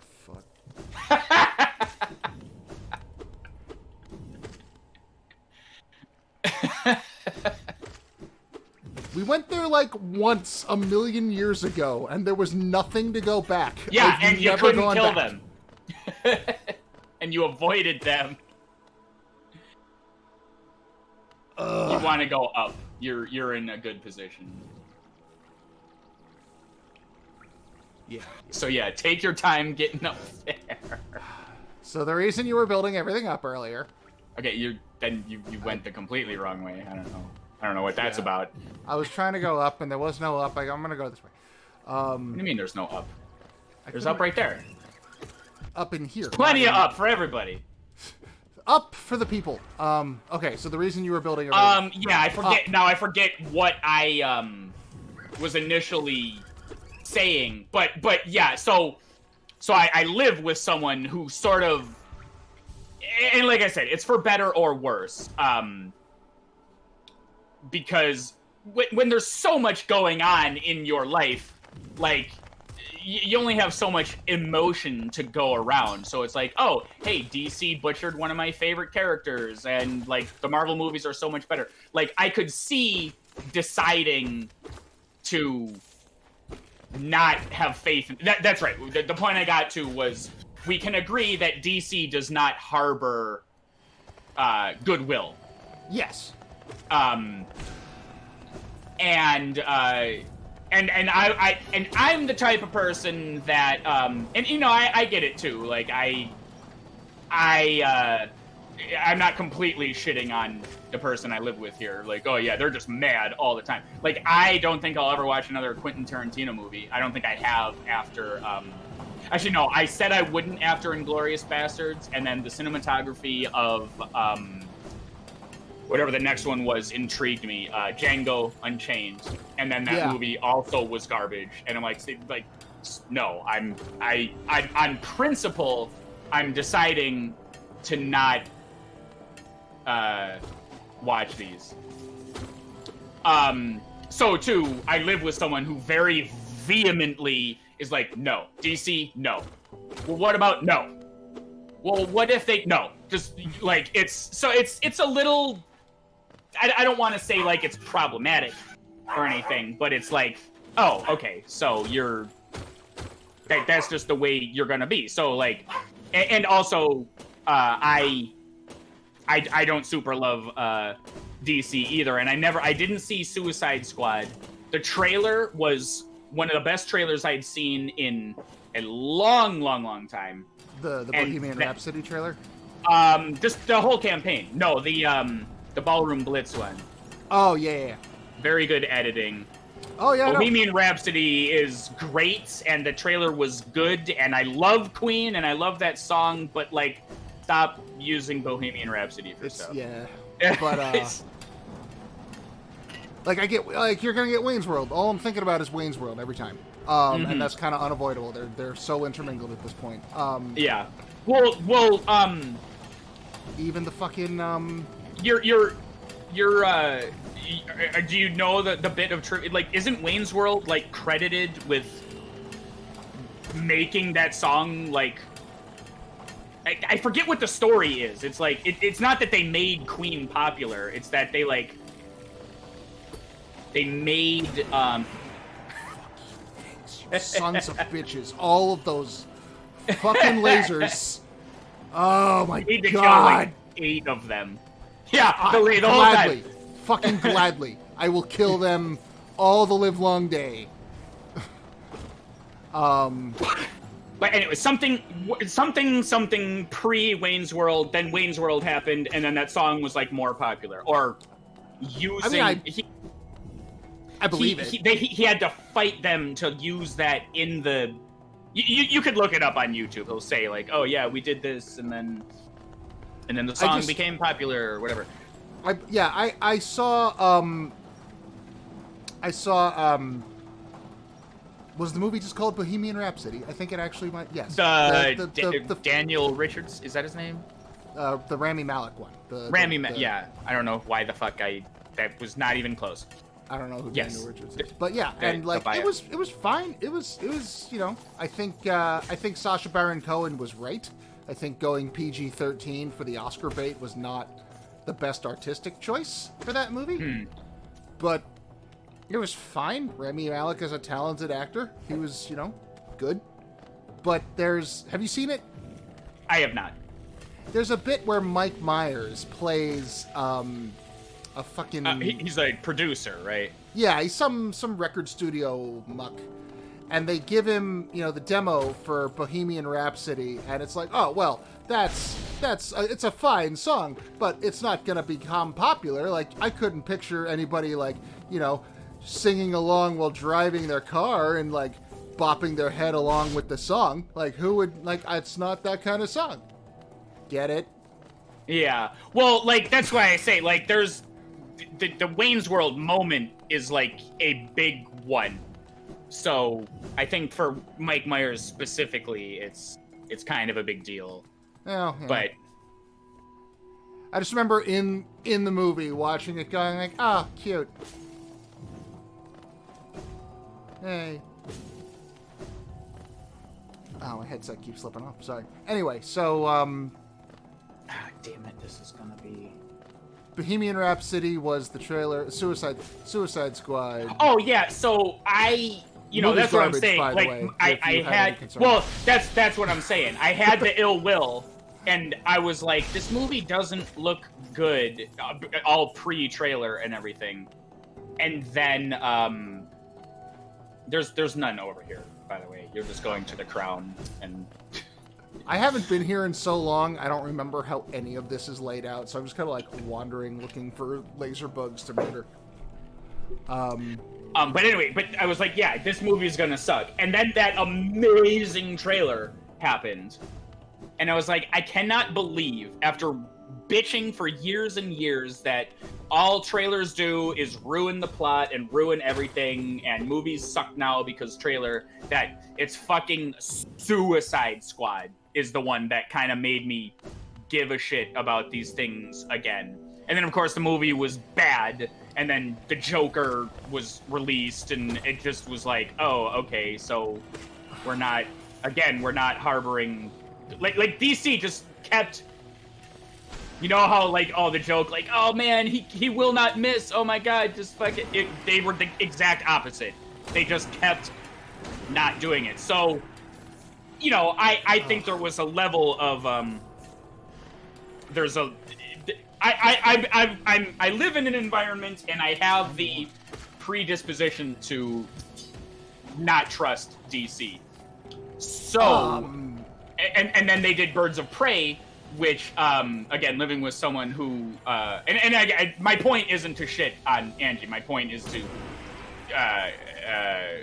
placate my background as knowing some things about like how Arlene Sorkin was the inspiration for Harley Quinn in the first damn place, and now everybody says things like, oh yeah, Tara Strong, the voice of Harley Quinn, tee hee hee, and that's like not correct. Like Harleen is Arlene Sorkin. Like it's like go sit on the bench to get sold. That's the only way to kill them. Oh, that's right. You're right. You're at a point. Have you seen Birds of Prey? No, because I want a Birds of Prey movie. Like it is not as much a Birds of Prey movie as it is a Harley Quinn movie. It is. Well, yeah, that part is. To my point though, too. Like even if it's a good movie, the point is it's like, oh, this movie only exists because of Harley, like the not amazingly Harley-esque portrayal in Suicide Squad. Yes. So that's what I'm saying. So I live in an environment that's just like, no. It's like, but Harley Quinn could be. No. You see what I'm saying? So when anyway, sorry, I answered the question. So before I ask a question and then interrupt your answer, what were you gonna? It finish what you're saying. What I'm about to say might be part of that, and I'm gonna just grind these bugs here.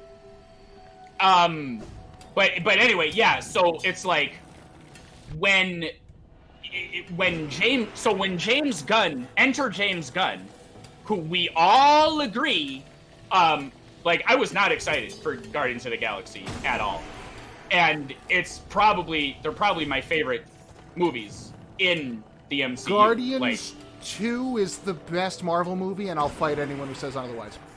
Yeah, like Guardians 1, I enjoyed so much more than I was like, oh, okay, this is gonna be some filler shit like Thor. And honestly, we could have a whole discussion too. I don't like the MCU. I don't think it's very good. I do. I am a big MCU fanboy. And I know you do not like, but Guardians. I don't hate. I enjoy, no. But like I had an introspective look back, and I'm like, I don't love this. Yeah, you can just go to Dirt Mouth now. Yeah, just go straight out. And then to the Hunter. Guardians 2, there are several points in that movie. I have seen that movie a dozen times or more. I will still cry like a baby. It's so fucking good. And like it's see now I'm gonna start rambling and get my points muddled up. But yeah, like I don't know if I have the headspace to talk about Guardians 2 right now. Let's stick to Suicide Squad. It's not even Guardian specific. I'm talking about James Gunn now. I'm talking about directors and also who are writers and just generally people who are fans of the thing, X, we'll call it the thing. And it's like, oh, and especially now in an age, everything new I learn about what DiMartino and Brian, the creators of Avatar: The Last Airbender. Every time I learn something new about what bullshit they had to go through and are continuing to go through, up through and including leaving the Netflix live action thing. I read about that. It's just like all these fucking companies and studios do is fucking go, hey, this thing was popular, let's just fucking buy it and then shove our heads firmly up our ass because we can't fucking figure out why, after we removed the thing that made it so popular, that people don't care anymore. It's just like downtown here, there's this very eclectic area of hipster Burbank that has all the like vintage stores and the movie prop stores and this store only sells Dracula Fang movie props, like that kind of specific. Like, sounds like a hard market to keep afloat in. Yeah, but the point is they've been afloat for decades because it's just the movie fucking weird part of Burbank that has all the fun like tea shops and there's like a board game store and just like it's just like the pedestrian hangout. There's like an Italian deli with gelato over there. And it's just like any eclectic weird thing. There's 3 Halloween stores and they're all like doing good. But now all these landlords are like, wow, foot traffic in this area wasn't great before, but something that we can like triple the shit out of all our rent. And now all these places are going out of business. And landlords are fucking baffled. Like, what? I don't understand why. Like, You see, What it's happened to like all the foot traffic? yeah, and this is all pre-COVID, by the way. They gotta. I'm sure they're just loving now. Like, we're kicking everybody out, but like no one's moving in. What the fuck? Like these fucking genius. Illegally, by the way, it is illegal to evict people right now. It is against the law, and they're still doing it. Fuckers. Yeah. Anyway, sorry. Yeah, but yeah, no, believe me, My blood. I won't mind an interruption there. But what the fuck was I gonna? But anyway, yeah, it's the same type of thing with creative property. Hey, Avatar is like, wow, what a sleeper hit, huh? Wow, what a fucking, who would have known this little cartoon? Wow, that's really cool. So let's buy it and just no, we don't want this character. That guy, there's not enough time for this. I'm just not gonna bother researching. But oh, what? All the fans hate us now? How did this happen? It's fucking. It's the simplest logic. It is like 2-year-old object permanence level of A implies B implies C, and these fuckers don't get it. But we'll go here talk to hold that thought. Yeah, we got I don't know, like that, those eyes, like 6 of them in 2 columns like that, but also with those kind of like downward pointing semi-triangular shapes, or quadrangular but mostly triangle-y looking shapes. Those look like Weaver eyes. Am I seeing? You would know more than I would. You've had more experience. That is interesting. But yeah, like, well, let's talk to him, and you might dispel that notion. You have such a great Dr. Claw voice. It's a shame that we haven't had like any opportunity to listen to it. Yeah. He's like, oh my god, give me that. A master of killing. I am ready to receive reward. Receive reward. Ah! Not the reward I was expecting. I gotta fight. And the hardest boss battle in the game. Have fun with that. No. You? They even do the music and everything. Yeah, I heard. I got all pumped. I'm gonna... Fine.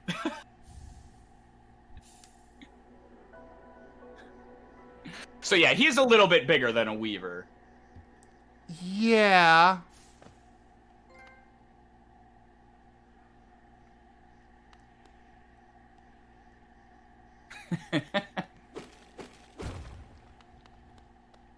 You have a... It could be like a hybrid. Yeah. Like Hornet's part Weaver. Or well, no, I think Hera is like a spider. Not a Weaver. Hera was all wrapped up in that cloak, so like discerning any kind of like bodily features is difficult. Mm-hmm. But this guy also has a similar, his head, like I'm guessing this is not his head. I'm guessing he's still wearing these like leaves and stone. Yeah, he strike. I mean, he's a hunter, so you know he's hiding. He's lurking. Yeah, he slinks around and all that. Here. Looks like there's nothing over here. Okay. Wait, I didn't actually hit the wall. Yeah. Okay. But yeah, he's tall and lanky in a way I was not expecting. Very top heavy. You know what? I probably should have dream nailed him while he had his hand out. I didn't think about it. Yeah.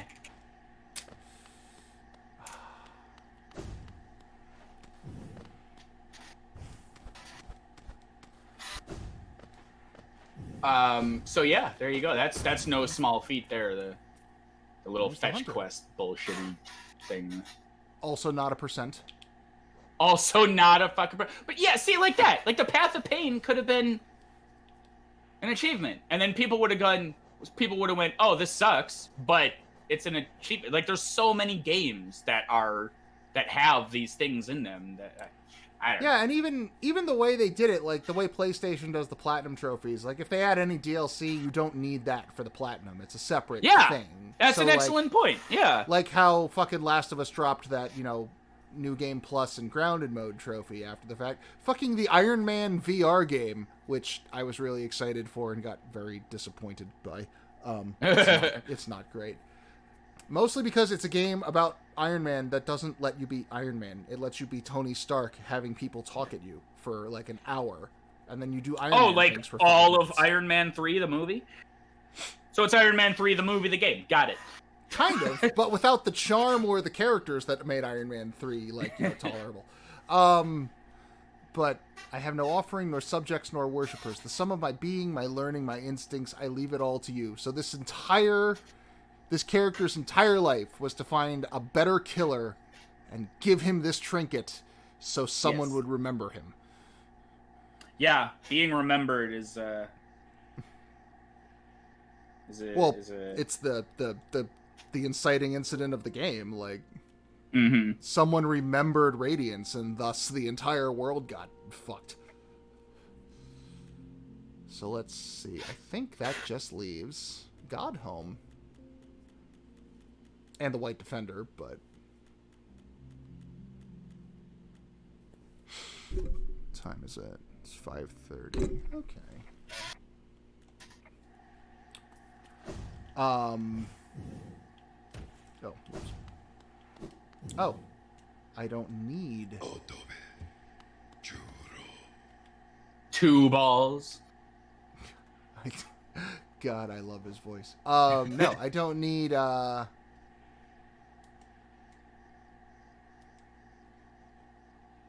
don't need to walk around. I can...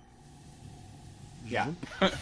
So only 2,700 more times. Yeah, God, gotta keep an eye on that.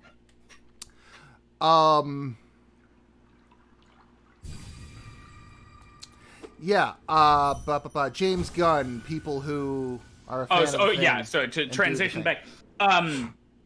So it was like, I saw, and again, yeah, I'm like all muddled up now, and I know I will do this because there's so many angles to attack this.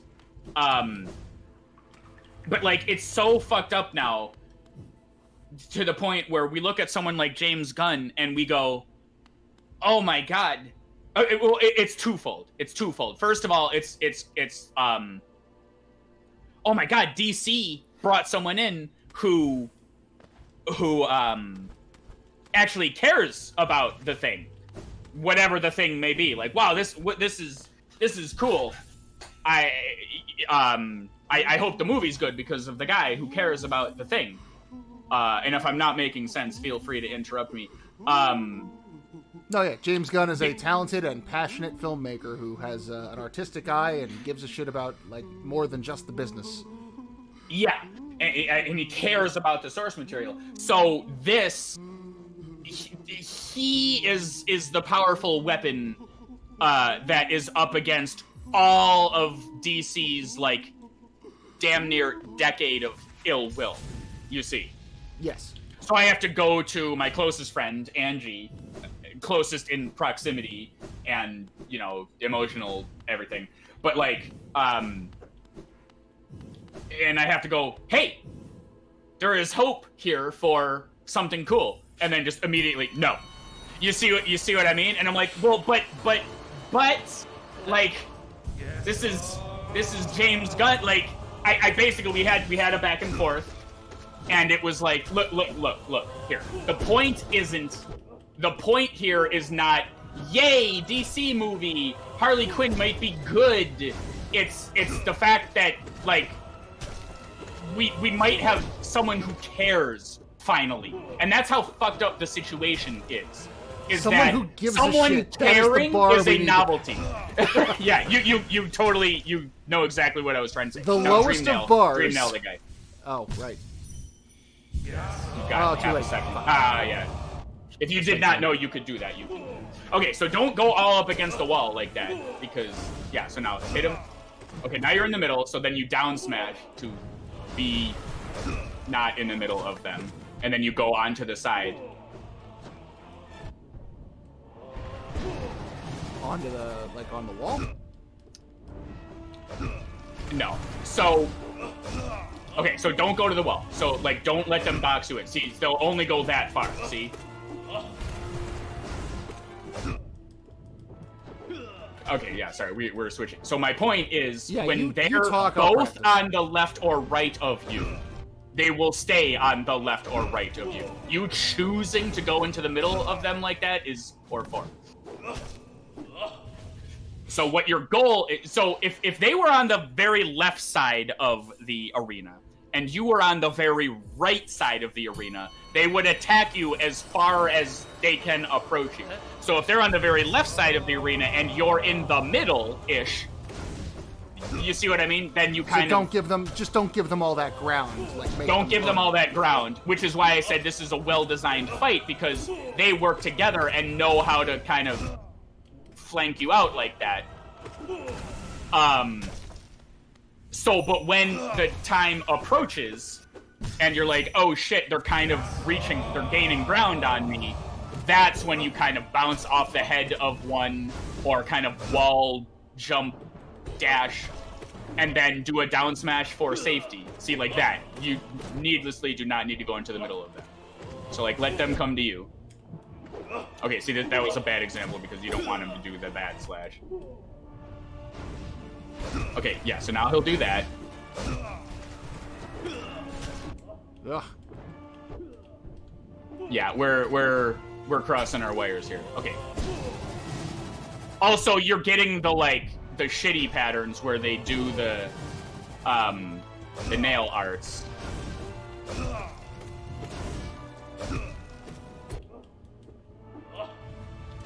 Oh, jumped right into me.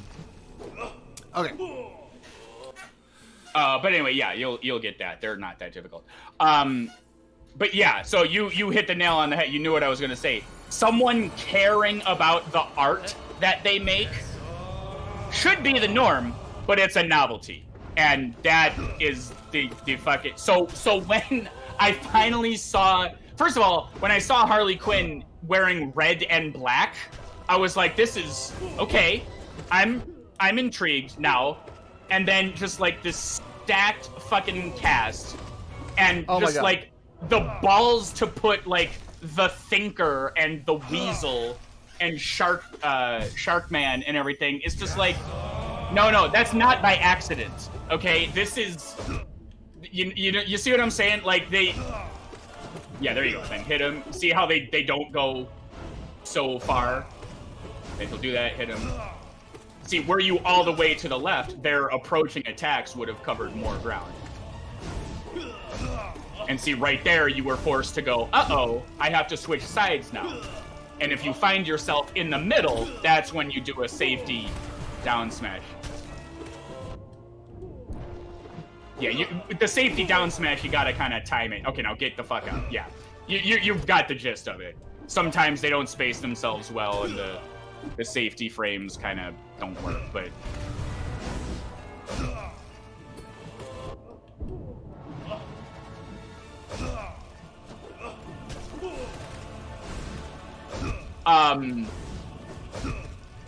So yeah, I woke up that day to, the Gotham Knights announcement, which I thought was like a animated series or something, and then I watched the cinematic trailer, not the gameplay one, and I was like, okay, because I abso-fucking-lutely love the Arkham games, like unapologetically, they're fucking great.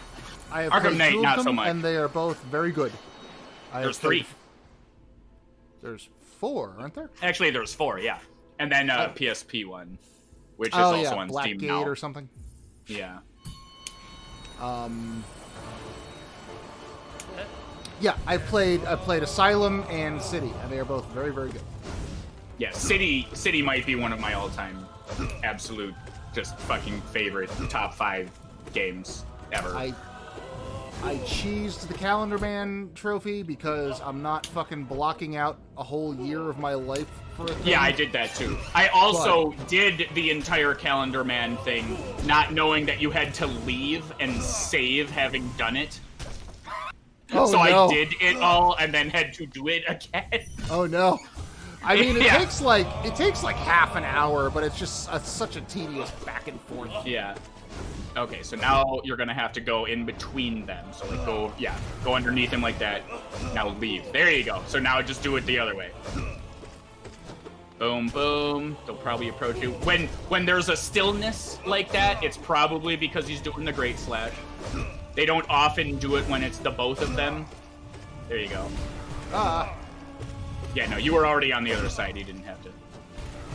Okay, now they should do... Okay, he's going up for... There's the stillness. You can't always see it. You gotta just sense it with your hunter's mark. Your hunter's sense. Okay, now they should do the... Yeah, they do the one at a time thing. Now he comes. And now the other guy comes, and it's the same shit. He's probably gonna spin. I believe he'll only Great Slash from the edge of the arena.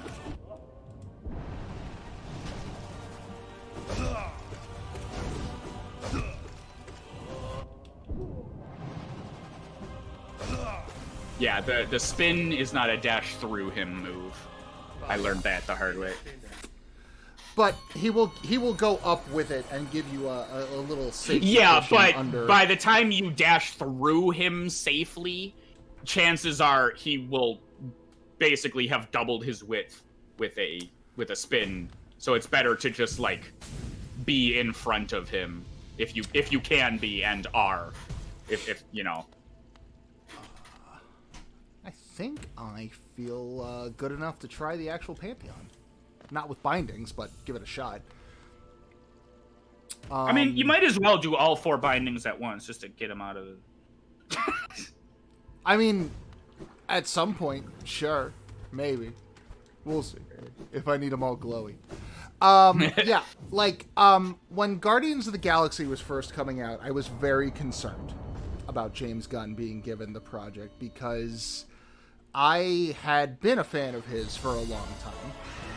I had been and continue to be, like, a fan of Troma Productions, which is the garbagest of movies, undoubtedly, and proudly, just terrible fucking, I don't know if you've seen or how familiar you are with any of Troma's stuff.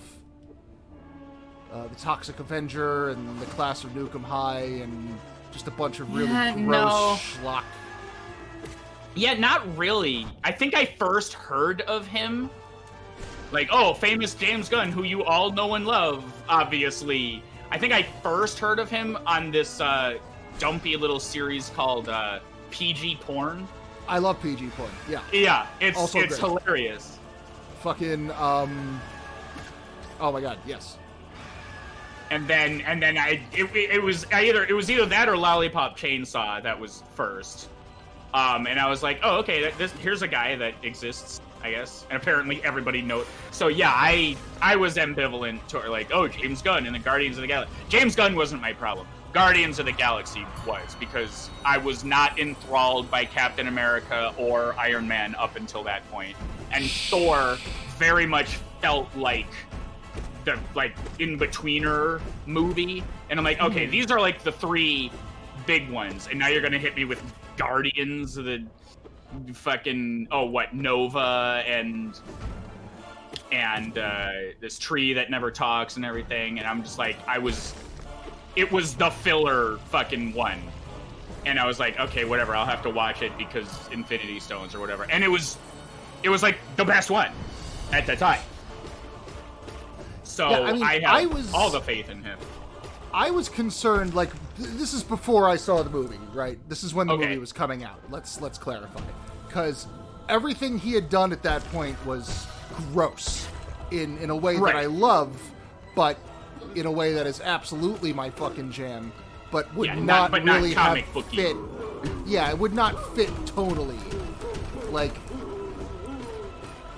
Toxic Avenger is a movie where, like, the school nerd gets dunked into nuclear goo, and the bullies, like, run over a child's head twice because it makes them laugh, and there's a lady who does not wear a shirt for no reason. She's just got her tits out the whole movie because Okay. schlock and like, you know, it's playful schlock and it's a Don't lot forget of fun. to heal up on this guy because you can. Yeah, after the next knockdown. Yeah. But would have been completely out of place in a Marvel movie and would. Yeah, that makes total sense. And so I went there like, oh man, is he going to be able to rein himself in? And he fucking did. And he still kept like a PG-13 level of that sensibility at play. Like, it's sometimes hard to remember. There's a jizz joke in fucking Guardians of the Galaxy. The Jackson Pollock painting. Yeah, Yeah. in a way that like that in and of itself is not something you would see in the rest of the MCU, but James Gunn found a way to match his sensibility to the needs of the production. And that was when I realized, like, oh, this man's not only really funny, but he's also a consummate fucking professional and is able to do what needs to be done to make the best work possible. Film, television, video game, whatever. He's got his mind in that camp. And that's also, was when, not to jump. that's kind of the end of my thought there. I should add that when the new, what the hell was I think it was God of War. When the new God of War was coming out, I was at E3 that year. Oh, really? And it wasn't like the E3 presentation.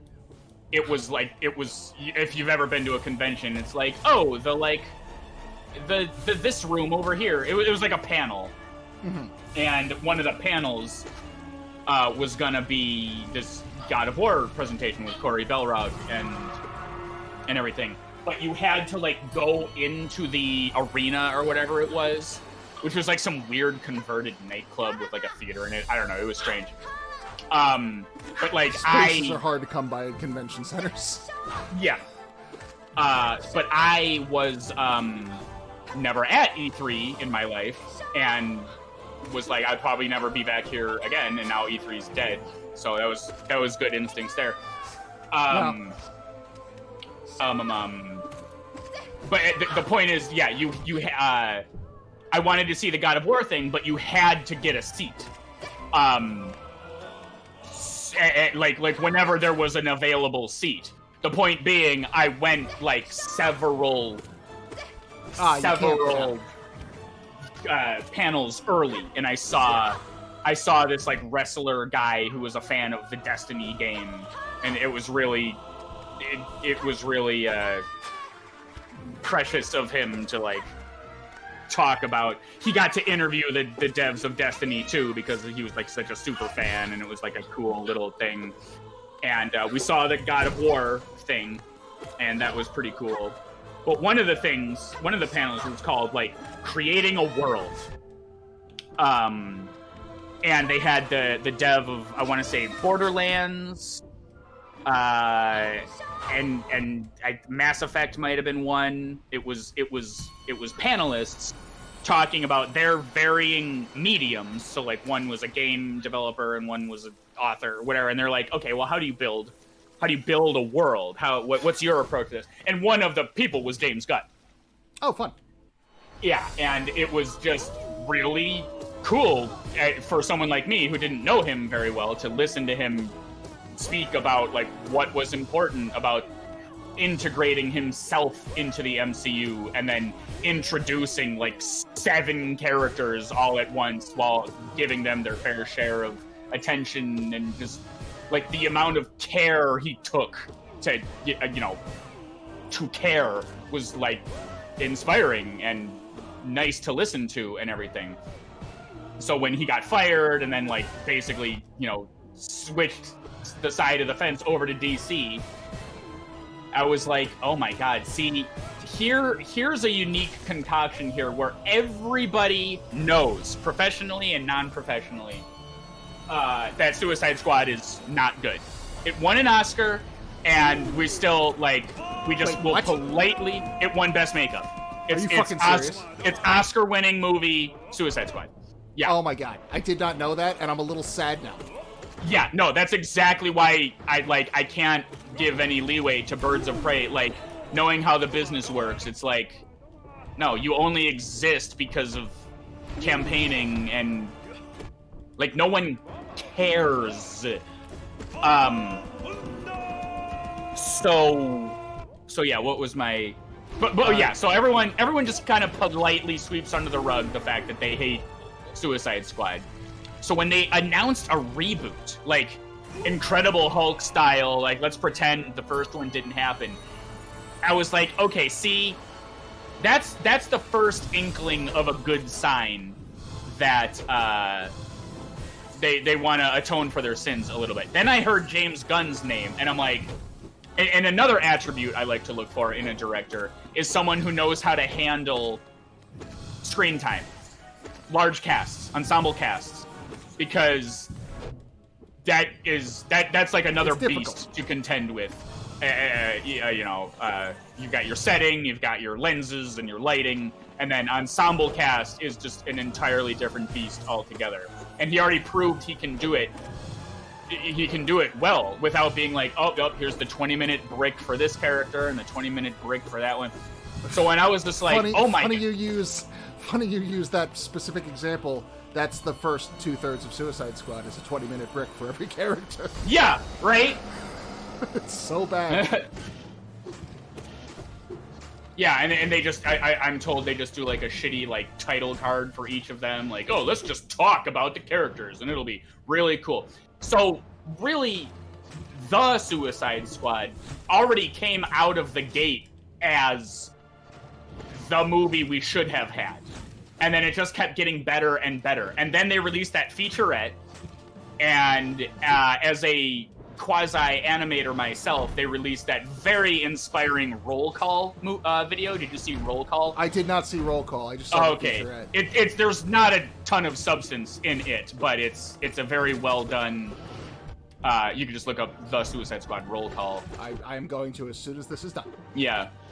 And it's very reminiscent of the movie Rock and Rolla, because Idris Elba is also in that, and there's really cool animation. Idris Elba's in Rock and Rolla? Holy shit! Sorry, I haven't. And Tom Hardy. Tom Hardy. No, that's Gerard Butler. Yeah, but also Tom Hardy. Yeah, Tom Hardy's he's gave up.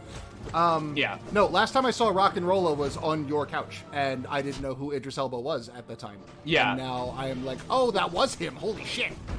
Fuck, that movie's so good. Anyway, sorry. Yeah. Yeah. So, but yeah, I just the Suicide Squad basically just exploded into our lives, which, by the way, is how I want Silk Song to happen.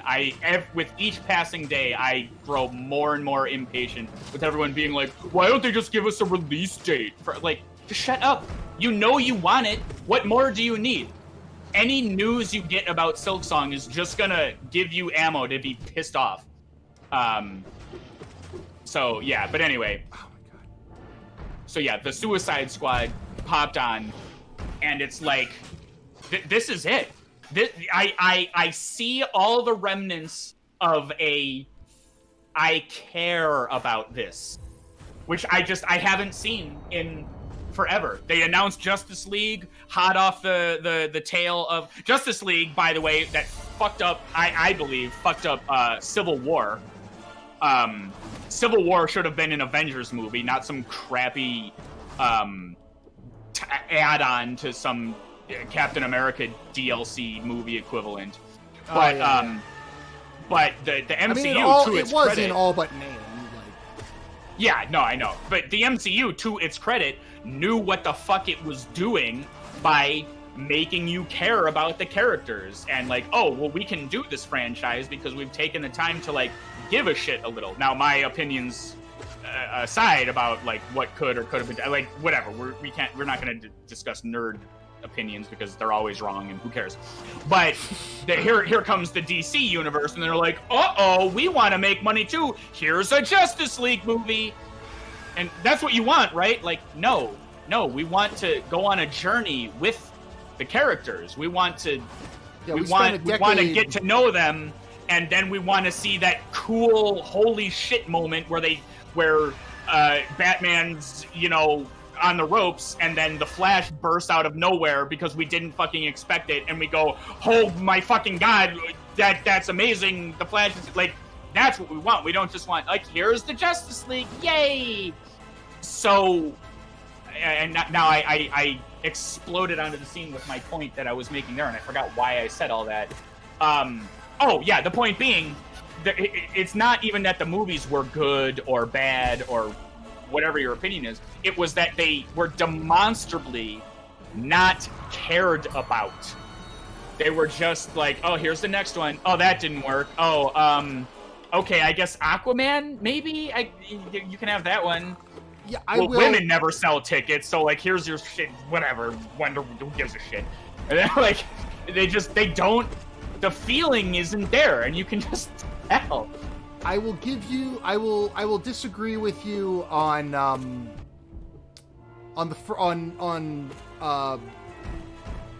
for the That's bulk prime of them, healing yes. time, by the way. Yeah. Oh, I meant during his bouncies. Oh, you got champ. But I got the False Knight coming up, so. What am I trying to say?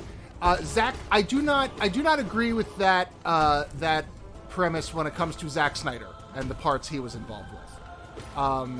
Zack Snyder, I think, does like have that same kind of passion for what he does. He just has such a weird fucking lens that he views it through. It's hard to. Yes, I will agree with you for sure there. I did not know this until maybe about a year ago. And when someone told me the words that are about to come out of my mouth, it made everything Zack Snyder's ever done make sense. And okay. I like Zack Snyder. I like Sucker Punch. I like The Watchmen.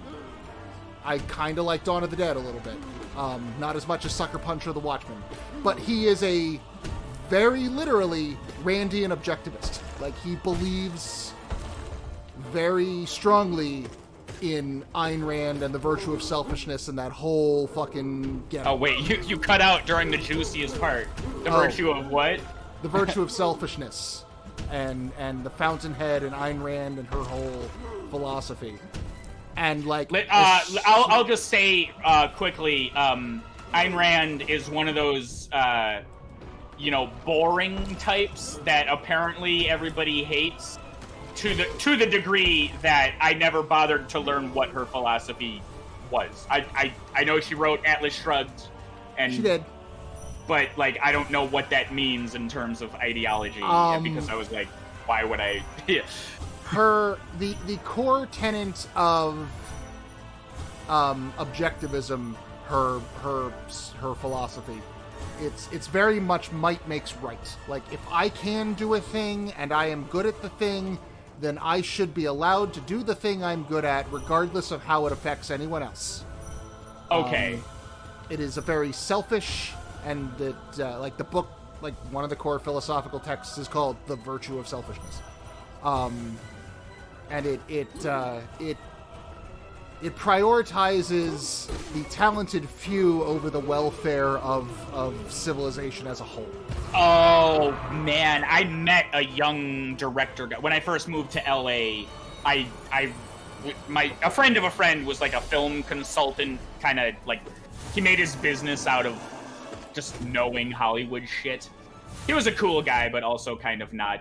But like for example, he was so old and so learned that he just sort of retired into the position of expert witness.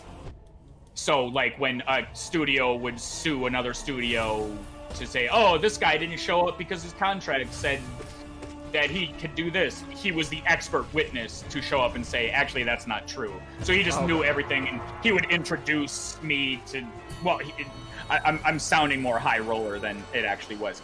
In one particular instance, he was like, oh yes, I know a very rich man and his very rich son who goes to a very expensive college, and they are giving me money to teach his very rich son. To his credit, he tried to like set me up with the son, so like maybe there was a working relationship there.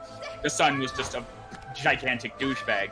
But the guy described him as like, okay, one thing you need to know about this kid is he sort of is arrogant and cocky, but the thing is he does good stuff and he's kind of talented, so I guess it makes sense. Like, he was very going out of his way to justify his like rude behavior.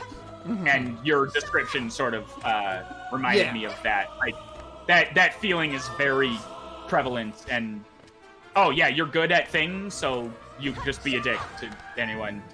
Yeah, and like it goes even further to the fact that like, oh, you are a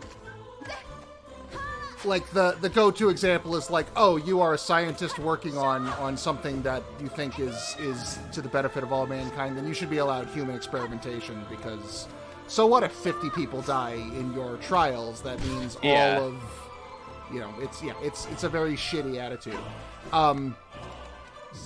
I still like Zack Snyder's work, despite, you know, that being, now that I know that, have heard that, like, oh, that makes sense. I get fucking Baby Doll now. But it's really weird when you try to take that kind of mindset and apply it to Mr. Truth, Justice, and the American Way. Okay, yeah. It's a very weird take on fucking Superman. That was a long way to arrive at the point, and that makes a lot of... No, it was my fault too. I'm saying that it's an interesting journey we just went on. Yeah, that is not Superman. And that is what Zack Snyder's Superman kind of is. And it's odd. Yeah. And, like, I don't know what to do with it. Like, I saw Justice League in the theaters, and they have the whole, like, fucking spoilers for Justice League, I guess, but the whole resurrection scene and the whole... You've got one movie built around Superman being like, I don't know what to do with these pitiful humans. I can't relate to them because I'm so much better than them. And they all hate me because they think I'm going to hurt them. But then it goes into the next movie. What's the problem here? I'm great. But then in the next movie, the whole thing is like, oh no, Superman died and we love him and the whole world's gone to hell. I'm like, no, you fucking didn't. The whole point of Batman v Superman was that Superman is 9/11. Like, very, very directly, metaphorically, one-to-one. They are tying Superman to the Twin Towers in a really ham-fisted kind of way. And everyone hates him. And I did not, like, it does not follow one thing to the next. I was definitely not paying attention enough to have caught that, but based on our discussion last time, where movies can't just be movies anymore, I believe you.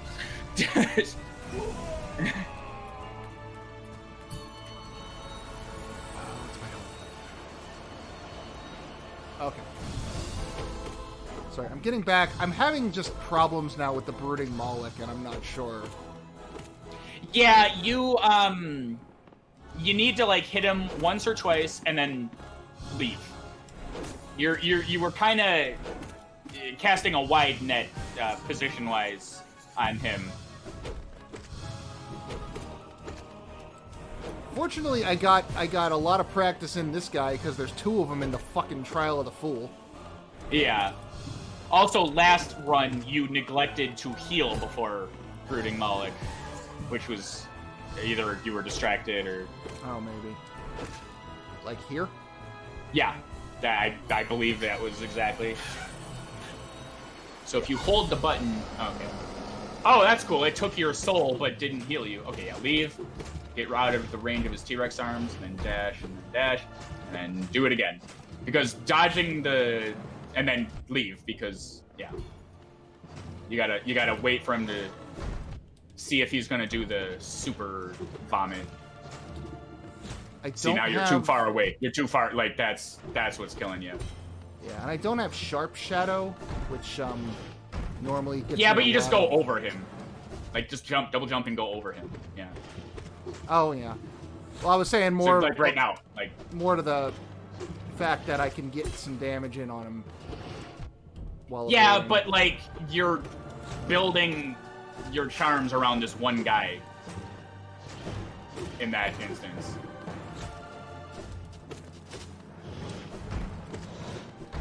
Like, do you want to give up those notches so you can get some damage on Brooding Moloch?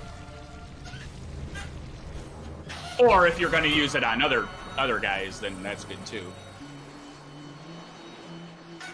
Well, I guess I didn't really need to cram all that healing in there. Okay.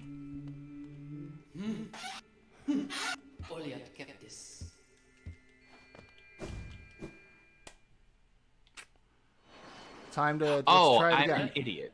Yes. Okay, yeah, so like he'll probably jump, so go under him, yeah. I always start with it, yeah. And then smack, smack. And if he does the double slash, if you're close enough to the double slash, you can go through him. But it's better to just not be there. Okay, you can either heal or what the fuck, Dream Nail. Yes. Okay, now just don't give him all the ground. Yeah. Bam, bam, back up. Bam, bam, back up. Ugh.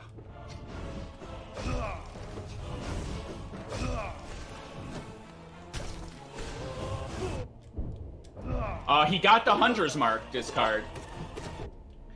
I think the only thing he's got left to do, because PlayStation achievements are inferior to Steam ones, is beat the Pantheon of Hellenests. Because in doing so, we'll have gotten the other necessary percentages. That is correct.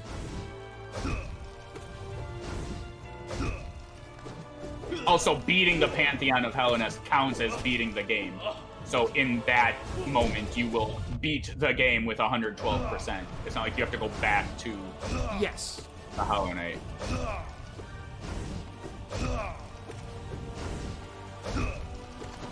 Yeah, so keep doing what you're doing, and only... Is he gonna... Okay, nice. Don't do what I do, which is think he's gonna die soon and take all the hits. This guy gets so many more hits on me than should be allowed. Like, what is happening? Just run away. There you go. Now go... Yeah.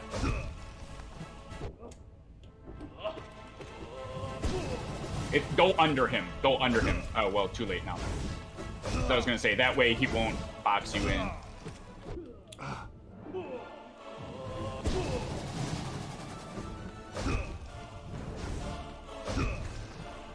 Oh my god. Ah! So have we learned thing about the God Botherers? I mean, there's not much to know. I haven't gotten a whole lot of lore in Godhome yet, other than like the basic premise of why they're here and what they're doing. Let's see what was happening there. Do they always swing twice, or is it sometimes a? Because I kept going. No, they down always swing twice. Okay.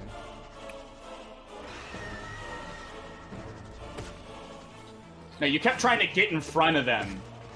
Like, there were so many opportunities to just hit them in the back. And your instinct was to run away. I'll try and scream at you more. Okay, good. Good. It's a convenient and useful teaching method. I went to public school, I should know.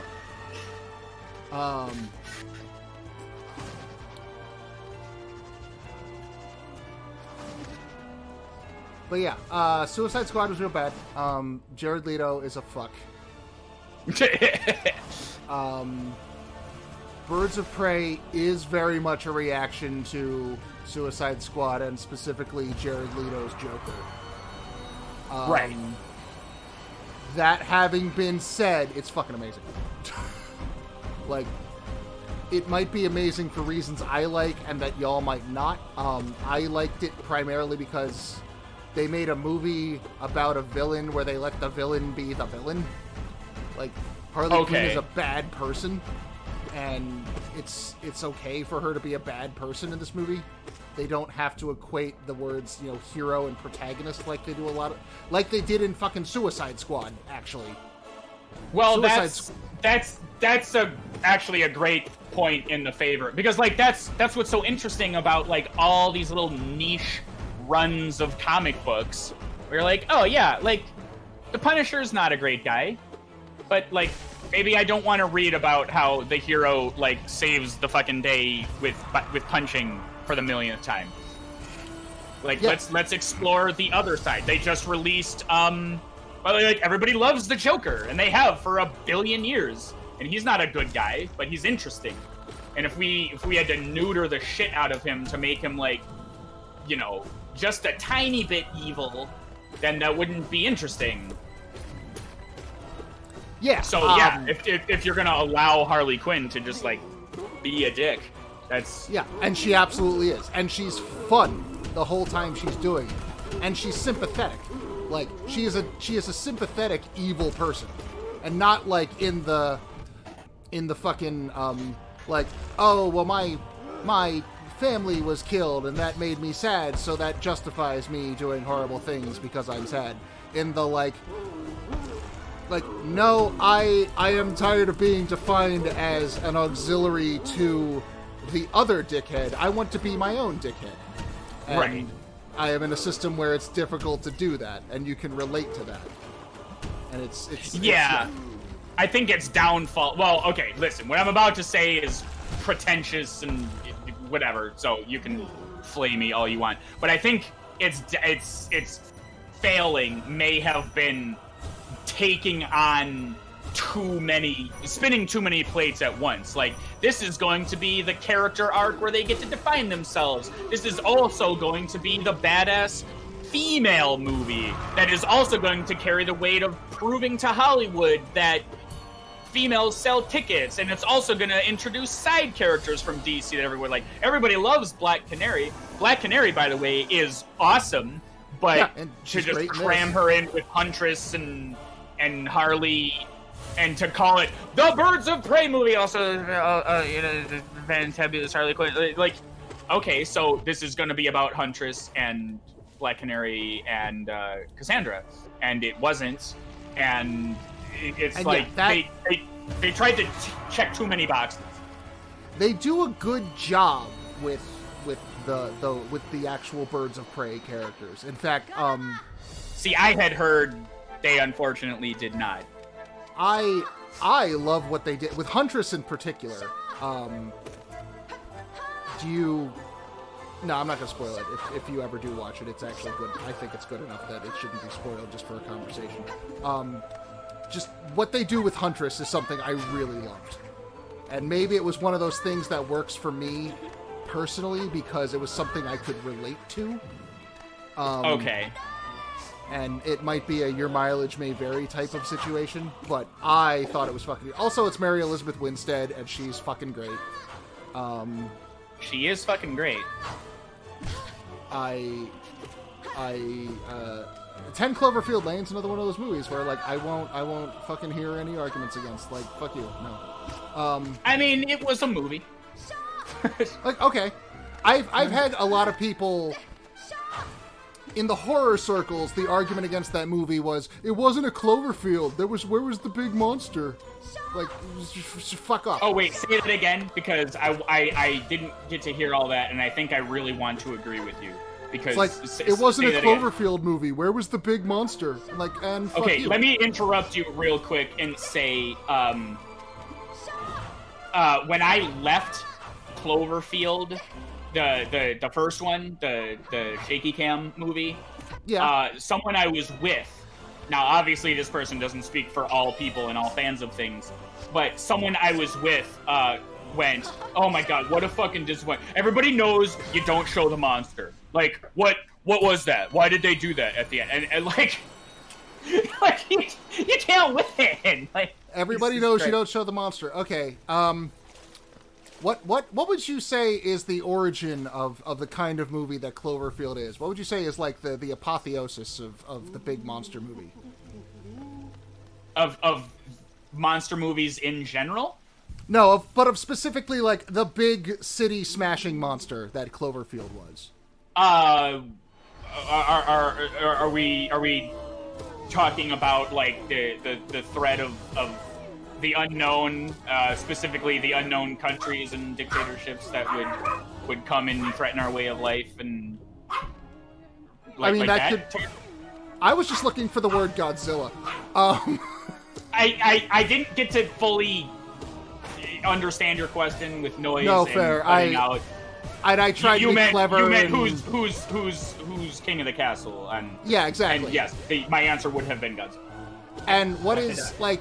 I have an answer. I don't know if you have a strong opinion on it, but what is the worst Godzilla movie? Having not seen all of them, I'm gonna go ahead and assume Godzilla 2000. See, I don't hate Godzilla 2000, but that's also... I'm not enough... Like, I don't give a shit about Godzilla. That's fair. I really... every time we try and have this conversation, we, being me, and just every time it comes... Like, oh, movie night, you want to watch Godzilla? I'm like, no.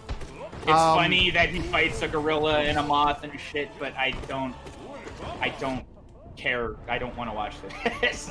Fair. The 2016 Godzilla, the one with Elizabeth Olsen, the gag of that movie is you don't ever see Godzilla the entire time. He shows up at the very end for like 5 minutes. There was a 2016 one because they just did King of Monsters like last year. And it was amazing. It was so fucking good. Okay. It was everything I wanted. It was 3 fucking big monsters fighting a shitty monster, and it was amazing. I'll have to give that one a look-see. But yeah, in return to you don't show the monster, the worst fucking Godzilla movie in the world is premised off of you don't see fucking Godzilla. I have one very fucking small tick box that needs to be checked when it comes to a Godzilla movie. And that tick box, in big capital, underlined, bright red letters, reads, Godzilla. That's it. Yeah. It's a very simple... Exactly. That's the point. That's why he was created back in the day. Like, holy shit, look what we can do with King Kong, and this is scary. Look at the moving pictures haven't ever astounded our senses ever before as Godzilla. Like, that's yes, that's his reason for existing is to exist. That's it. That's why he's a very basic bitch lizard that growls like that. But he's large, and you see that in him, and that's scary because you look at him and go, fuck. That could step on me, and nothing that I am would exist anymore. Yeah, and you know what? Like, it's great. And 10 Cloverfield Lane is an entirely different movie with a similar title, and it's also great. And yeah, the big answer I've gotten when trying to talk to people about that movie is like, I went in expecting a Cloverfield monster, and there was no Cloverfield monster, and so I felt like I got cheated. Like, but you got like the most terrifying John Goodman. Holy shit. Yeah. John Goodman, a charming and warm and lovable man in all respects, made me piss my pants. No, I know, and it's just like every time I try to have these pointed conversations about like what exemplifies a comic book movie or this, that, and the other thing, you can't win because someone will think the opposite of what you just said. And I get being opinionated. I'm opinionated. You're opinionated. A lot of people are. Like I don't want to have a conversation with someone if they don't have an opinion on something. That's just like me talking and them going, uh-huh. But there is a sense I get a lot around certain groups. Usually like groups, like not individuals, but like fandoms and groups of people as a collective. The bulk of my complaining is often at a entity rather than a person, so I understand that. Where not only do they have an opinion, but they are, like, closed off to the possibility of an alternate or even gasp a dissenting opinion. Like, like I don't... Like, but then there's just more stuff to talk about the thing that you like. Isn't that the good? Isn't that a positive? Yeah. Also, it doesn't... Well... Sorry, I needed to have a bite. I was gonna say, also, it doesn't delete the thing that you love, but in some cases it sort of does, and that's kind of like the midi-chlorians being the example. There you go, that was perfect. Invincibility, get the fuck out. Hit him, get the fuck out. He's gonna slash you. Oh, well, you knew what you were doing. yeah, I just executed it badly. I like to jump in the air so I can land next to them. Okay, yeah, dash out of there.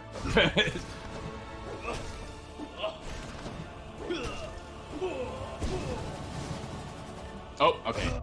Oh, You know, when I fight these guys, it's often the Great Slash. Okay, so now you need to get under. Now hit him, run away, because of that. okay. I am trying to get 2 hits in there. I really only need 1. Don't be greedy. Now go underneath him, hit him in the back, run away. Because he'll probably double slash you. Now, if you're feeling brave, you can dash through him, but just run away. Don't do that. Now go underneath, hit him in the back. Or heal. That's good. Yeah. Now you're gonna probably get hit. I thought I would have had room. I did not. We're just gonna... Same deal. Hit him in the back, Slow and run steady away. wins this race. If he does that, run away. Now he'll do the same thing.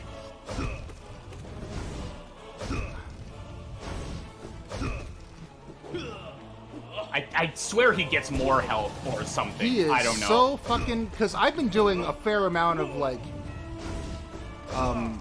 Shade souling to hit both of them. Yeah. And he has taken quite a bit from that. There you go. The fucking end. I have now beaten all of the Hollow Knights. No, that's not true. You got no bindings. 0. And see, like, look at that. It took you 13 minutes. I'm sure it felt longer than that. I feel like So I've been here all fucking day on that one alone. Everyone's fucking complaint about the Pantheons is like, oh man, like, it sucks. I died on the last one. And, like, granted, that sucks. It's true. It's harrowing, and you're nervous, and, like, your adrenaline's going. But everyone's main complaint is like, well, it just sucks, like, you dumped all that time into it. I'm like, the longest Pantheon takes, like, 40 minutes. How long are you playing video games? Every day. You know? The gods in their great mercy allow thee to escape, and yet thee still think to test thyself against their might. How dare you, sir? We gave you the opportunity. You could have left. Not because you beat us. No. We were benevolent enough. We let you win. I think I might give this one a shot or two and then call it a night, because it is getting on foods time. And I went grocery shopping last night, so there's like food I want. It's less of like I'm hungry and there's like actively a thing I want to make for dinner that I want right now. You are not tall enough to be worshipped. Yes. Also, sorry, my phone died a little bit ago, so I am cut off from chat right now. Yeah, just hard. Sorry, I tried to acknowledge you as much as I could. We were kind of in the middle of different topics.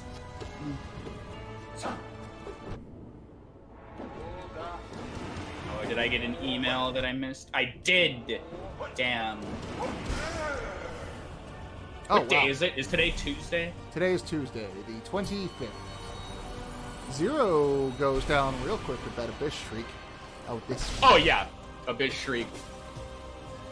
Okay, yeah. This guy, you've got everything now. He's not as hard as you were. I don't know why. Yeah, every time this Yeah, just guy jump, was boom, boom. just... Jump straight up. There you go. We'll probably Don't jump walk again. under him. There, now he's dead. And he hit you one more time. Just to be a dick about it.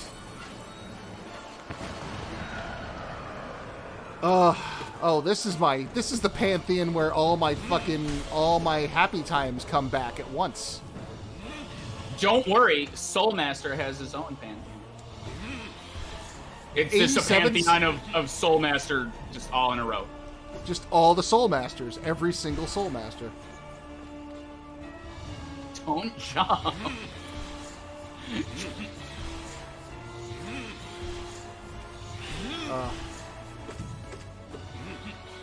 But yeah, just for the fandom, it was just like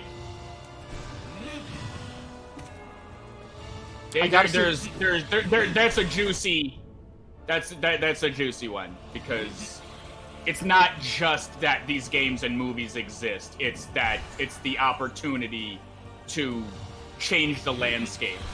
And that's the summary version. We could talk at a later date. I think the games are going in the absolute wrong direction. I have not seen the game trailer. Yeah, Gotham Knights, you said? Gotham Knights, and there's a Suicide Squad game. Oh, really? I didn't know that. Which, in the interest of time and effort, and we could still even talk about Suicide Squad movie, I won't start the discussion of the games because... Sure. So just I'll just have to look the trailers up when I get done. Yeah. Yeah, look up Roll Call. Suicide Squad game, and there's a Gotham Knights trailer, and then they released like a gameplay fucking thing, developer hooray blog post, which honestly killed my hype. I'll probably still play it, but I like, again, we can have this discussion, and if you want to stream something else later for the purposes of talking more than playing video games, we can do that too. But yeah, like there's going to be a lot of there's a lot of God Home to go. There's a lot of God Home to go, but I won't really be able to contribute to the conversation as much as I'd like while doing this. So if I could find a game that is like good background doing something with my hands. Okay, are you gonna do the thing? Yes. But you won't crash through the floor.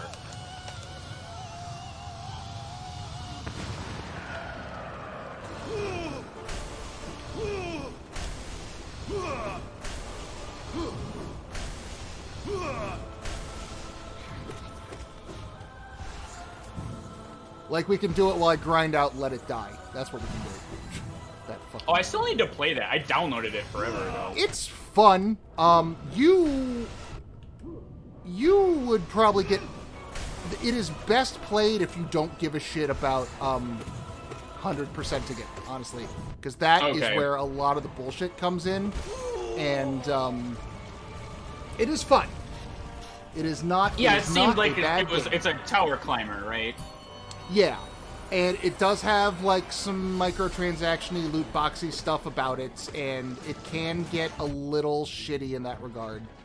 But, obviously, I put 360 hours in it, and I think I've spent fucking $10, and that was mostly because, like, alright, I got a product for free that has, given me some value, and people deserve to be paid for their work. So, it can be played, it can be done. That's cool. Yeah, it's just sitting there on my PS4 taking up like 45 gigs. It is a big file. It is a big fucking file. And they update it a lot. I'd give it a crack. It's very slow. You're not going to be climbing them you're not going to be climbing them floors quickly. Okay. It's going to take some time. But even if it's just like, play the first like 10 hours of it, see if it's the kind of thing you'd be, aesthetically, if that's the sort of thing you're into, and if not, then, it's 10 hours. I played fucking 10 hours of World of Warcraft once to go, yeah, no, not my thing. Yeah. I mostly did that to get a skin in Hearthstone, not gonna lie. Lady Leadrin. Yes. Why is this all fucked up? Yeah. I as much as I loved Hearthstone, I didn't even do that. I did. I was a cow monk. It was not fun. Okay. Well, I was like, I didn't want to pick. I knew it was going to be a trial thing. I'm like, what's the interesting race I could pick? Ooh, cows. Taurens, but cows. And like, what would be a silly thing for a cow to be? Oh, a quick and agile punchy monk. That's silly. It was still not very fun. It was cooldown meters. You got the true ending. Yes. And then there's the extra true ending, and the extra true ending beyond that. True endinger.